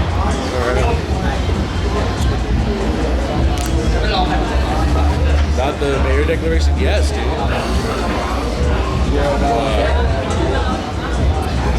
Cool, man. IRL Pro. I'm able to like survive. I'm surviving. Yeah. Did you eat? Yeah, chicken. And like inside the chicken there was like meat. Meat in the chicken? Like meat stuffed chicken? Yeah. Sounds kind of good. Like chicken, like the chicken. Where are you from originally? I'm from California. California, right on. I'm from Illinois. Yeah? Yeah. Is that in Canada? Huh? Is that in Canada? Illinois? No, it's where Chicago is. Oh. Yeah. Yeah. Okay. Okay. That's it. That's Chicago, like Chirac. Yeah, that's the one. Yes, I heard that before, yeah. I've been living in the Netherlands for like 15 years. I've been in Amsterdam for a while. Really chill. Yeah, but now I'm gonna move here. You prefer here? It's not about preference, just like after I stay in one place for a really long time, I kind of get the itch to move somewhere completely different and experience a new culture and settle there for a while. And I'm gonna go to university here and study Thai. Just fuck around a bit. Huh? You're studying Thai? I'm going to. So I have to go back to Amsterdam. I've been here since like the end of November. I've been here like 6 months. I'm popping back to Amsterdam. I'm gonna sell most of my shit, close my business, and get my education visa here. You got like a business. Yeah, I've been doing that for a long time in the Netherlands, like a full stack engineer, and then I stopped doing that and started streaming, and that took off, and then that's just what I've been doing. You know, you kind of look like C-Dog VA. Who? C-Dog VA. I don't know that guy. Really? Yeah. You kind of look like him. It's kind of I don't know that guy. What's up, dude? Fudging through Sam Panday's Exchange just now. Hey, Willie, what up? Welcome in, everybody. How's it going? I'm crossing my legs too. Oh, okay. They're saying we look like we're homo because we both have our legs. Really? Oh, there's 3 of us. Yeah, but ours are Oh, he's at the ankle. Yeah, but I don't know. I feel like my leg wouldn't fit in that way. I feel like it's pretty comfortable. So you live in the Netherlands. Yeah. And you have a company there. And you're gonna sell it and move to Thailand. Well, I'm a freelancer there. Like, okay, so in the Netherlands, you can, dude, you might want to know this actually as an American. So if you wanted to be able to live and stay in Europe, there's a really, really easy way to do it as a freelancer or a content creator. It doesn't matter what you do. It's called the Dutch-American Friendship Treaty. Yeah. It takes a few grand. You don't have to spend the money, you put it in a bank and you use that and you become a freelancer and that's your insurance, and then you can get a residence and stuff like that and just start working. It's very easy. No other country has that in Europe but the United States. Otherwise you gotta marry or go to university. Yeah, usually you only get the tourist visa if you go to Europe. So it's the easiest way in. I stayed there for a long fucking time through that. And then, I mean, you can pretty much use a tourist visa as an American as many times. 3 months. You get 3 months in a 6 month period. 3 months in any 6 month period. So 3 months in, 3 months out of the EU, Schengen territory. Yes. Oh, in Europe. No, I mean, like a lot of countries, they can just kind of figure it out. You can just keep going back and forth. Ooh, yeah. Be careful with that kind of shit. I mean, I tell you, I know some expats who had some horror stories about that shit. Well, I mean, when they find you, the first thing they do is, if the police catch you for anything at all. No, I'm not saying illegally. Like they legally let you in. Yeah, okay, so but the only way to legally do it within the EU territory, it's called Schengen territory, is you can, as an American, you get automatically 3 months visa free. You just walk in. From the moment you enter the EU territory, you get 3 months consecutive stay in any 6 month period. So that means that you can do 3 months in, but then you got to spend 3 months out. Or you can spread a month in, month out, month in, month out, month in, month out. Like from the first time you enter the EU, that 6 months starts counting. So maybe they did like in and out between countries that aren't in the EU. I don't know. I feel like a lot of countries that they want to. If they pop over to like Bosnia, then they're outside the EU. They go chill there for 3 months, or somewhere else in further east, then come back. Maybe they did that. But you can't actually stay there the whole time. You have to do something, you know. I'm not the biggest fan of the EU. I think it's kind of boring. We're all moving to Thailand. Like I was just in Australia and I kind of felt it was kind of, it'd be an alright place to be, but it's kind of boring. I've heard from a lot of Australians that Australia's got way too many fucking rules. Like their politics are fucked. Like it's very annoying to live there. I got detained for like 5 minutes. Really? For what? It's like we didn't pay some guy wanted to pay his bail and then like started like stole my friend's phone and then he started attacking us. We didn't touch him, we just watched him do this. Tried to confront us. Then they detained us. Then we showed them the live stream footage and they're like, no.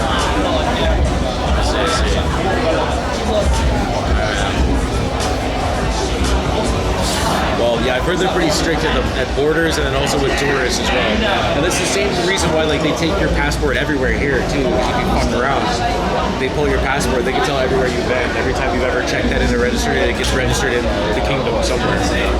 They watch everything you do, every hotel you go to. Also, like if you do border runs in Thailand, you leave and come back. You have to like, if you stayed at the same hotel, you got to tell them you came back. Otherwise, they don't have you technically registered there anymore, and you're technically not registered anywhere. And then you can get fined like 1,000 baht for every day that you didn't register. Yeah. So if you're like, let's say you got a hotel for a week, but you got to do a border run, so you just leave and come back. You really got to tell them you're back because they got to fill some shit out and send it to the police or whatever. These two are good kids. They seem really nice. Yeah. Wait, there's three of them. They're passed out. Oh yeah? You guys all get high or something? And that's it? Yeah. Alright. Do you smoke a lot of weed? Okay. No wonder why you're seeing rainbows. Okay, I've been smoking weed for years, man. Just spent all my 20s in the Netherlands, so I'm used to this. So that's why I was confused. Like, I was really curious, like, what you meant by that. Like, when you were asking if I was like if things were different. I was like, different from what? What's the point? Huh? What's the point? Oh, I find it mellowing. I definitely get a buzz from it and stuff like that, but it's I'm still on Earth for sure and can hold a conversation. I can already. Yeah, you seem to be doing all right.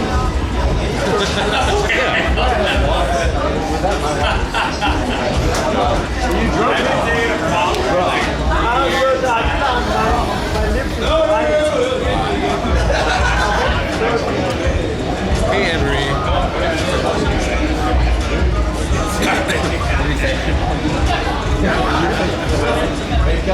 Oh man. My G. He's going through it right now.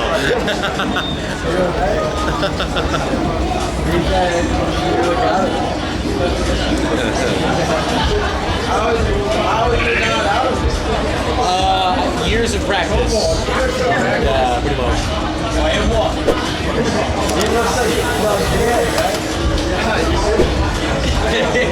People look like people all the time. I don't know. I don't know what to say.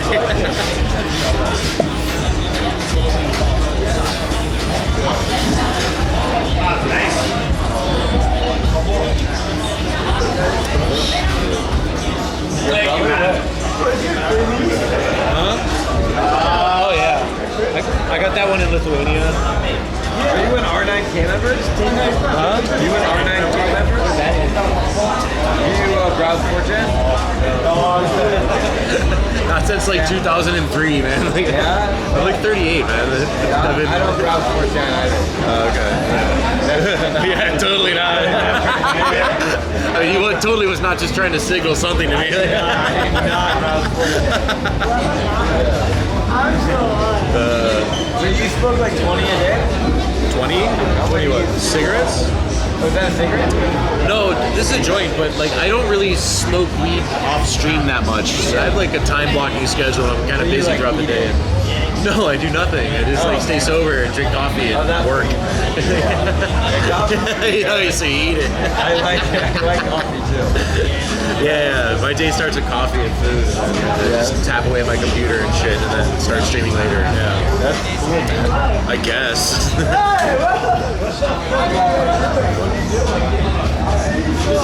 Drop this camera. These guys are wild. Oh, yeah.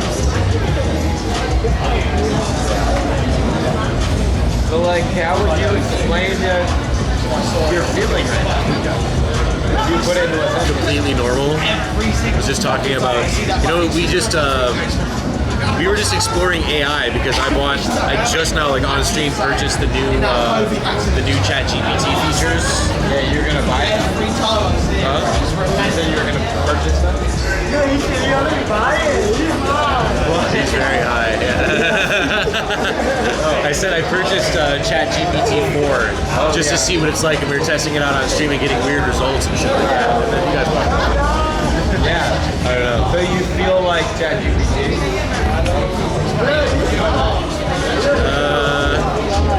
Sure. I don't know. Like, No, not really. No, I don't feel like anything. I feel completely normal. So I was like, yeah. So I was just like kind of doing my stream thing, and then I'm talking to you, but I feel like I'm talking with you carefully, and the reason for that is because you seem really high and easy to why do you have to be confuse. careful? Because you seem easy to confuse. Yeah. Wait, he looks like Nathan Fielder. Why isn't that really hot? Who? He looks like Nathan Fielder.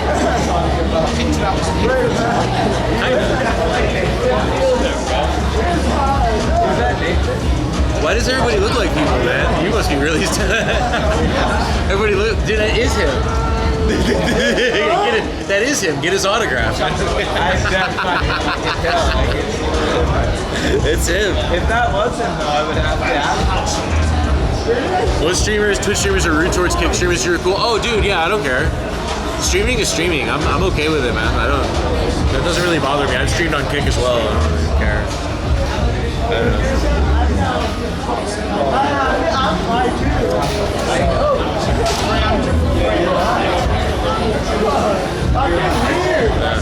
Whatever. Streamers, yeah. Dude, for me, like, the only reason that I don't really reach out to other streamers or try and collab and hang out with them is because I generally just do my own thing, you know? I generally do my own thing. Hey Ray, where's your iPhone 15 Pro Max? It is right here. I'm gonna say, well, why? Just kidding. Oh, you don't want to know where it is? Okay, I'll put it right back. Where am I now? I'm sitting here in a chair. I'm in Bangkok, Thailand.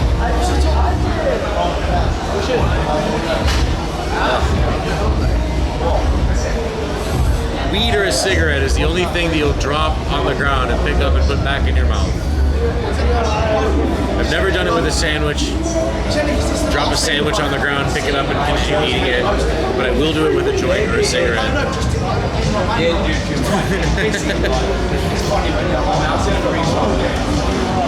Does your mouth get like warm? Warm? No, but like dry. your gums are open. My mouth gets dry. No, but like your gums start to Open. How? Like doors? I don't know. Your gums open like a door to an elevator? They open? Like expanding. No, but dude, what did you buy? I think there's doors. Gum doors. Dr. Green Bangkok, hey, there you are, man. What's up? How's it going? Good to see you. Oh, this VIP, this guy.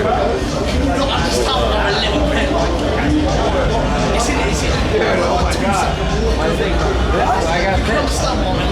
You know about this? It's my second day. I'm not used to this. It's just some pre-roll. What is that? It's like it was already rolled when you got it, right? Yeah. Okay.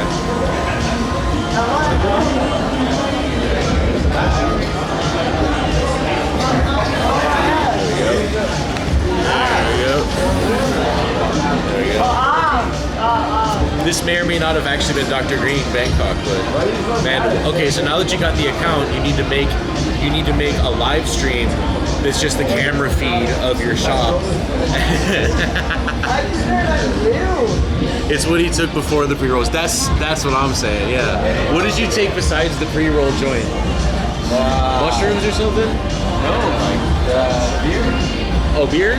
Okay. Well, I mean, that wouldn't really. Okay, I'm only looking into your eyes really intensely because I'm just trying to see if your pupils are like mega I dilated. thought you were gay. No, not at all. Not since the 80s. No, I was just trying to see if your pupils were big because usually, like, if someone has taken psychedelics in some way, they're like, oh. The only thing that's big. Okay, but your pupils aren't that big though. That's what I was gonna say. So. Okay. All right. So he says there's nothing else. No, man. He's just.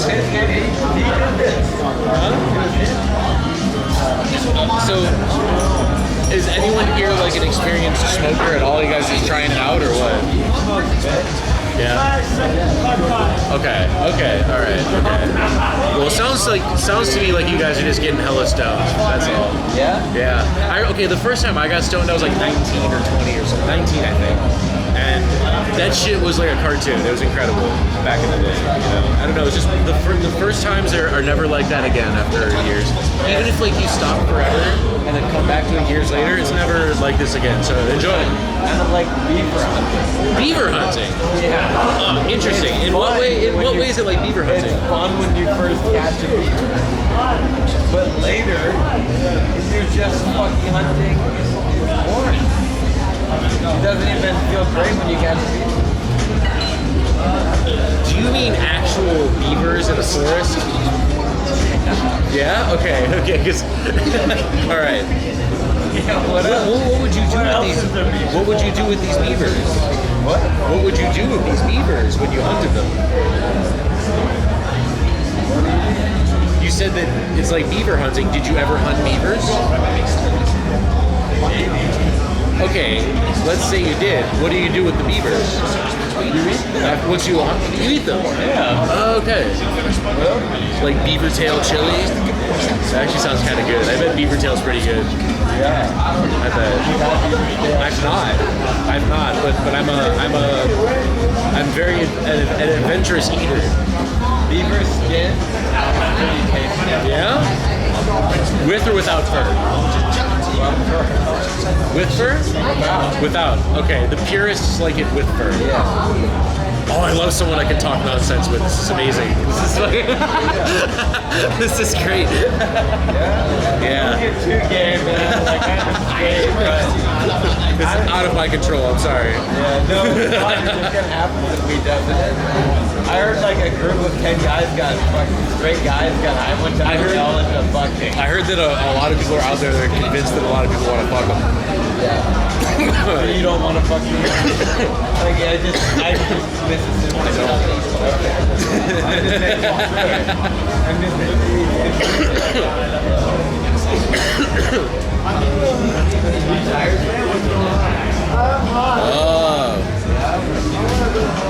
You want to go home already? How many hours have we been? We've only been live for like 14 hours. I know Twitch users. How long is it? I think it's how many 14 hours.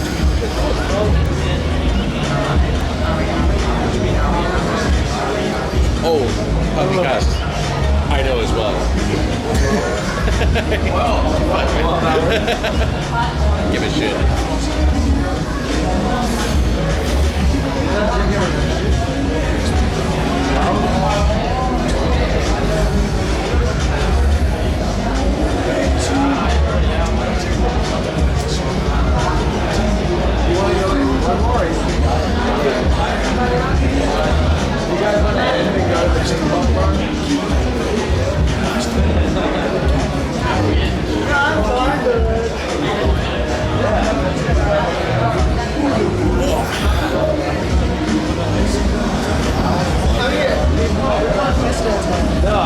I'm ready to do it. Yeah. Martinez. I'm so tired, like I'm ready to go. But if we do that, I should go reaching out.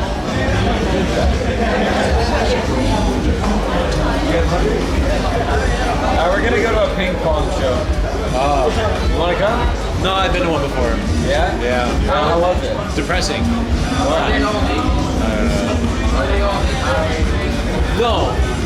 No, not really. No. What's the why is it depressing? It's okay. So I guess you've probably been to like a go-go bar, that kind of shit before, right? Yeah. They're a little bit flashy and stuff like that. This is just kind of like a darkened room with some like plastic seats that are easy to hose down. And it's just like everything about it is just a little bit weird. The women there are definitely people who used to work outside in the public eye and now are not really. It's that for sure. No, there's not a smile in the room. That's for sure. Yeah, like okay, so maybe some like the tourists, like you know, but like none of the people who are doing the job. No one seems like they're. Well, there's your content for tonight, man. Well, we gotta go. I gotta save her and then bring her on. Dude, there you go. I'll tell you, one thing's for sure. If you save one and bring one home, they will be of a very high experience level. Yeah, but I gotta tell them, like, hey, I'm gonna live stream it. Yeah. They definitely won't let you bring a camera in there. I don't know. You might have to hide that shit or something. I don't know. That's gonna be tough because they also, the people that are in there with the show, they are patrolling at all times. Yeah. So and they're pretty. Turned on. We're about to end tonight. Yeah. I was gonna say. Yeah. Yeah, we all are. But one thing that I noticed. Okay, so they had like fucking. There's like a whole list of things they do, like 20, 30 things, right? But one girl doesn't just do all this shit in a row. They have a rotating cast of like 3 or 4 older ladies doing this, and then a young girl standing in the back, just in a bikini, just kind of dancing like, hey, just while like a fat girl gets. While an older woman, they're not necessarily fat or anything. Like they're just like definitely older age though, and it's just not, it's not flashy. flashy at all. It's an experience. It's not flashy. Well, yeah, dude. It's been. Is it easy to catch? I didn't catch. I didn't try. I wasn't. So what they do when they do, okay, so some of them are audience participation things. They do a blow darts thing where they shoot like blow darts and like have like a little thing where they can shoot air or something like that.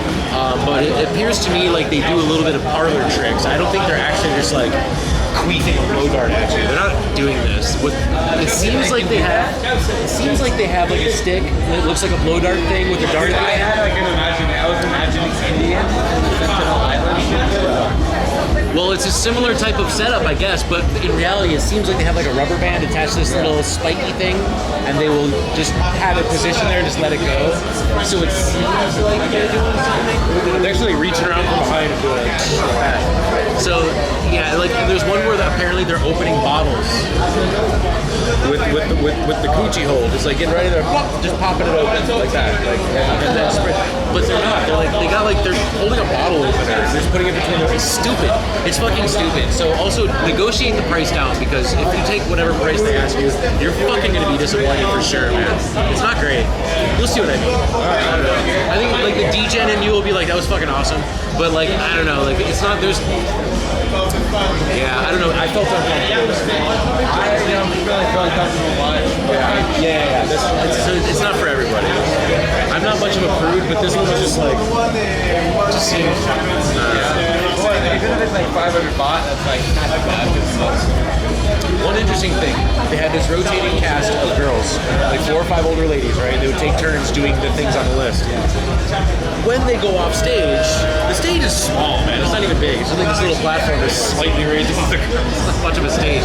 And at the edge of it, on the far corner of it, they just had like a buffet. Like, just not for you to eat, just for them. Like, they were just down there, like, just eating, like, papaya salad at the edge of the stage where a girl was, like, writing signs with it was, no, they were just, like, having lunch. Yeah, like, they were having a working lunch break, basically. So they would just, like, be stuffing their face with food, and then it's their turn, they're like chewing food, and they continue doing the thing. It was just weird, man. The whole thing about it was just, like, it'll be a story for sure. Are we gonna go? All I done was sold them more on this. Like, enjoy, man. Enjoy. Your name's Ray Demso? Yeah, Ray Demso. R-E-Y Demso. Yeah, this is. It looks like that. There you go. Alright, catch you guys later. See you around. Alright, bye-bye. Bye, man. Nice to see you again. Alright, take care, man. Don't get too high, right?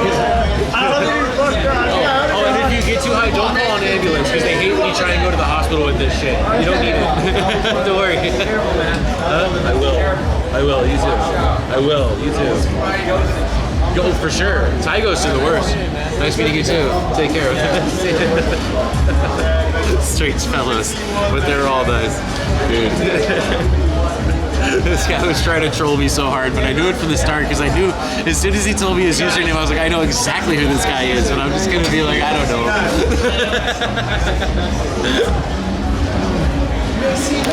No, he's fine. It's cool. It's cool. It's fine. And also, the reason someone asked, like, you know, you can also show kick streamers on Twitch. I actually didn't remember if he was banned from Twitch or not, and I didn't know the other guys enough to know if they were banned from Twitch, because I'm not allowed to really show banned streamers. So, you know, and so I really don't know. And until I know for sure if they were banned, I wasn't gonna like just turn the cameras willy-nilly, and I also didn't want to bring it up. I didn't want to bring it up, you know, so I didn't want to even start the conversation. Just whatever, just talk to you guys. It's fine. Bro, it's okay.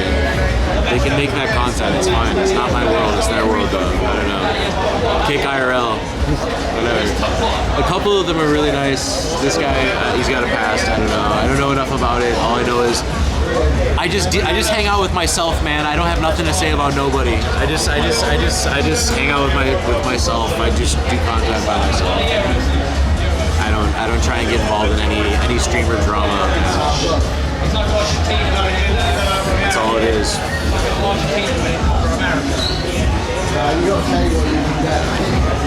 So no involvo. I know nothing. I know nothing. Anyway, I'm thirsty as fuck, man.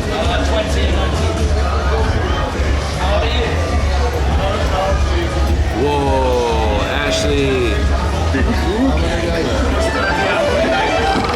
Thank you so much for the 30 months tier crew. 30 fucking months, let's go. How are you doing?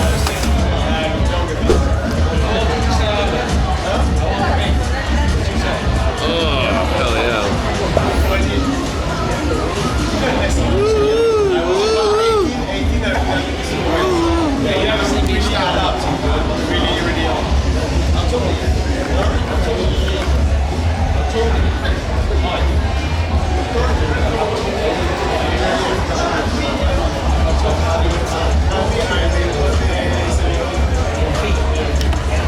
If I stream with just Prism to Twitch, do I get ads? What do you mean ads?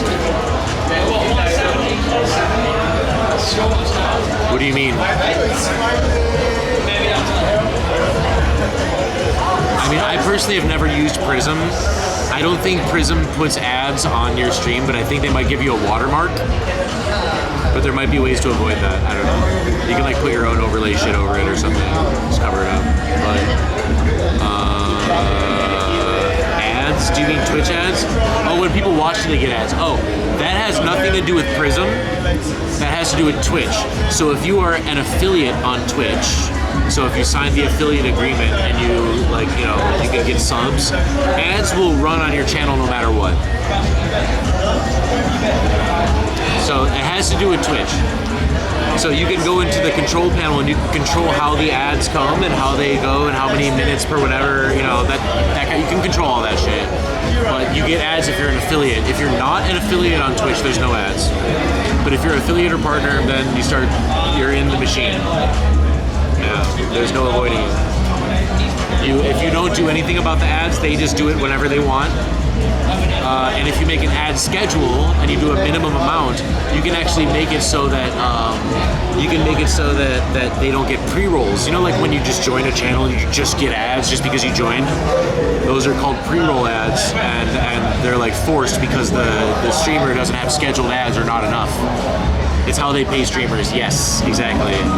It's a way that we're paid. It's how we get some extra revenue padded to that 70-30 split, for example, or 60-40 or 50-50. You know, it's how you gain extra income from that. You know.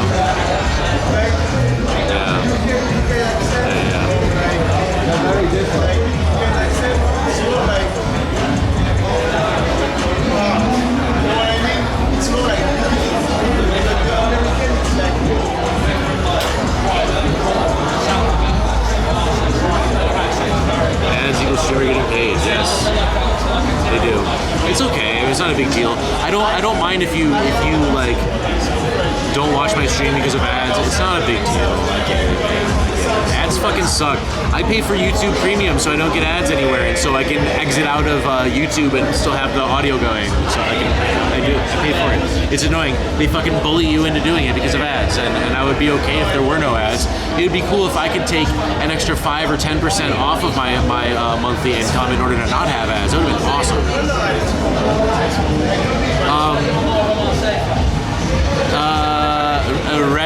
Redsit. I mentioned before. I don't know.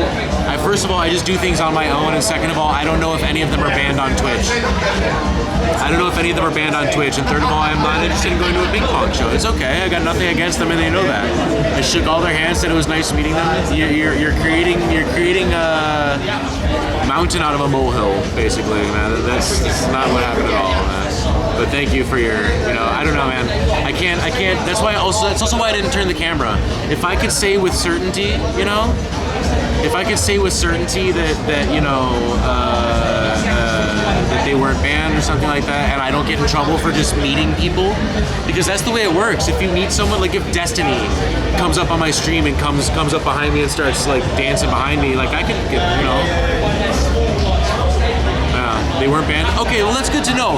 But also, dude, I didn't want to ask either, because if they were banned and maybe they were trying to fuck around, then they would just like give them a positive signal to do something, and I don't want that. So that's all. I just played it calm. And I don't know, he just kept like, and listen, I'm 38 years old. I know when someone's trying to bait me in a conversation, and that's why I was being completely obtuse back to them, because I already know who he is. It's okay. I have nothing against any of these guys, but I like to do my own thing. That's all. It's nothing personal. That's all. They're all just awkward. Yeah. I get it. And I was happy to talk with them. I said it was so cool to talk nonsense with these guys a little bit. You know, hunting beavers and shit like that. You know. It's sad that the situation between Twitch and Kick is like this. Well, it's the problem is a lot of IRL streamers who start doing IRL on Kick only started IRL on Kick because they got banned on Twitch. Or because the content they were trying to do, they've been banned in the past for, and they don't want to keep getting banned for it, so they just moved over to Kick. You know, like there's more sensible people who do that as well, like Mr. Sins Travels. Mr. Sins he's a DGen streamer through and through for sure, but he's a fucking responsible human being, and he's not one of those people he's like, oh, I got banned from Twitch, fuck them, I'm gonna blah, blah, blah. He was just like, you know, the content I want to make isn't really a good fit for Twitch and the way that they take things in a direction. So Kick was a good fit for me. I moved over there and I thrived. Like, that's literally what he says. He has nothing against, like, he's great, you know, like that's why I love Mr. Sins, you know. I have nothing wrong with Twitch or Kick streamers in particular. It's not about that. It's just attitude that people fostered when Kick started, because the main form of advertisement was militarizing viewers into the whole fuck this or that platform mentality. So it wasn't necessarily the fault of Twitch or Kick, but it was just like streamers just kind of like hopping that drama train. You know, Twitter and X is a gold mine for that kind of shit, and it just boom, you know. Yeah, there's a lot of that. I mean, there's a lot, but I don't have a problem with Kick. It's like, you know, just like how Sin said that Kick is the perfect place for his content. He's so fucking right about it, and he's so genuine in what he does, man. He's that show that was on fucking Spike TV late at night, man. He's great. Sin is cool. He's a good guy too. He defends his friends. He's a good person. He helps people out. Like, he's helped me. He helped me with my first ever visa extension. Mr. Sins Travels is a fucking great guy. You know, like, so like the type of content he makes, whatever, man. He's filling a void that wasn't there. There wasn't a streamer who did that before him, and he's filling that void, and he loves doing it. You know, like, fucking awesome. I love it, man. Yeah, it's not really Redsid. Not really. Not in such a fucking definitive statement. No, not really. But a lot of streamers who did IRL or other stuff who wound up getting banned on Twitch and could never come back, as soon as Kick came, that was their beacon of light as a place to make content again. And a lot of people who were banned for silly reasons. A lot of people were banned because of, dude, okay, it could even be like for fighting, but it was silly anyway and they shouldn't have stayed banned, you know, that kind of stuff. You know, for this kind of shit. A lot of stuff, attitude reasons, things like whatever, man, anything you can think of. You know, fucking DMCA. There's reasons people got banned and then they moved over to Kick when it came out. So it's not necessarily just a bunch of troublemakers. It's not like this guild of thieves or some shit. It's nothing like that. It's nothing like that. It's just streamers. But, you know, IRL streaming has a potential to be like a minefield sometimes when you're walking around outside, especially if you run into people who are like sensationalist streamers or nuisance streamers or stuff like that, you know, like that kind of stuff, you know, and that's, you don't really get that when you're like a desktop streamer, you know. There's people coming up on the street saying you're doing shit, you know, like how many times I've had it where like in Amsterdam where people would like come up and say racist stuff, and I'm just like, fuck man, there goes the VOD. It was a beautiful day, and then this VOD happened, and now this happened, and now I have to delete the VOD or unpublish it or whatever, or put it on YouTube where they don't care. For example, yeah, sure. But again, like, dude, I started streaming 3 years ago. He had come and went from Twitch before I ever even started streaming. You know, I'm so removed from all that stuff. So, and that's another reason why whenever I get kind of approached by this stuff, I'm just kind of like, man, you're not gonna. If you want me to get into that world, I got a lot of fucking history to read because I just don't involve myself with it at all, ever. I just don't involve myself. I just don't care.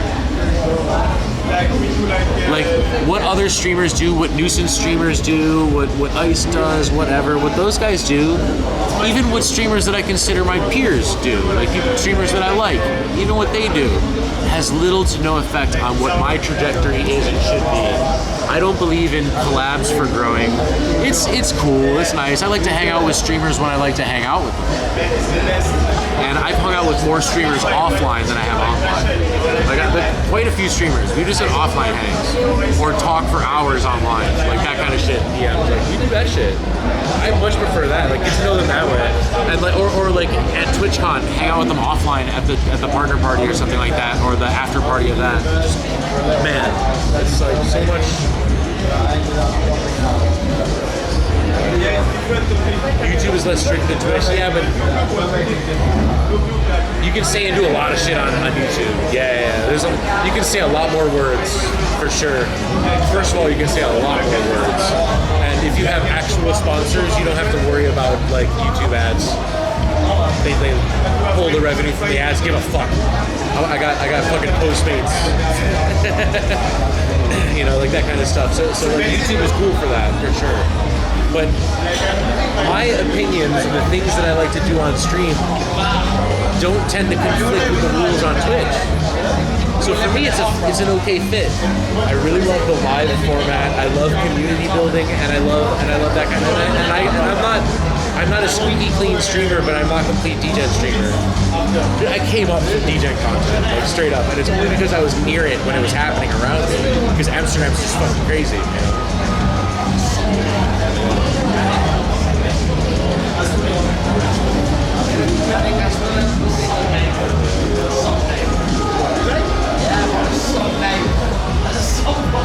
You avoid the bannable stuff. Yeah, I do.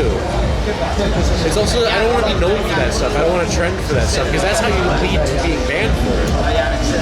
Dude, if something crazy happens on your street, one time we were sitting in Amsterdam on a street, like a quiet street near Leidse, had my camera set up on a ledge, not the ledge, but just a ledge. And this guy came up drunk and he was like, hey, having a good night? I'm like, yeah, I had a good night. Yeah, good. Yeah, me too. I had a good night too. Started like talking about his night. Meanwhile, I was just like, I had my back turned to him, just looking at my phone, just like talking to the camera and stuff like that. Just like turned around to acknowledge what he said. And he was like unzipping his pants, took his dick out and just started peeing right there, full view of the camera. Like, what the fuck, man? You do want to keep growing your channel, because if you don't do it, it'll naturally diminish over time. That's not even true, man. My channel has grown the entire time from never collabing with anybody. Who did I collab with in Amsterdam for the 3 years that I was a streamer? There were no other IRL streamers to collab with. The biggest collabs I ever did was raids, man. I didn't collab with nobody. Anytime I hung out with other streamers, I gave them followers, man. It has nothing to do with it, man. I have less viewers than I do now than I do usually, because I'm in a 6 to 12 hour difference of time zone than I normally stream for 3 years. So a lot of my viewers just vanished, because like I'm completely on the opposite side of the planet from them now. I moved big, you know. But I'm going back to Amsterdam in a couple of weeks. For years I had enjoyed, like, I don't know, 300 viewer average, 400 viewer average. Come out here, less viewers, but that's okay. Everything's cheaper here, man. I'm living life. I'm doing what I want to do, and I'm happy, and I make enough money. I'm not trying to grow to be some massive, gigantic, overblown streamer that's constantly on Twitter and stuff in the news. I'm not looking for that, man. I make a living, and I enjoy myself. I pay my rent, and I enjoy my life out here as well. Like, it's fine. I need no more. So like when you guys try and say shit like this, Red said, when you say like you want to keep growing your channel, if you don't, it'll do it. Like, it's not even true. Are you even a streamer? Where's your channel, man? Show me your growth statistics, man. Like, it's not, you don't even know what you mean, man. Like, if you want to ride a wave, let me tell you the truth about what you're saying, because what you're saying is actually like halfway true. And I know what you're trying to say, but here's what you actually mean. And the same goes when people do things like a partner push. If you are a person who rides a wave, if you don't keep up that wave, it will go away. I have built my channel on the same thing I've done for the past 3 years. A lot of people, a perfect example of this, Red Sit, is this. All right, people on Twitch do a partner push. Okay, people on Twitch do a partner push, okay? They're like, oh, we're going for partner, we're almost there, we just need this many viewers. If we get this many subs and this many viewers today, I'm gonna fucking, you know, I'm gonna bungee jump, or I'm gonna fucking do this backflip, I'm gonna jump in the canal, I'm gonna eat an onion, I'm gonna play Twister with a bunch of girls, I'm gonna do this, okay, cool. You're doing all this stuff and the hype is growing, it's fucking working because you're doing crazy shit in exchange for support. That's exactly like that's the nature of it as well. Like, that's a great thing, that's cool. Okay, then you get partner. Boom, I got partner. Now you're like, okay, today we're gonna play Among Us today. Well, there goes all your fucking viewers. Now you got a bunch of people who are like, hey man, where's Naked Twister? Where's the fucking bungee jumping and shit? What the fuck happened? Now they grinded partners so they can have the check mark to do the thing that they really wanted to do, which is like, you know, you can't keep up that momentum forever. So what I do, and the advice I always give to everybody, is only do the momentum that you want to keep up on, because you're going to lose people as soon as you stop that partner push momentum. You stop that mentality, then the people that came are going to go away. It's almost the same as switching games. If you become partner from playing Fortnite and then you switch to Overwatch, as if, you know, you switch and then all those viewers are going away because they don't fucking watch Overwatch. You're going to have to get a new community now. It's just like that. It's the same as if you switch time zones. You know, man, I've been at this for a very long time. I've done a lot of analytics work. I come from a background of full stack engineering, which also includes a lot of analytics. I'm not a stranger to how all this stuff works. I understand it fully. I appreciate your common advice. My situation isn't different from anyone else. People are people, and viewership is viewership. It is what it is. But what's important to what you do is that you build a community around what you do and stay consistent with it. I have streamed almost every day for 3 years, and I just do it, and I'm fine. I do fine. On top of their excess afraid to do new things and they diminish over time, that's where I came from with that comment. Well, dude, man, I don't know. Like, here's the thing, man. The thing that I said before any of this conversation happened was what you cannot gauge your journey on any other streamer, whether it's people who you don't consider your peers or do consider your peers. You can look towards them for like things like oh man, just like a little bit of source of inspiration, light a fire under your ass, that kind of stuff. But you cannot gauge other people's success or downfall and use that to apply to your own. There's a few base things that you can figure out from it that are just kind of common sense, no shit Sherlock kind of stuff. But other people's success are based on so many different things, and you'll drive yourself crazy thinking like that.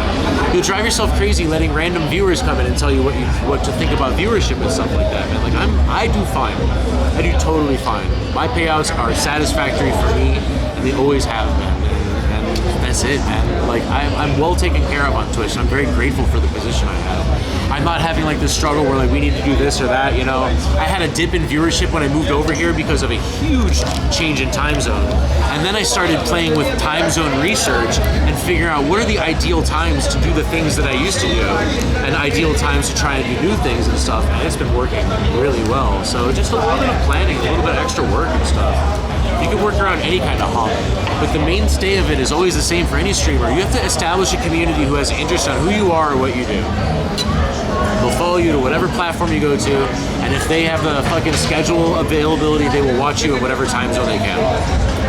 It's complicated and simple at the same time. Really. The people who grind that success ladder and shit like that, man, that's a whole different world. It's not the kind of streamer I am or what I do, ever. It's never been. I've just lived my life on camera, and people are welcome to join me. And that's it. It just stays like that, man. That's the way it's always gonna be. You know? I just live my life on camera. Sometimes I just sleep on camera for the fuck of it. Sometimes I just sit down and make emotes with you guys for fun. I don't know. Sometimes I travel and stream at the airport. Give a shit. Sometimes you do like 24-hour bus ride streams. What else am I gonna do? I don't want to fucking play video games all day. I'm gonna stream all day instead, you know? Oh man. Yeah, sleep on camera? Maybe we'll do some of that next week. Maybe we'll schedule in some of that next week. I don't know.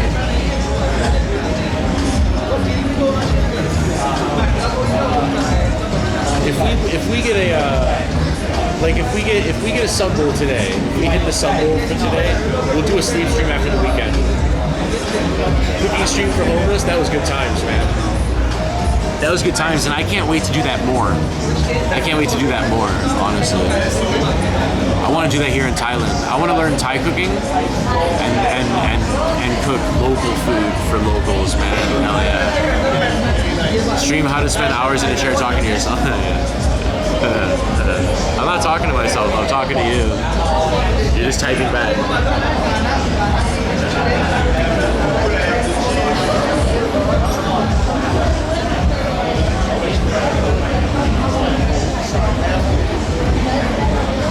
What time is it? 11 o'clock, damn.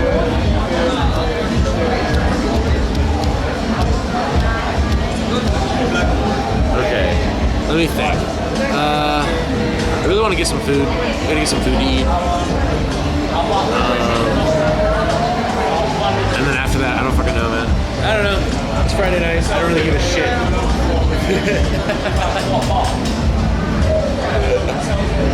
Honestly, man. This is my relaxed time. I'm being completely honest with you. This is my relaxed time. I spent the whole day glued to my computer, working, doing this or that, and then hop on the stream, and I'm like, man, I just want to decompress for a minute. You know, I just need to relax.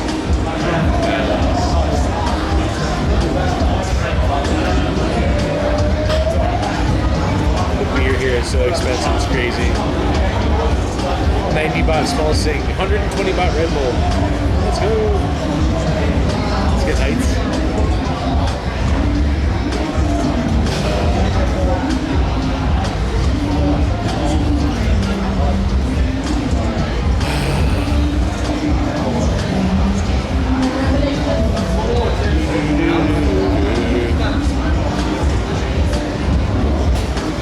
Might bring some mac and cheese. Ooh-wee. I haven't had that kind of food forever.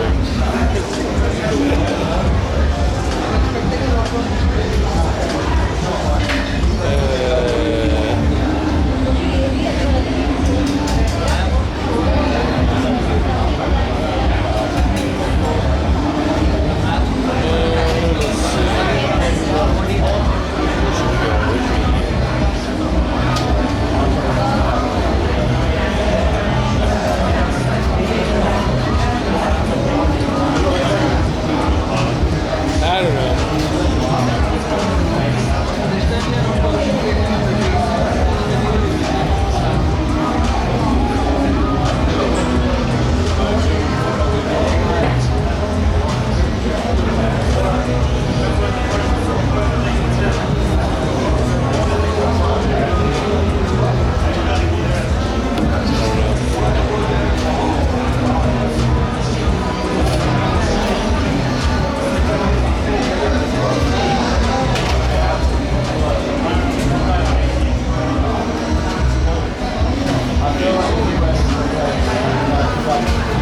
Crazy premium smash burgers over here. I've not seen that before. Fucking hell, 500 baht burgers though. That is stupid.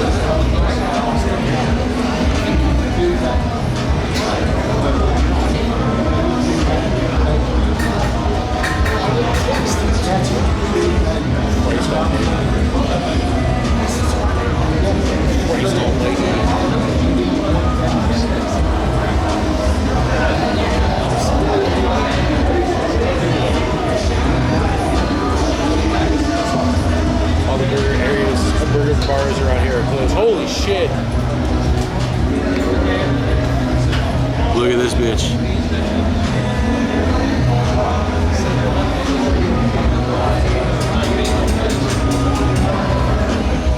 They have craft beer.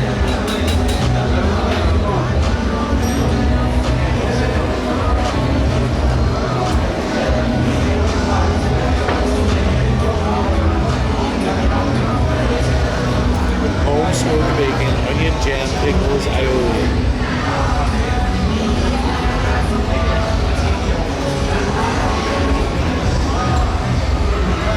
Cook said most IRL streamers are kind of falling off except for Rob and Ginny. Well, I don't really care what Cook says. Falling off of what? Falling off of what, bro?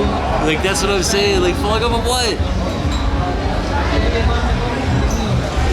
He's assuming that they're on something in the first place. That's exactly gets back to what I was talking about momentum, man. This is exactly what I did at the ledge. I did the same shit at the ledge, bro. Just hang out somewhere and talk with you guys.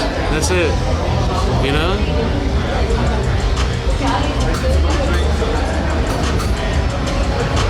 Numbers going down. Well, I mean, not for everybody. I see a lot of streamers doing just fine, doing what they're normally doing. I don't know.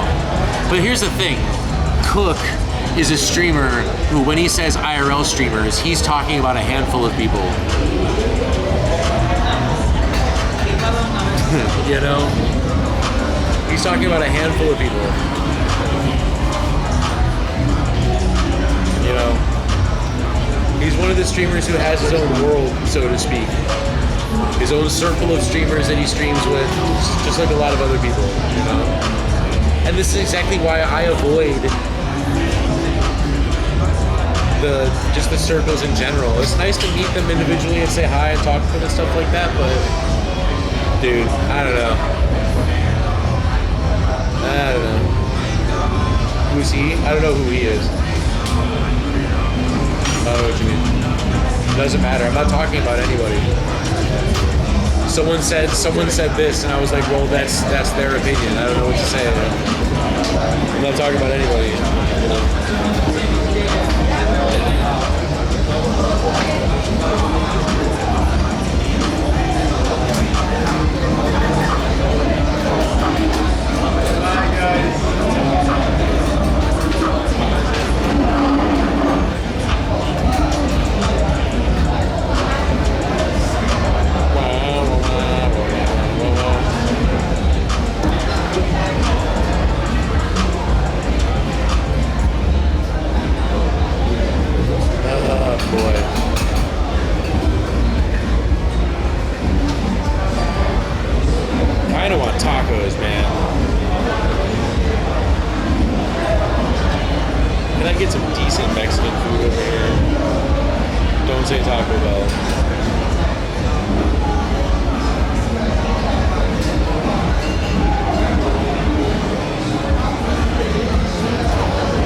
They said, no, you Mexicans.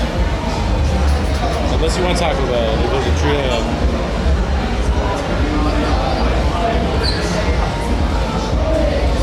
Everything's several kilometers away. Damn.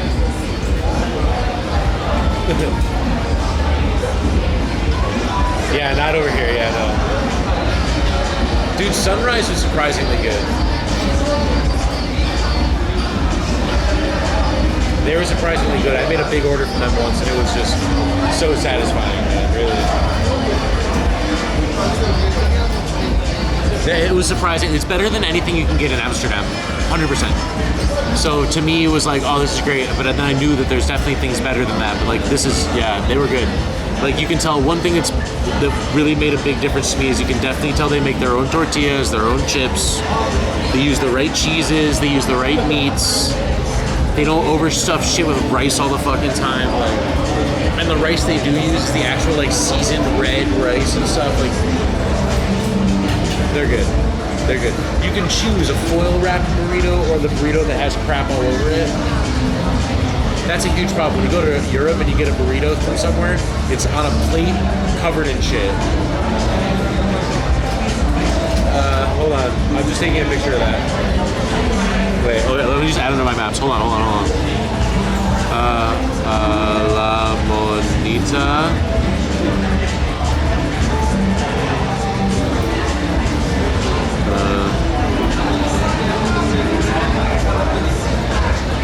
Let's see. We will save. Bangkok. Done. Molinos.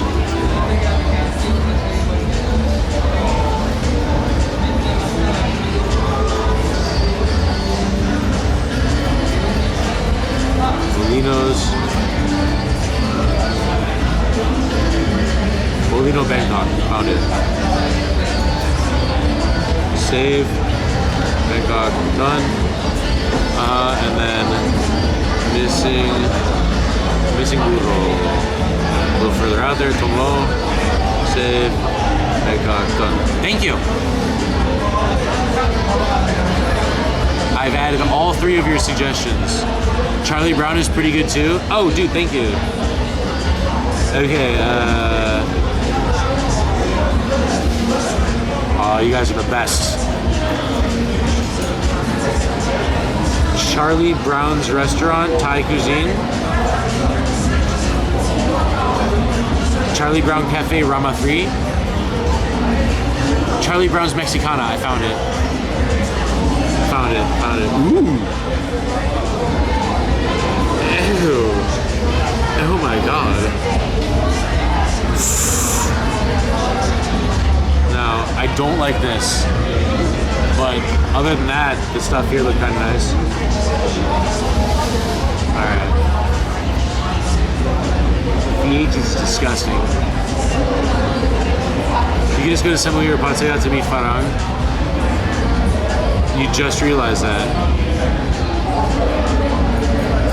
Look at how many locations I have saved in Bangkok now. Like I have a lot.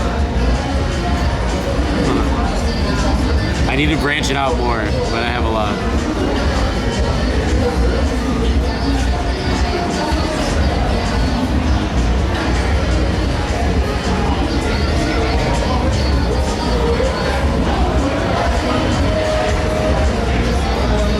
You guys just go put some South American countries in the Netherlands. Yeah, Taco Mundo. But, oh, Taco Mundo, they suck. Taco Mundo is bad. I've been there. They're not good. They also have Salsa Kitchen. The one cool thing about Salsa Kitchen is they will make you some monster walking burritos, but the rice and stuff, it's not authentic what they got there. It's very Tex-Mex or, I don't know, a lot of vegetables and shit like that. Something else. And there's a couple places in Amsterdam that sell tacos, but it's like 15, 20 bucks for 3 tacos, and you have to pay extra for sauce. I'm getting a migraine thinking about the taco situation in Amsterdam. It's sad. If you had a side quest to get good mac and cheese with there, would you be able to? Probably. They got a lot of good barbecue places here that do like good American smokehouse style barbecue, and they definitely have macaroni and cheese as a side. They got it for sure, 100%. You can get that. You can get that.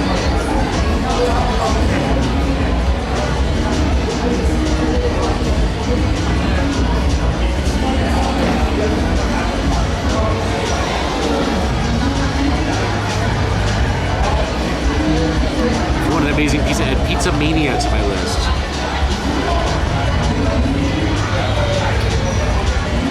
Thank you. I'm singing a song right now called Everything is on Sukhumvit. Everything is over there. Pizza Mania, okay. Look at this. It's all there.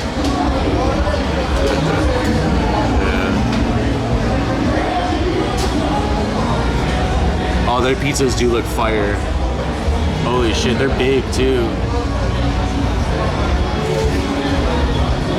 Those garlic knots look crazy. So fuck, man. And the wings. Ah. This pizza looks so good. It makes me want to just start like blurt out racial slurs and end my streaming career. Like this is I don't know. This looks good as hell, man. Fuck. Ooh.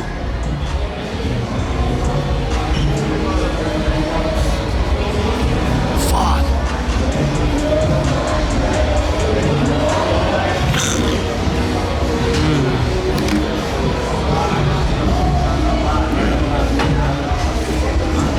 Pizza's expensive here. Yeah, I noticed. Pizza's pricey in general. Domino's and shit like that's not bad. They're able to keep their costs low because they're everywhere on Earth. But like, yeah, the smaller pizza places, they're just expensive, man. Yeah. You're not getting like Thai food prices. Dude, the only things that are really cheap is just Thai food. Everything else is like, yeah, we pay for like $7-10 for some food, you know, for like some small meal or whatever. It's still a little pricey.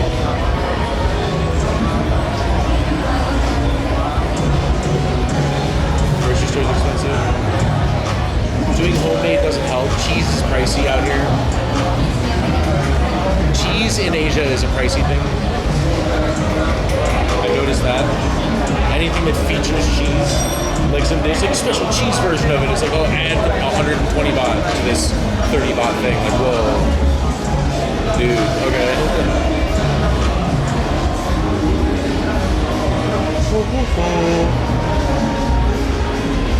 Baby shit.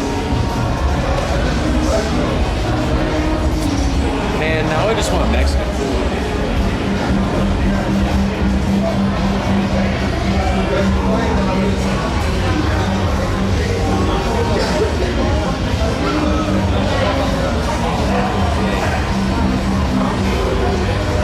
Make me water. Ew.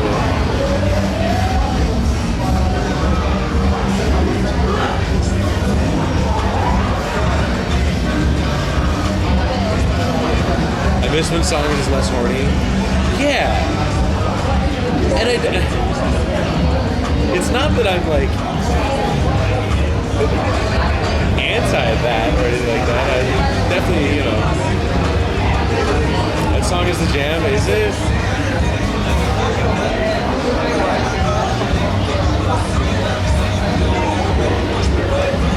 I don't really care about the subject matter. One of my favorite artists is Frank Zappa. His music is filthy. I'm okay with it. That doesn't bother me.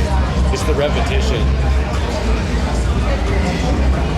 It's they just say meow meow meow, meow meow water, meow meow meow, meow meow water over and over and over again in that song.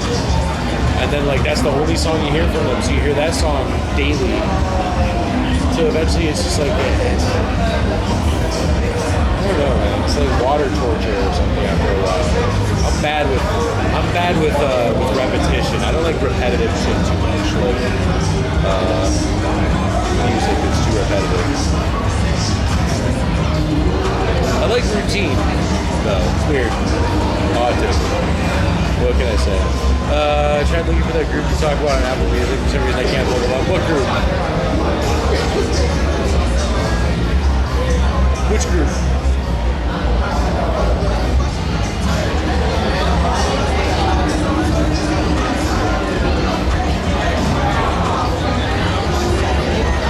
Smashing Pumpkins? You can't find Smashing Pumpkins on Apple Music?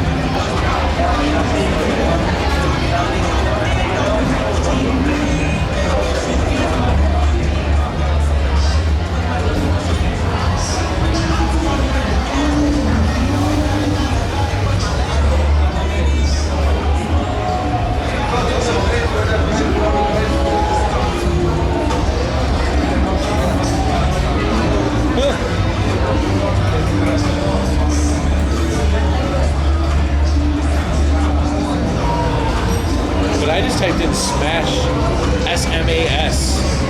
I typed in S-M-A-S and I got Smashing Pumpkins and Smash Mouth.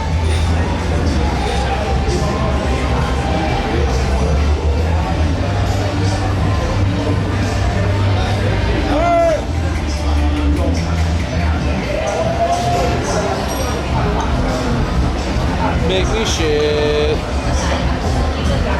Make me fart.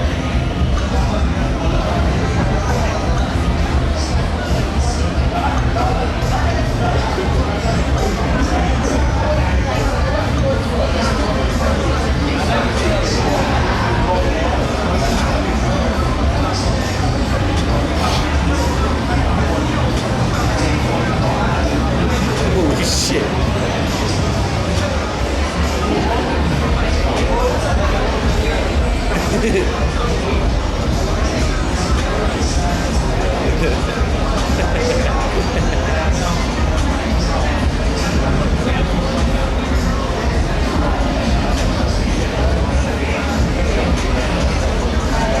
So good.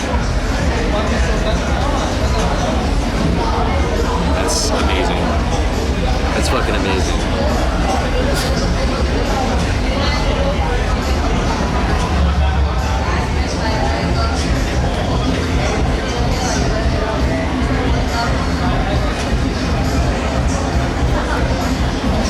Garth Brooks.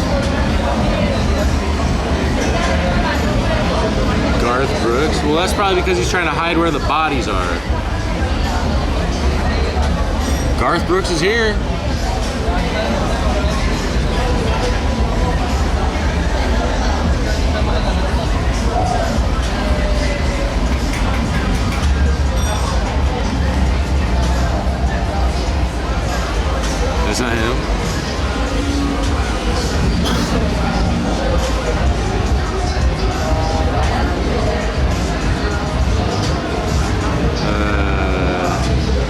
was his alternate artist name? Chris Gaines, yeah.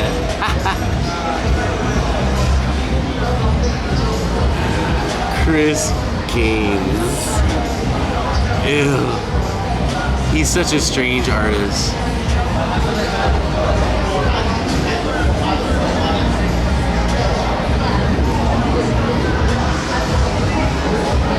This is Garth Brooks when he becomes Chris Gaines, his alter ego of Garth Brooks. Garth.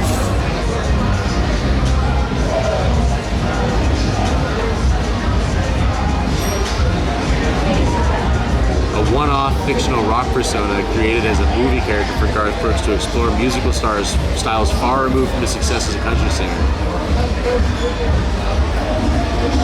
He was supposed to be a character in a movie that he never made, and he released an album called Garth Brooks in The Life of Chris Gaines.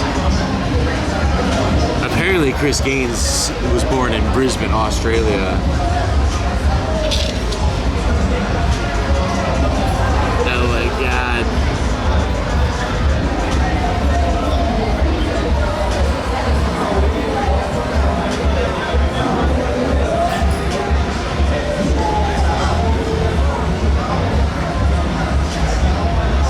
Wow. Hold on a second. Garth Brooks on Instagram. Let's just go to a post. We love G. All his posts have like one comment. 2 comments. His fucking his Instagram is locked the fuck down.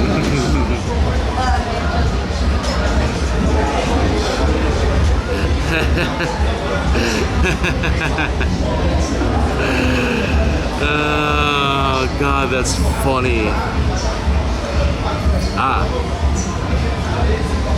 Here's one, a Garth Brooks post. Going around the world in a pickup truck with Storm Warren and Big 615 Radio. Love, G. 3,714 comments. Where's the wood chipper, mommy? Rub, rub, rub.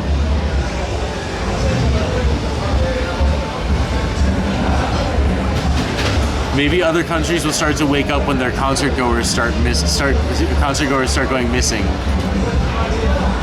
Just give us the burial locations, G. We'll let you have the dog. I like them big and chunky. Motto. Gee, I miss my parents. Please tell me where they're at. I'm fat. Does that mean I won't be kidnapped? We've almost got them, boys. How did she smell, G? Maybe you could give unemployed Dylan Mulvaney a job at your bar. Maybe he could be a bouncer to help out the fans you called a-holes. Please, Garth, where is my son? He said he's sorry, G. Hashtag that's where it spits.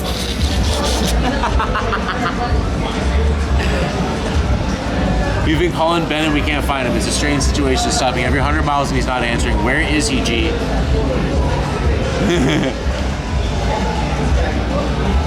Just top cigarette gifts. This video has at least 3 convicted child abusers in it. If you're not opposed to it, then that makes you guilty by association. I need a list of all the states you'll be passing through so I can cross-check with unsolved murders. Garth, bring my Aunt Martha back. Low and loose. My uncle went to one of your shows. We had a closed casket funeral for him a week later. You're not slick, G. Slick stuff. Comments on this post have been limited, by the way. Who is spamming this? I like that. Garth, please, I just want to see my parents again. Where is my wife, G? Connect the dots. Connect the dots.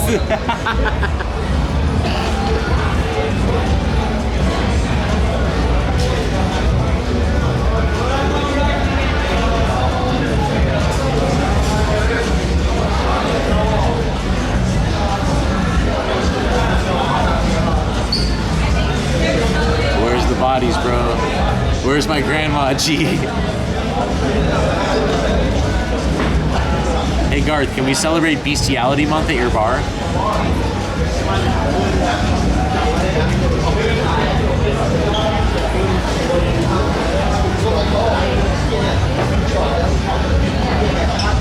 Connected the dots. Oh my god. Garth is a known serial killer. It just says straight up, Garth is a known serial killer.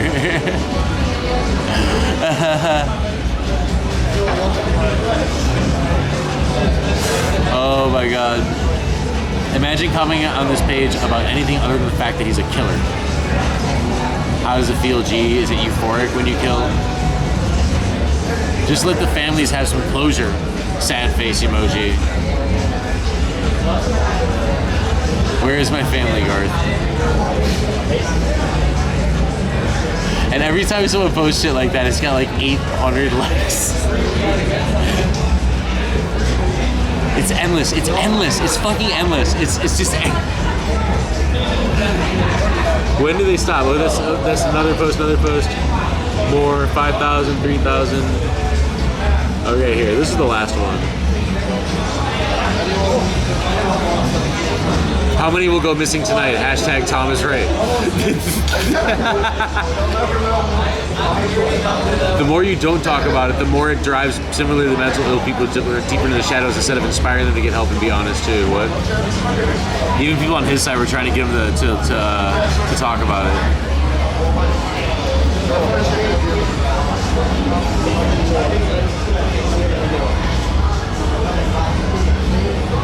Oh, they're just flooding him.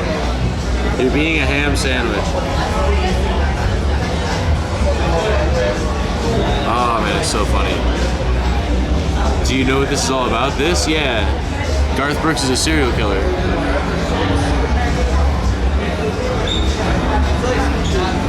They've actually connected several murders that line up directly with his tours. It's all over the place. Look at his comments. Just take a look at the comment sections of his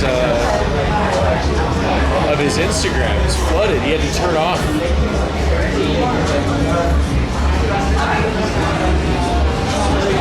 No, sorry. No, that has nothing to do with that. That has nothing to do with that.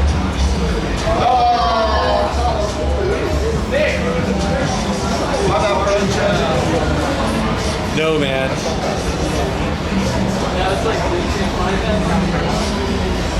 Oh, really? Yeah. Look up Garth Brooks, Where Are the Bodies?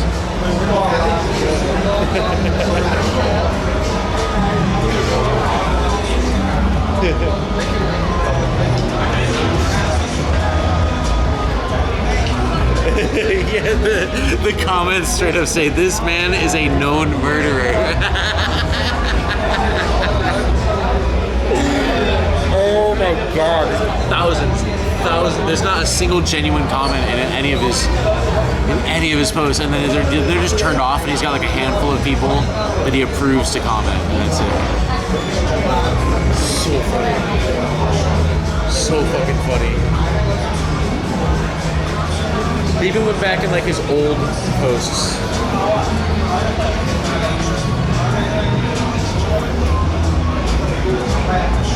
Like from ages back, and just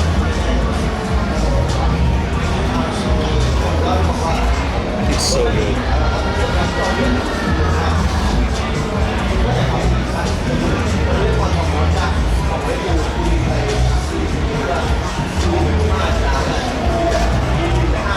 The face of a cold-blooded killer right there.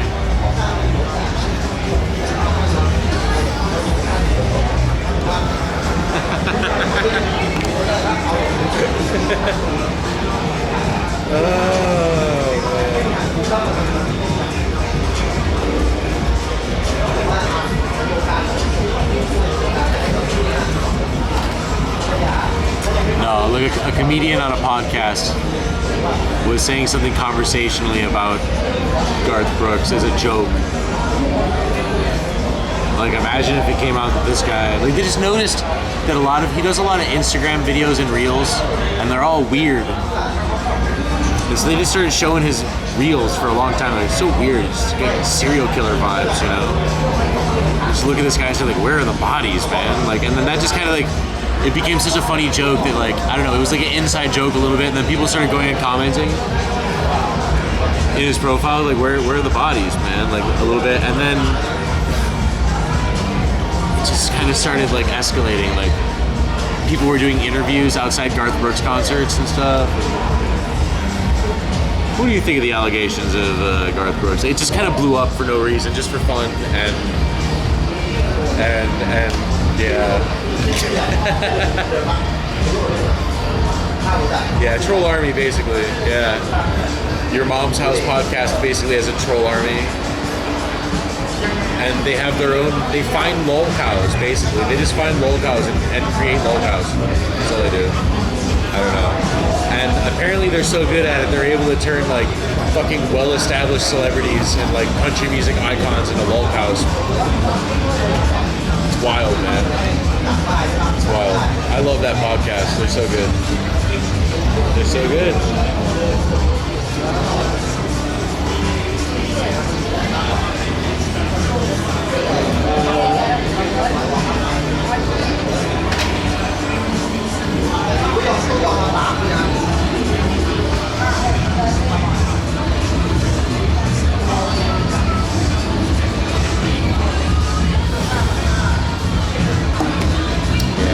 Troll fucking army.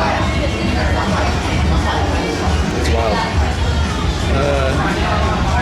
Oh, it's so funny. But you never heard of it because it's all like lighthearted. They've never let it get to any point where they're like trying to send police investigations or anything like that. It's all just been just like trolling comment sections and having jokes, and like I'm pretty sure that the Tom Segura PR handling shit has talked to Garth Brooks PR shit, and just like, don't worry about it, you know. Yeah. They talk about it pretty openly that it's just a joke all the time on their podcast. So basically, like, it's not really secretive. There's no like secret cabal trying to like pin him as a serial killer, because they just laugh about it openly on their podcast. And like, it's a joke, it's not real, you know, but it's funny, you know.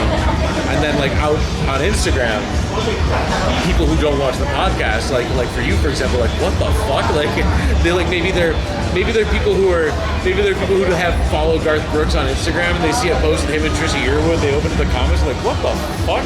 Where are the bodies? Like, what is this hashtag Garth? Where are the bodies? Like, they just start like, what? Huh? Completely confused. And they scroll to the hashtag and find this shit. They're like, what is going on? But it's as far as it goes. It's just like a joke, you know? It's great. It's great. They figured out how social media works to do really dumb shit with it. Yeah, I don't know. Where are the bodies? How long ago did it start? I don't know. It's cool stuff, slick stuff, though. A year or two ago. Like a year or so. 2 years? Something like that. It's just been kind of popping up on and off for a while. And then at one point, one of the correspondents for the podcast did do like a whole full like interview section outside his shows. It was so good, man. Like, just actually interviewing, like, what do you think about the the bodies, you know, the missing people? They're like, well, I had no idea. And some people were like, honestly, I can see it. Yeah, he's seen it. Like, some people were just like, yeah, that doesn't surprise me at all. You know, these celebrity types. It's so funny. Oh, man. There's a lot of characters that they found through that podcast. Robert Paul Champagne. There's just like this crazy guy on YouTube who was doing videos, like he was using it as like a like video dating in the 80s, but he would just make some horrible video in a half poorly lit room where he's like, hey, my name's Robert. I'm looking for really tall guys, whatever. You can come move into my house if you want. I don't care, but you gotta fuck me. I don't care. You can try out, do whatever you want. I don't care. You can piss on me, beat me, whatever, but you gotta fuck me. Move into my house, try it out, whatever. My address is this, blah blah blah blah blah. Here's my phone number. Is this? Just give me a call. Have a talk. We'll talk about it. You can come over, have some food, whatever. I'll cook for you. Doesn't matter. But you gotta fuck me. Like literally, it's just some guy, and he would make a video after video of this. He would just do it for like. There's a lot of strange people on YouTube. But you just do video after video of this shit for months. And then eventually that podcast found it. They started reaching out to him. Doing deep analysis of his videos, checking out the background. What's he got in his house? Like Robert Paul Champagne. He's famous now. He's famous. He had like Dr. Drew interviews and shit. He's actually pretty cool. Robert Paul Champagne. Try it out. Home here now. Pull a man out. I don't know what the fuck he's. Home here now. I remember those days when they would just play that video over and over and over again and try and figure out what the fuck he's saying because he's mumbling like crazy.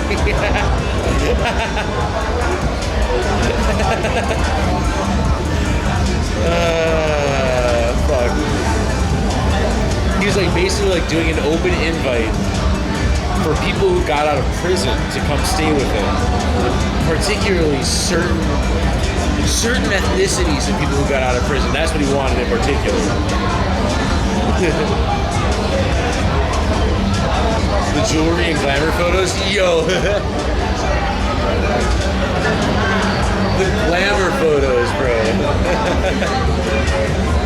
But he's an interesting guy. He does, like, I don't know, man. It's very interesting. Robert Paul Champagne.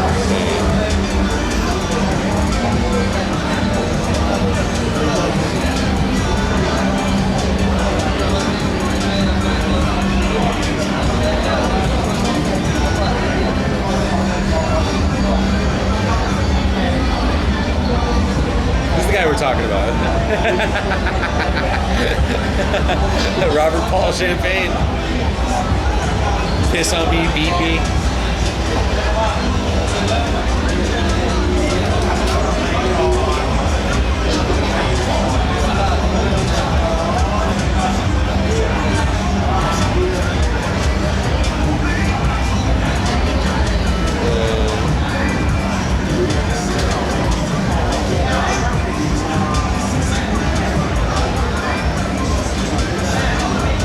Panic at the Disco wrote a song called Robert Paul Champagne. Panic at the Disco wrote a song about him. What the fuck, dude? Oh my god.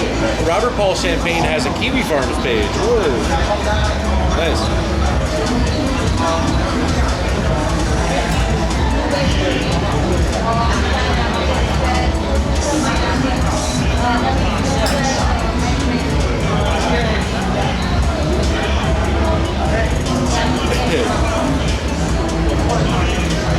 I got the full transcript. Alright, something guys who love to fucking fuck good. If you're a hot guy and want to fuck me at 2395 something something houses apartment 2C blah blah blah 1st Avenue blah blah blah phone number 718 blah blah blah. If you want to move in you can move in, but you gotta fuck me. I need to be fucked a lot, man. Free food, free rent, and everything else, man. Here's the deal, man. Men from jail, homeless, or if you're a thug, if you want to come move in, your friend can move in too, man. Free rent, you get a lease and key. Fuck me, piss on me, beat me. I'm home here now. If you see me and you want to come over today and try it out, man. You're in my building, try it out.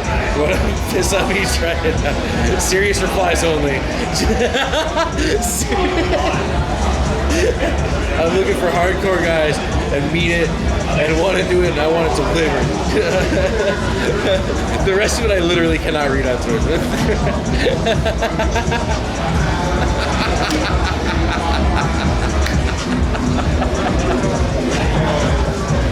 And this is just a YouTube video. And the video is like the angle is just like this. Hey, if you know anybody who wants to fucking fuck good, just send me a message. I'm over at 123 this street. Here's my phone number. Just come over. Just listen. Just you do whatever you want. We gotta fuck me. You can live here if you want. It's literally like this. Like it's completely like these crazy angles in like a poorly lit room. It's so fucking good. But it's not just one video. He's done a lot of them over and over. I'm so glad Kiwi Farms is back, by the way. Fucking hell. Oh, I see. They're on a new URL. They were not going down forever. I remember when they were like, the people were like parading around like, we took down Kiwi Farms. In like 2 days, they were up again at another place. Like, you just took them down from a hosting service. Like, it will get hosted somewhere where people don't care. So, the Chris Chan section is still there. It's very important. And the Wikipedia.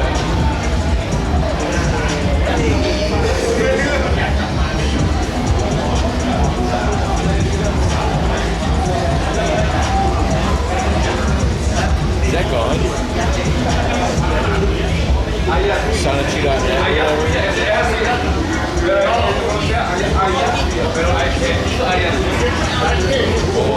Sonichu.com. See, the thing is, when they took down Kiwi Farms because of a particular streamer, I think it was her name Keffels? She was a target on that website. Oh yeah. But the thing is, Kiwi Farms is a lot of things. There's a lot of things, and some places they can go a little bit weird. But it's also the same place that hosts Sonichu.com, which is an entire Wikipedia dedicated to Chris Chan. It's an entire Wikipedia, man. It's got a shitload of pages. It's crazy. But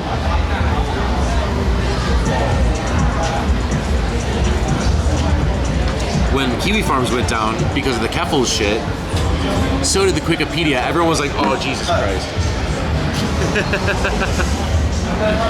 You know what's funny about Kiwi Farms? They portrayed Null as like this horrible figure and stuff like that, and he's probably not a great guy, that's for sure. But towards the end of his dealings with Chris Chan, he was the person who was keeping trolls from contacting the people that were listed on the website. He was keeping them from being doxxed. He was keeping Chris Chan. He was like, he had all of Chris Chan's email passwords and shit like that. Chris Chan gave him all the passwords and everything to stop him because Chris Chan has no ability to discern whether someone's a troll or not. He's very bad at it.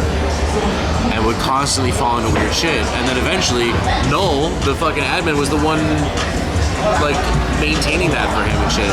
It's crazy, like Kiwi Farms blew up. It was literally just a place just for, well, okay, so it started as the Quickie, all right, and then there was the Quickie forums. The Quickie was the Chris Chan wiki, and then Quickie forums became really big, and they decided that they wanted to expand it to not just be about Chris Chan, and Quickie forums became Kiwi Farms because of how some lolcows with speech impediments would talk about Quickie forums because they would hate it and get mad, and they would say it so fast it sounded like they were saying Kiwi Farms, and then they're like, oh, let's just call it Kiwi Farms. And then KiwiFarms.net was born. It all came out of Chris Chan. Yeah, I don't know. Kiwi Farms is like, it's like a lot of places. It's like Twitter. It's good and evil. It's good and evil. It's just got people on it who do shitty things. But, bro, so does Twitter, you know? It doesn't mean Twitter is evil, right?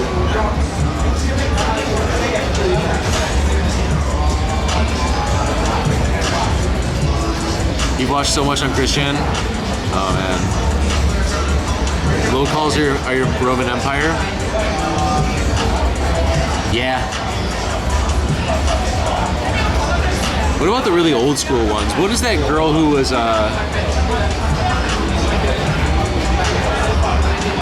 she made a bunch of lies about herself, saying that she was born because her mother had an affair with a Japanese businessman and she's half Japanese and she's going to be a pop idol and all this other stuff. something Fairy or something. What was her name? What was her name?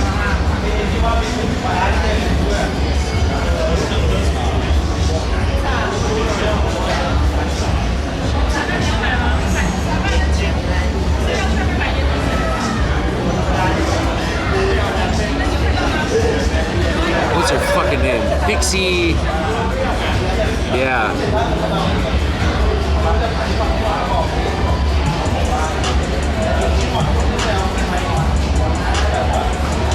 Pixie Terry.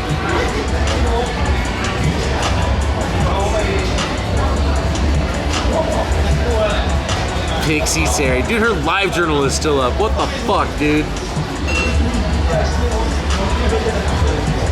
I just want people to see who I am. Sarah Chan's blog. 2013. Wow.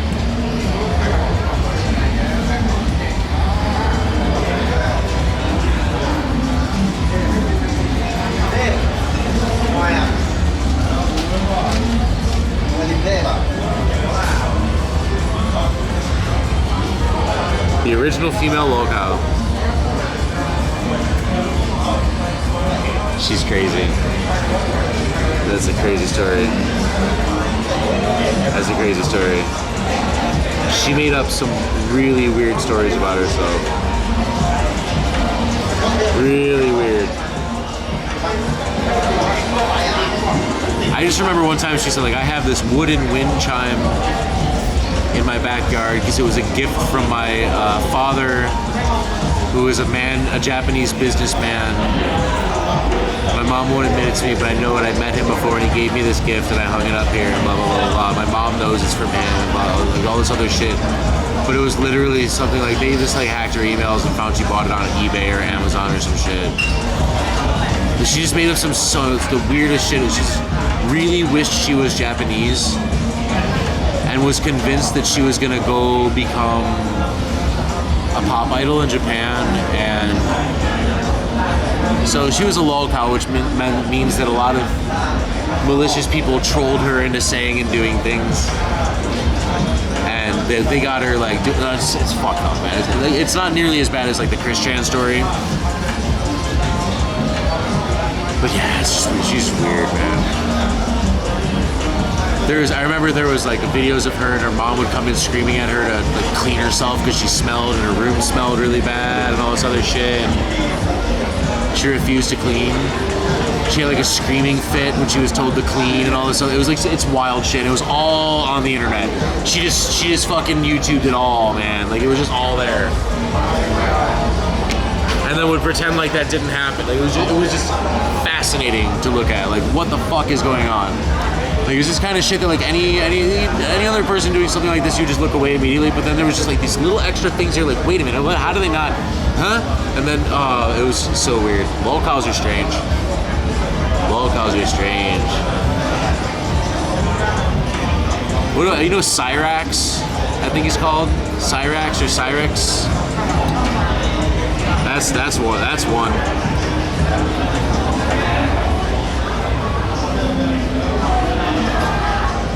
This guy, oh my god. Him and a bunch of other people that are kind of like this, they're famous for like ripping each other off on like DJ music that they make or something. Ripping off each other's beats and weird shit like this. I don't know. Cyrax.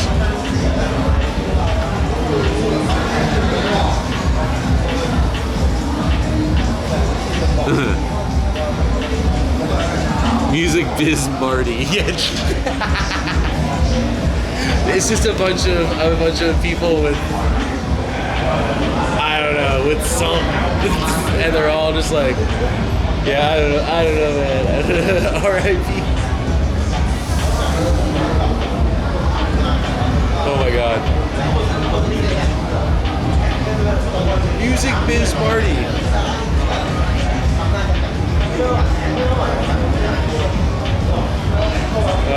It's like a bunch of guys stealing each other's beats of music you will never listen to, you will never care about, you know? But then it's just like trolls would pretend to be like, oh, just like with Chris Chan and Sonichu, they would be like make fake material and show like, oh man, Sonichu merchandise is selling really well in Europe through Jack Thaddeus. And he would freak out like, whoa, everyone stop buying Sonichu merchandise. It is not real merchandise. It's not approved. Stop buying it. There was no merchandise. But he would believe it. He would do the same shit to Cyrax with his music. Like, yeah, they're touring with your sets, bro. Check it out. Here's fucking these guys in Japan rocking your music and saying it's theirs. And then get them the fucking write letters and get mad and shit. It's wild. It's wild. Hey, Simmer.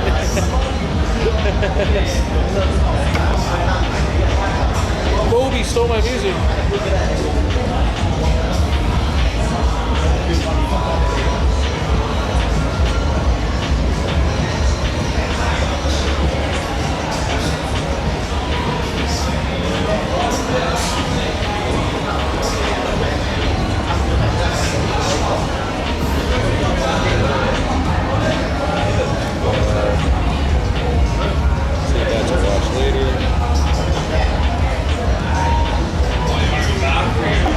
The lore for these people is absolutely bonkers. Yeah, Chris Chandler is the best one.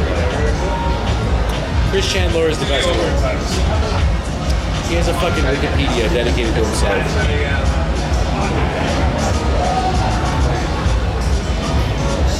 Wikipedia itself knows about him very well, but they refuse to list him. He's tried to make a page for himself several times. He tried to make a page for himself several fucking times, and they take it down.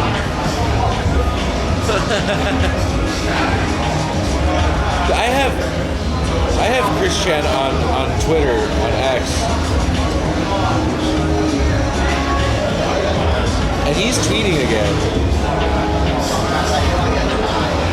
Jesus Christ Chan Sonichu CPU Blueheart has tweeted as recently as 5 days ago.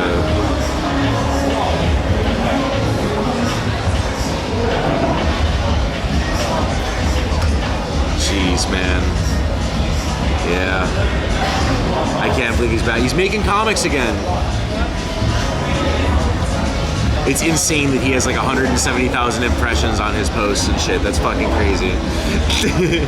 Chris Chan, man. Holy shit, man. He's live streaming. YouTube live streams.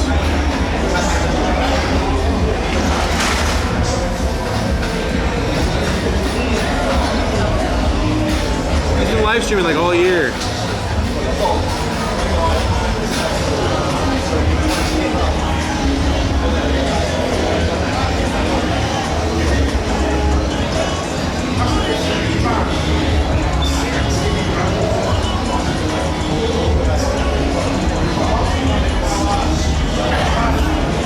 What came up? I don't know. Probably nothing.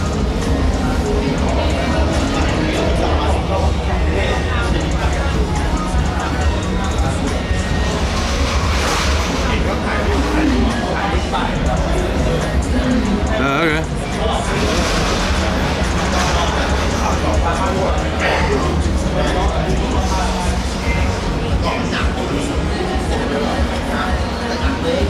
Oh, I found it. Yeah, I see it.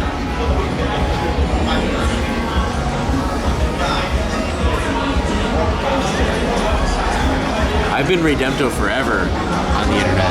Yeah.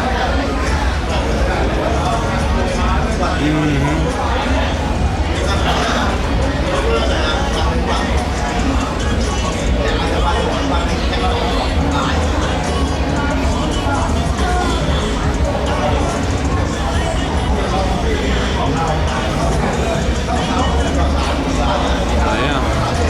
The Redempto lore. Not that much though. It's not that much. I wasn't really an active like poster place, just a couple places.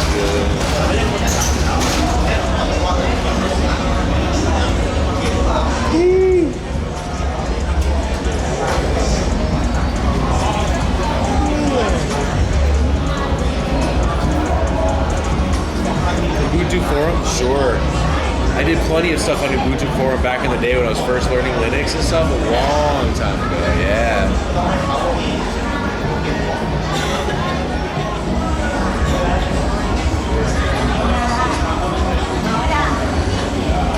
Ubuntu forum is great. I use it a lot. I learned so much from them.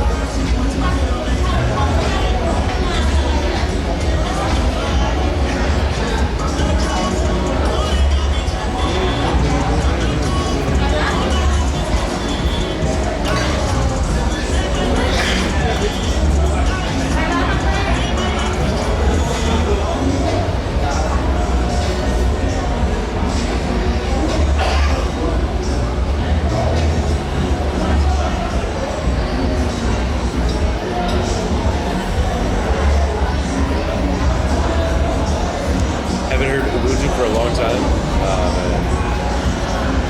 It was the only distro you installed? When did you do it? I hated when Ubuntu moved to that fucking Unity desktop. Terrible. Changed everything for me. It was optimized for touchscreens. Reminded me like what Windows 8 was trying to do or whatever it was. Yeah. It was no good. 10 years ago. It's about Windows 8 time. It's about Unity desktop time. It's about then, yeah. Maybe a little earlier. It was already then. Yeah, I mean, Ubuntu used to use the GNOME desktop by default. You used to have a package with that. You can still put it on there, but you have to like undo Unity and install a different desktop handler, I guess. GNOME is more like a Windows desktop and shit, you know? And then Unity was like some fucking touchpad shit. It's terrible. It was terrible. From that point forward, I went to different distributions that still used Debian, so the terminal was the same, but they had a better flavor of desktop, you know? 24.4. Oh, they changed away from Unity? Okay. Okay. Let's see.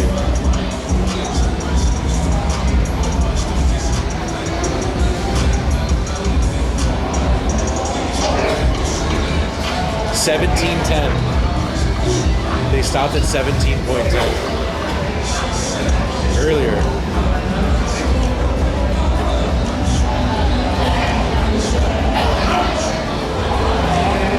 Used it for a while. Used it for a while.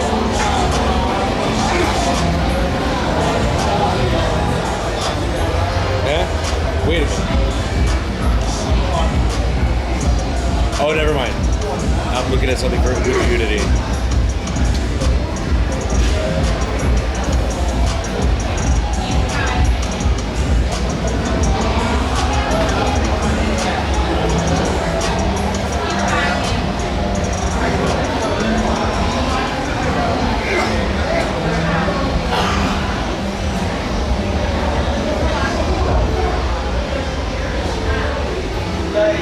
Looks like they use GNOME again.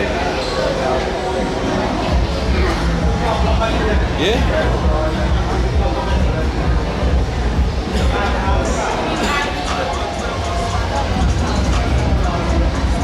Yep.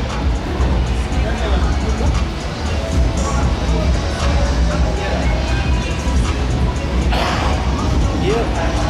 They went back to GNOME. A sign that vomiting is not allowed. Yes, it's because it's not allowed. You can't vomit. Bro, if you vomit, you're in trouble. Naughty, naughty.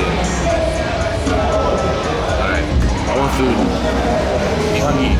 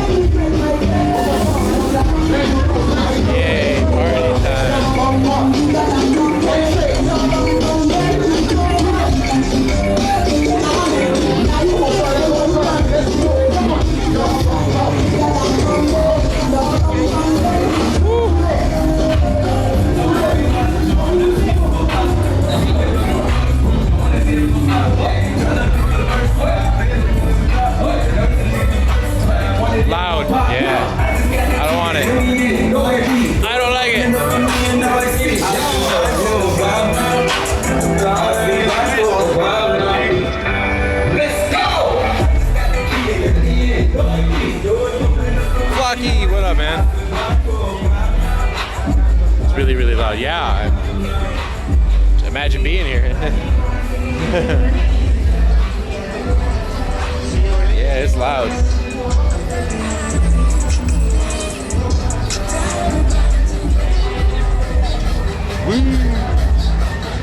Weed, motherfucker. Meow, meow, meow, meow, meow.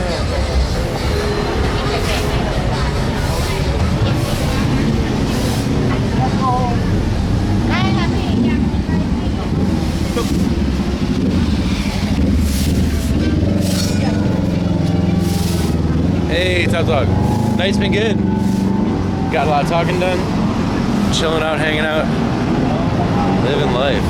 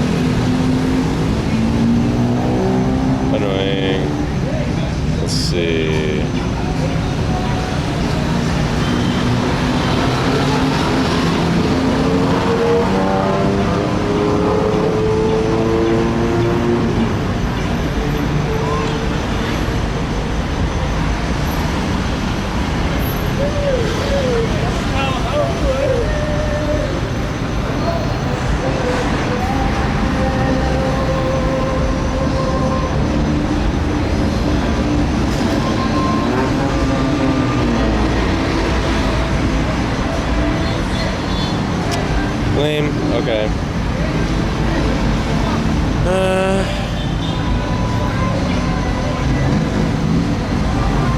If Apple Maps doesn't understand how addresses work in a place, it just doesn't. You don't get anything. You can't even pick a point. You have to like just. It's so weird, man.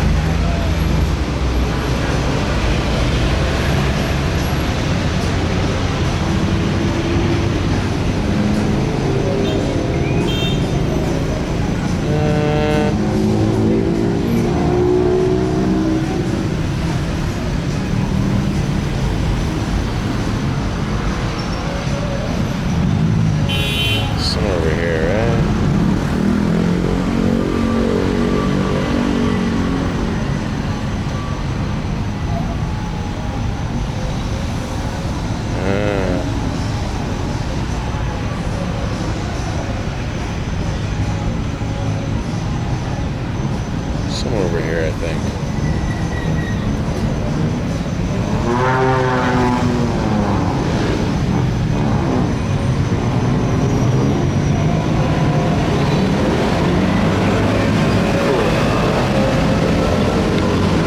Google Maps is pretty bad with Thai addresses too.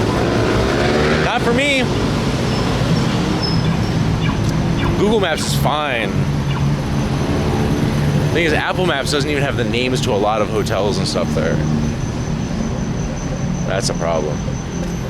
But anyway, I know where it is on the map, so I just like made a map point and then set directions to it, you know.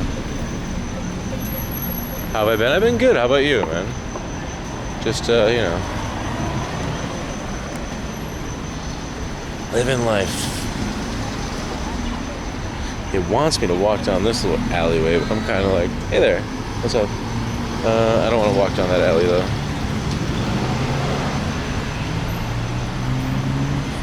Hey Ken. It's like Walmart not having Apple Pay. It's like me almost clocking myself in the head with that umbrella thing. But then I didn't. Hell yeah. Hell yeah.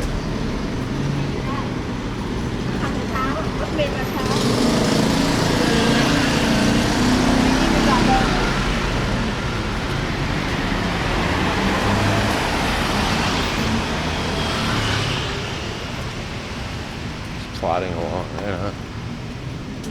Me too, here I go. Less than 2 weeks left and I go back to Amsterdam. It's gonna be interesting. 6 months away from home, then come back. I don't even recognize him. Oh my God. Tony Balboa, is that you? Time has ravaged your once youthful face.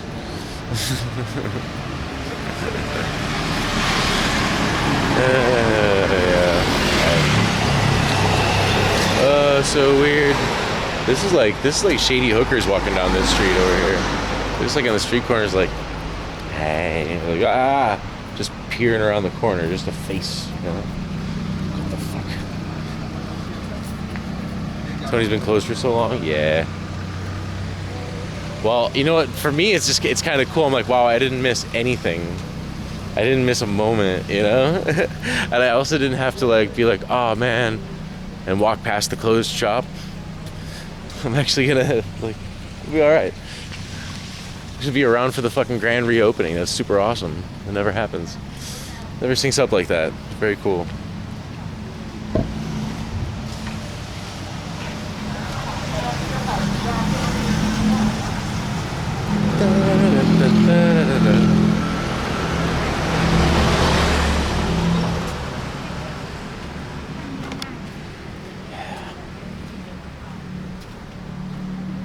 They closed really not that long after I left too, right? Like after New Year or something like that? January they started it? Something like that. Damn. Can't wait to see it happen, man. Onder het dak, ik draai iets lekkers. Meow, meow, meow, meow, meow, meow, meow, meow. Capocos, thank you. Carpocos gifted a tier 1 sub to Top Dog 45644. They have given 237 gift subs in the channel. That's what's up. There's a cat.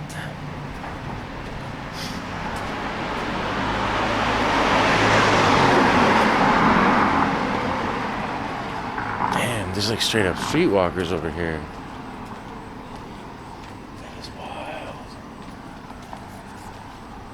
Now this isn't even on any particularly like party street. It's just, huh?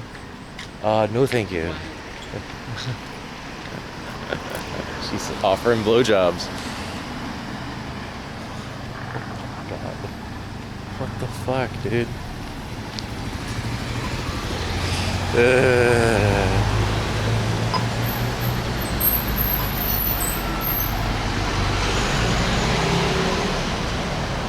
Man.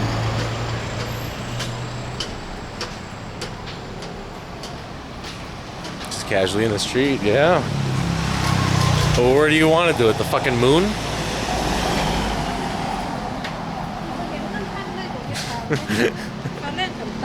Actually, yes.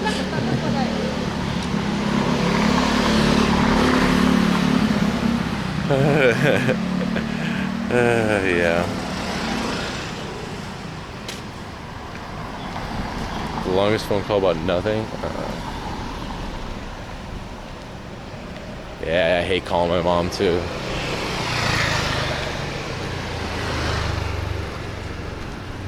I'm quick today. I'm quick today. Ooh.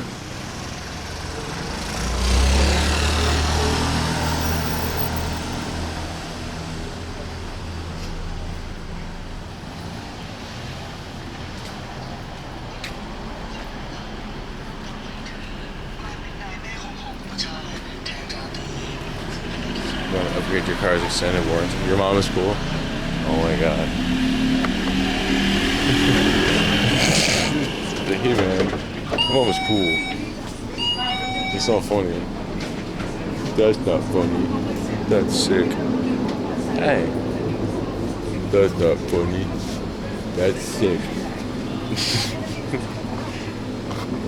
One more. That's not funny. That's sick.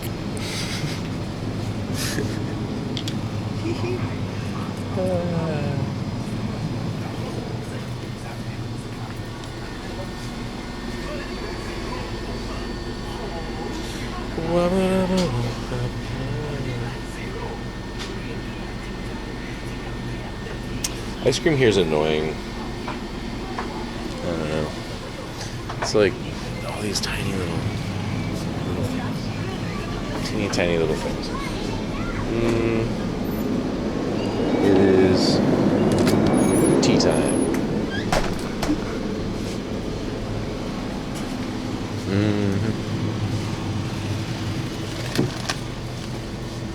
Excuse me. Sorry.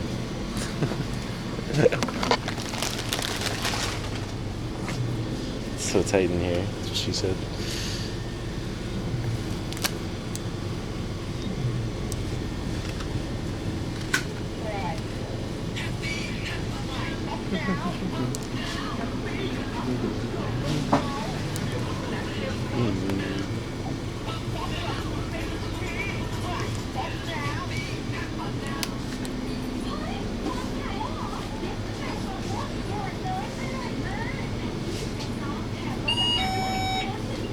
Became the RA Storytime guy? What? What does that mean? What? What does that mean, bro? Wiener. Oh, wow.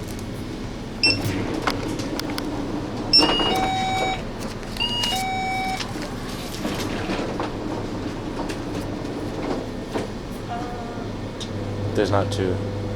Or, okay. Where are they?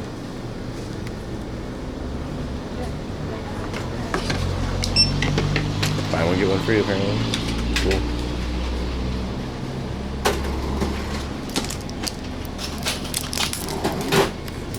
Thanks.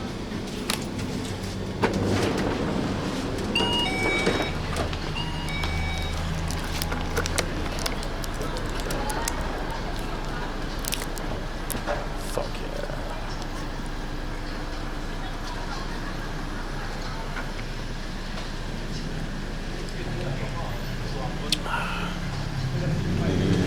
Okay.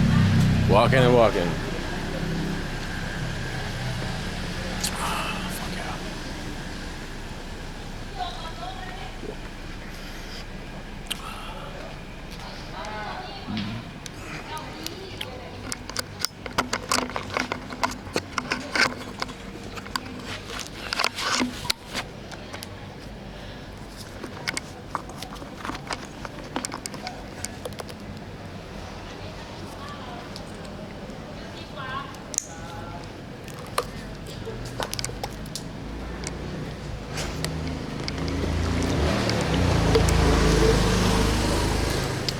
Camera's noisy now.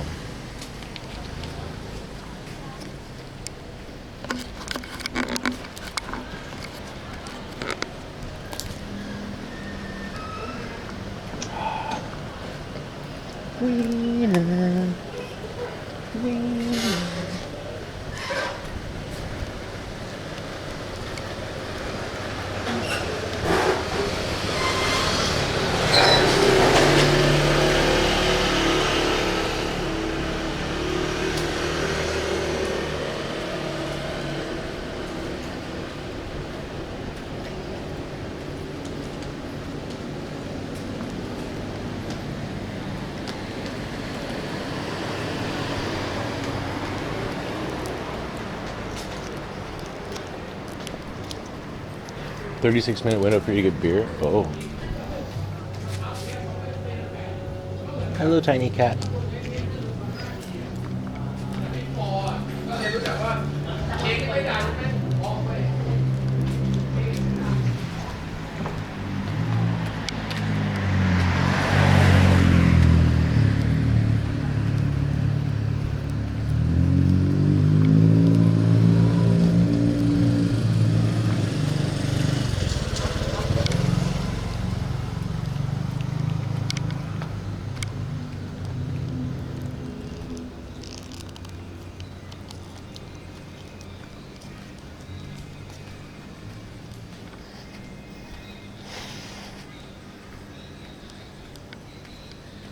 This is chill.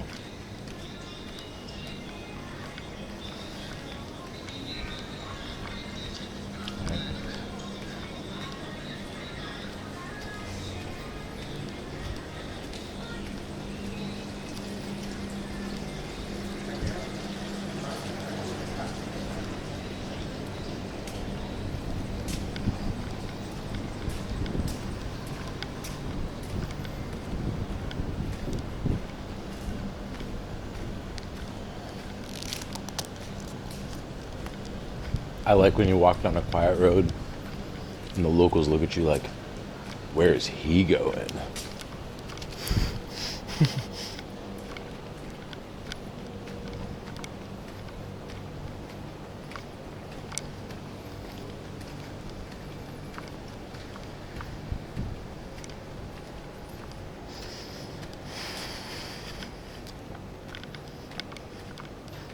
And their eyes just follow you the whole time. You're going like,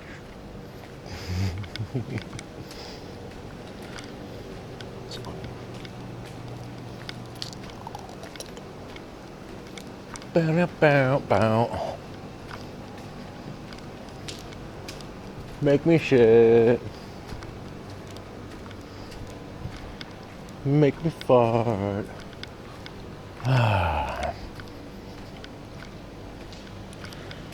Tracking me, yeah. For sudden movements, you know.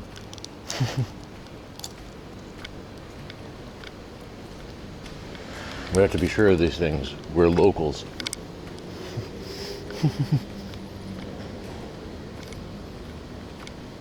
What car was that?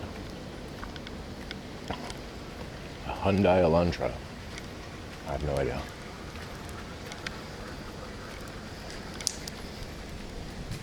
A Chevy McBuick.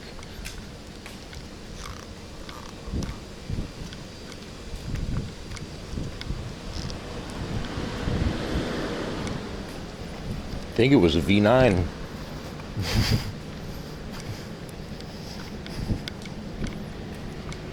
Yep.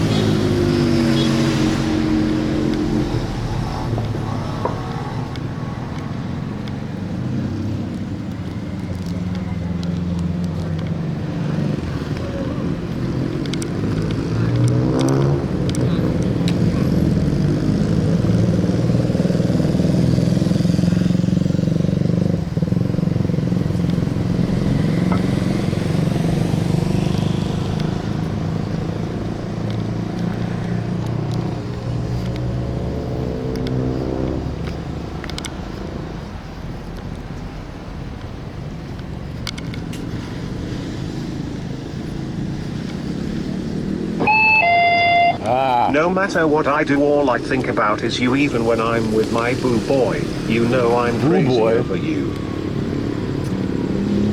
All right. Thank you.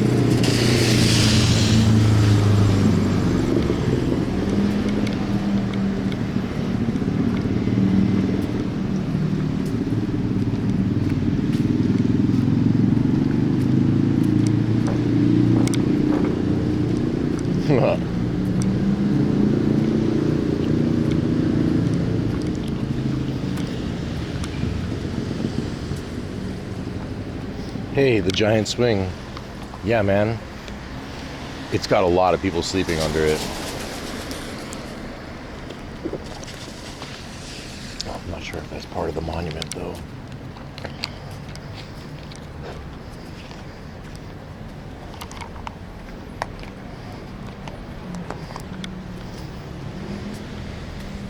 Don't look up.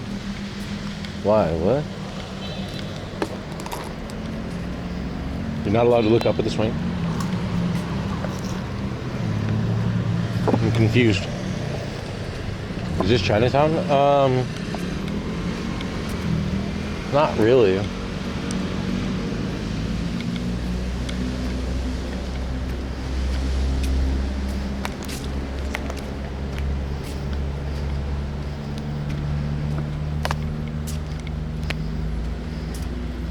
Cool death from swing it, huh?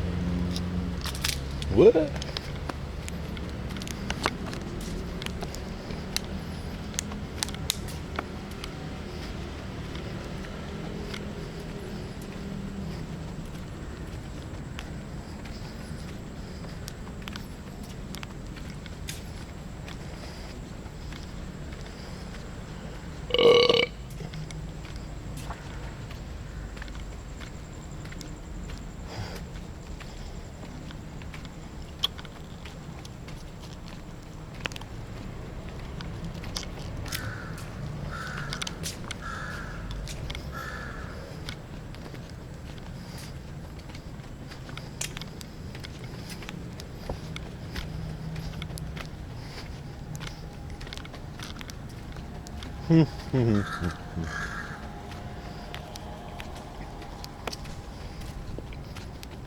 This used for celebration by people, and there's people die every time. Oh.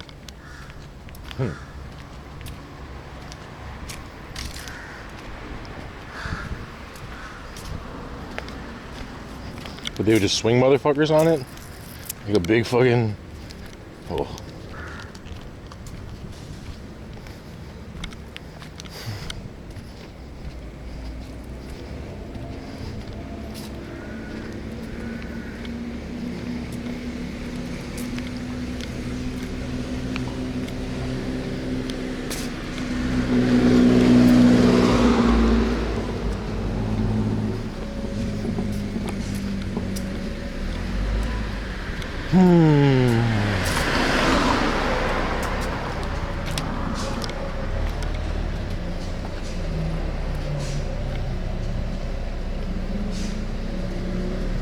Hell, don't say it to my channel, please. Because what goes on my overlays and in my chat is my responsibility. Careful, man.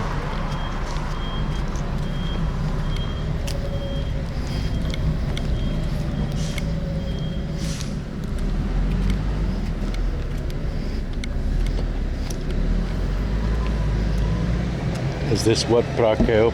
Oh, this is what are you saying about the king in my stream?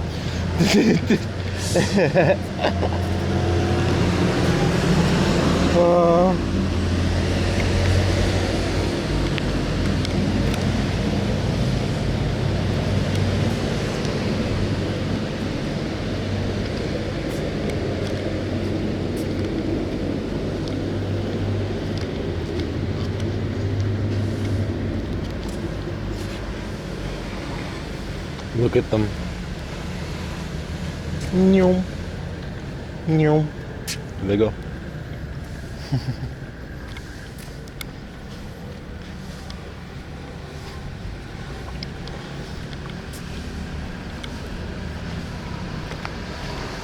Look at them all. Oh, they're so cute. They're catching bugs.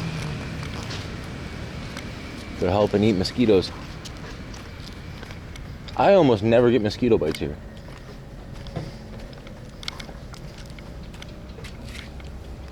There's another one. Oh, there he goes.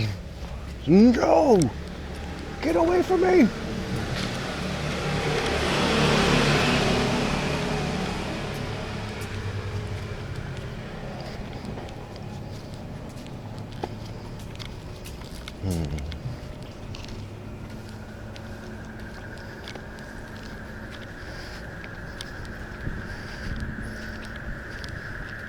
You haven't noticed a lot of mosquitoes recently? No, but I've noticed a lot of lizards. And bats.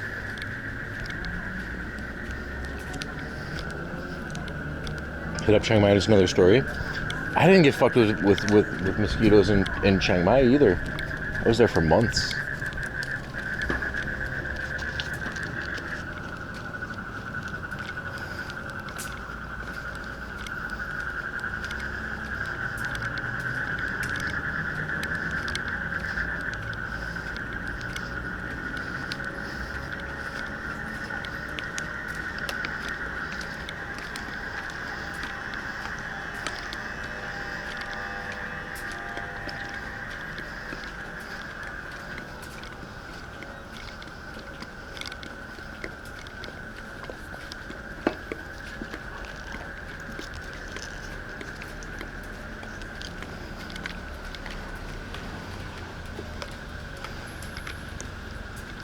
Two cats.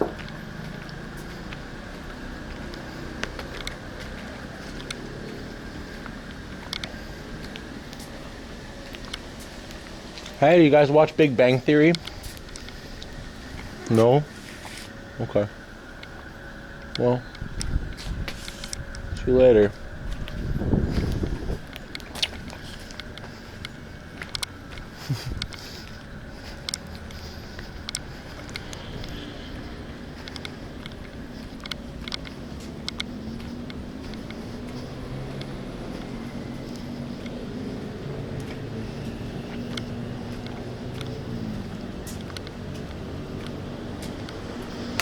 Orange babies. Yeah.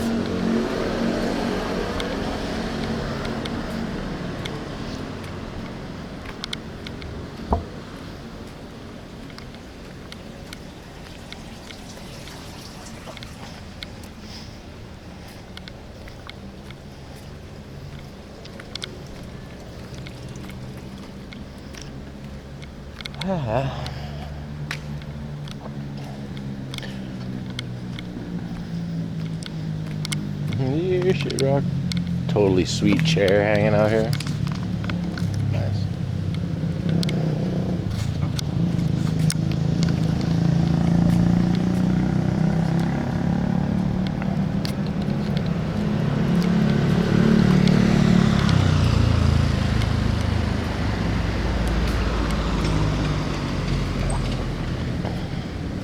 Across the street. Ooh.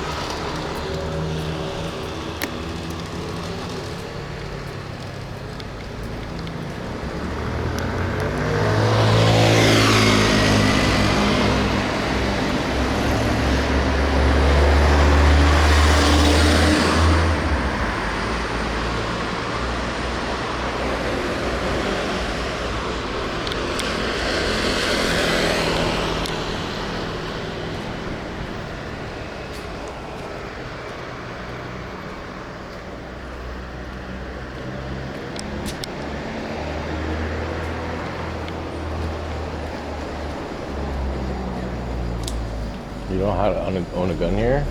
I think you just buy one. Step 1, buy one. Step 2, don't tell the cops.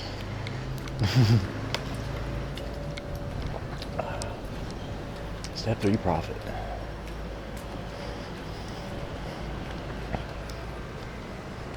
It's legal if you're Thai? Fuck yeah. Fuck yeah, it is.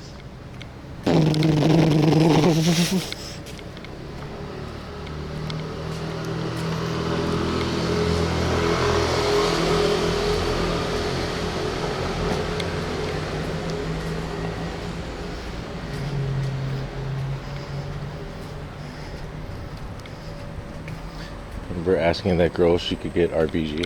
Yeah, that was like a week ago. It'd be weird if I didn't remember it.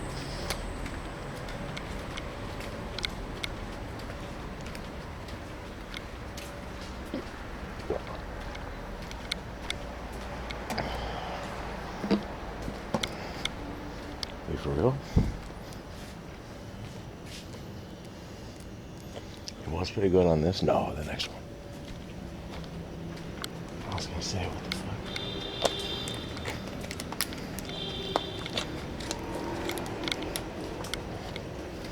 That guy's hiding his boner.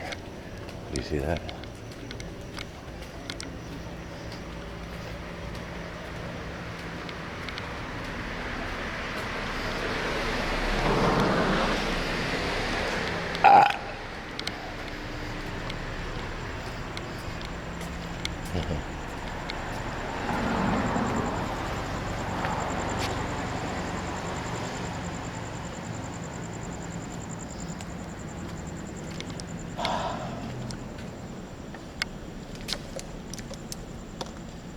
Hold the door. Can't even litter properly.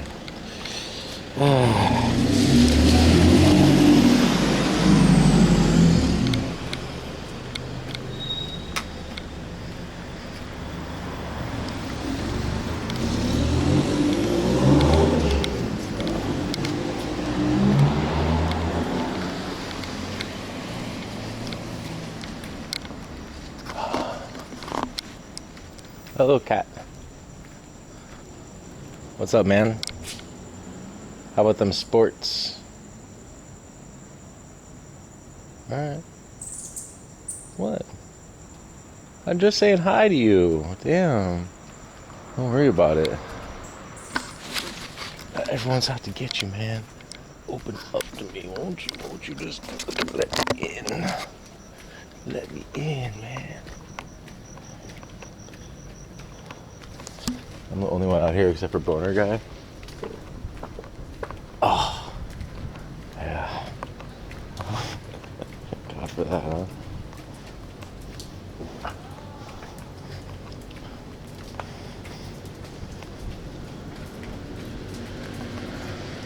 Whoa. What the fuck is this doing here?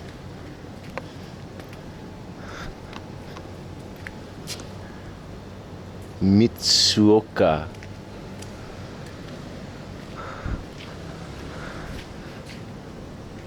Fucking Bruce Wayne parked up here? What the hell is going on? Jesus. The whited out license plates too? This is fucking wild, man. Look at this thing.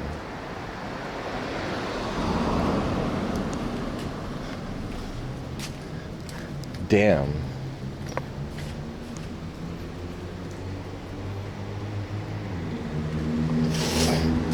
All right.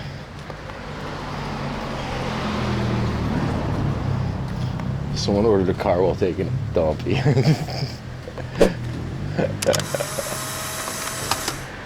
true. That was cool, man.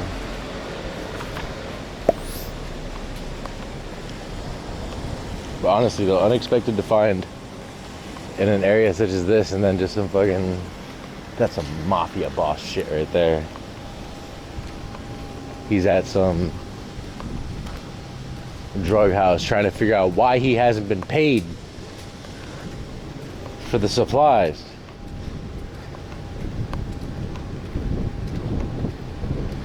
'68 Mitsuoka.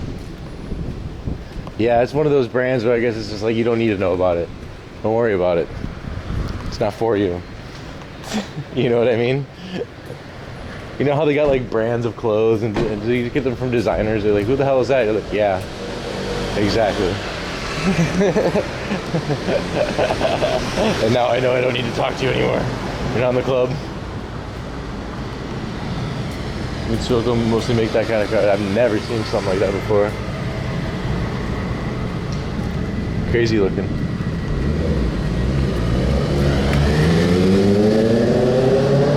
It's for rich people. Yeah.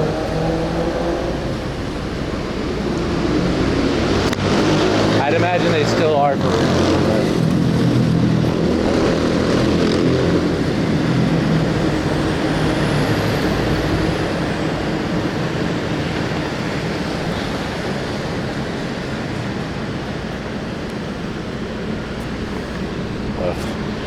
I need to get over there.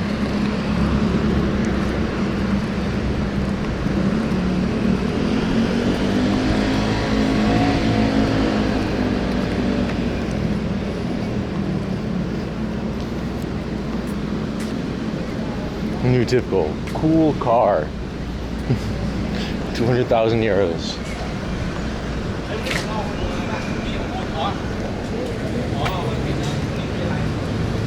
Kanta, huh?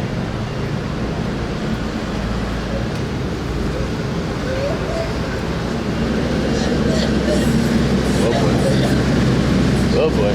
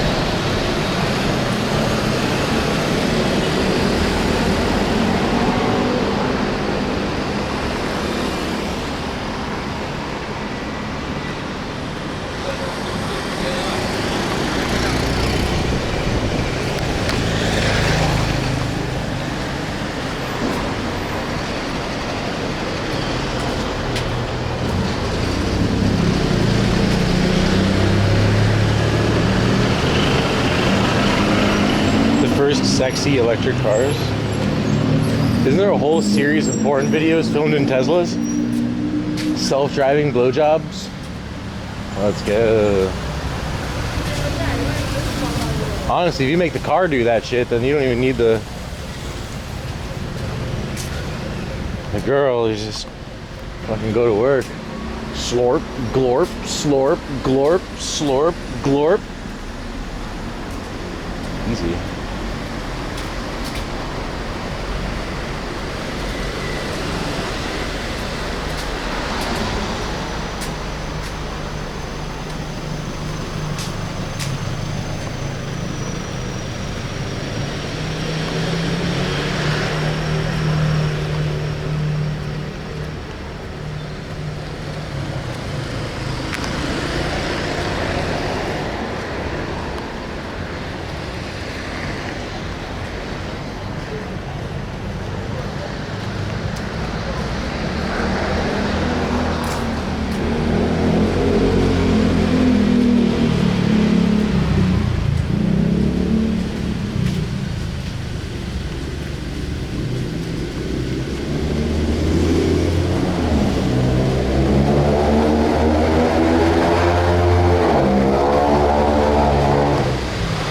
Huge iPad for porn. Yeah, dude.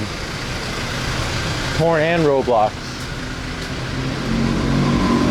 The holy combo. The chaotic combo.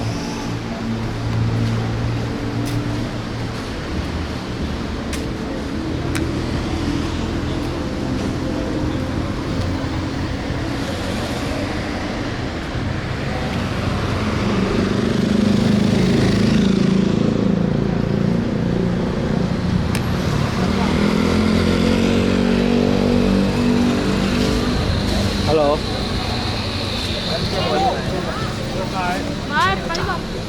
Okay. Fuck, man.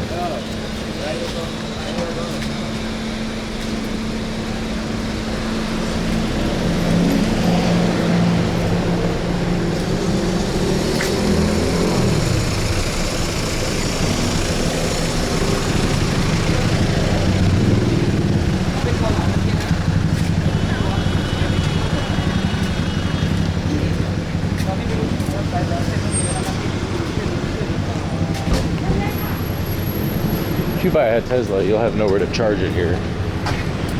You better bring a power bank.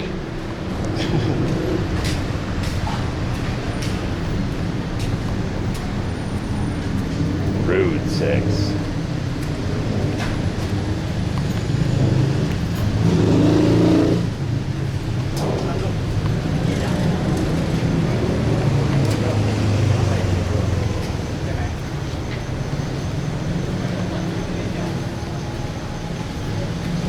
There's a lot of charges in Bangkok. Really? I've never seen one, and I've actually never seen a Tesla driving around either. Not one. Not a single Tesla.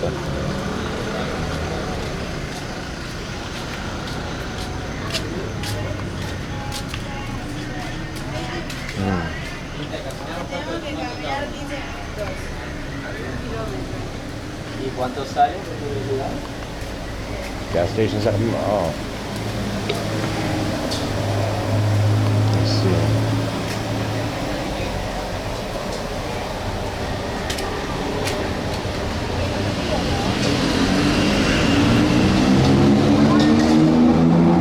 MG, I've seen a lot of those, yeah.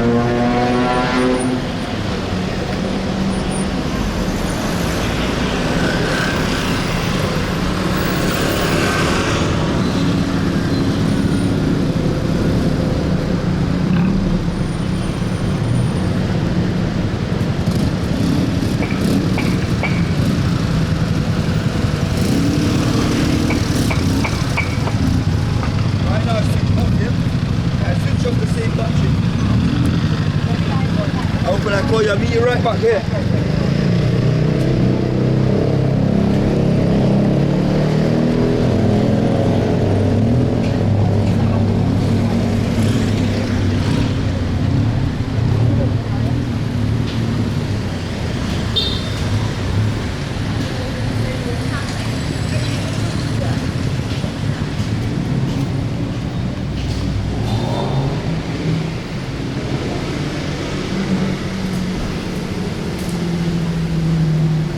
No moo crab. Well, fuck. I mean, it is 1 in the morning. The food over here is supposed to have a little earlier. 7, 6, that kind of shit.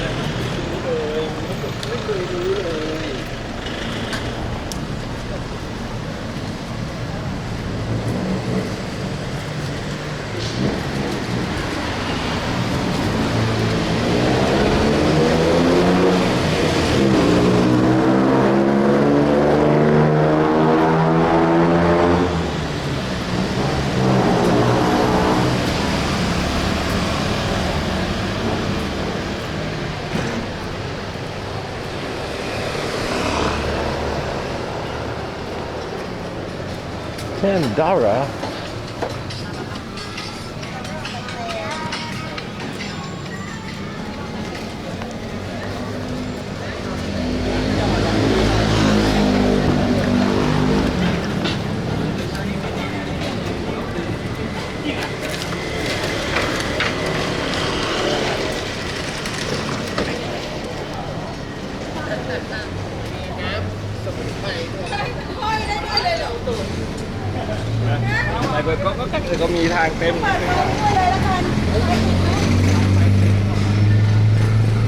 Well, in the West, a kilo for any meat, $10 is extremely cheap.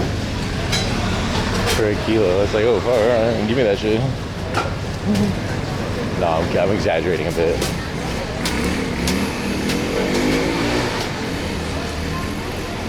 Mm-hmm. 90 baht for 100 grams.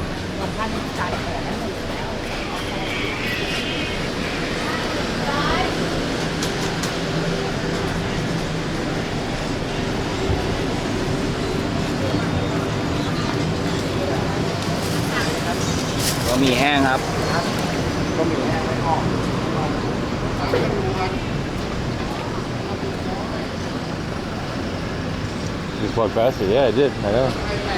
I know. I sure did.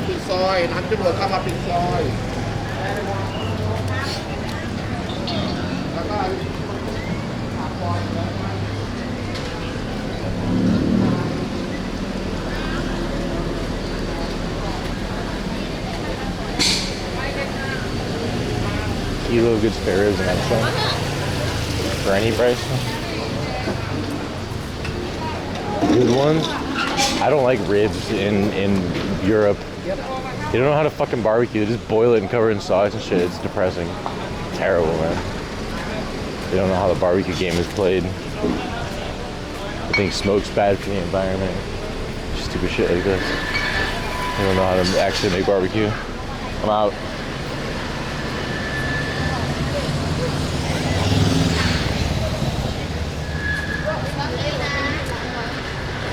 You haven't found good ribs in Thailand yet? Ooh.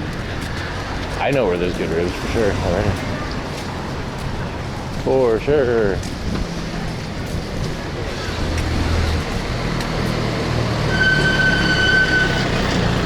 Smoking pug for one, yeah. Those people ain't doing it right. No. No.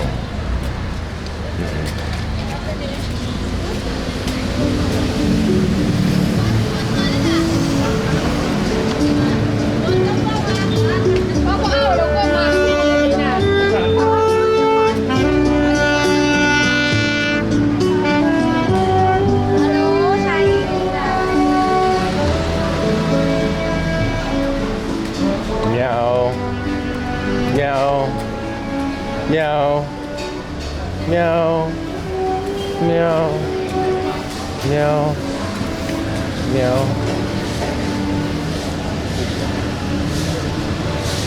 Something like that, Capo Coast. I don't remember. I don't remember where I was last birthday. I don't where I remember where I was most birthdays.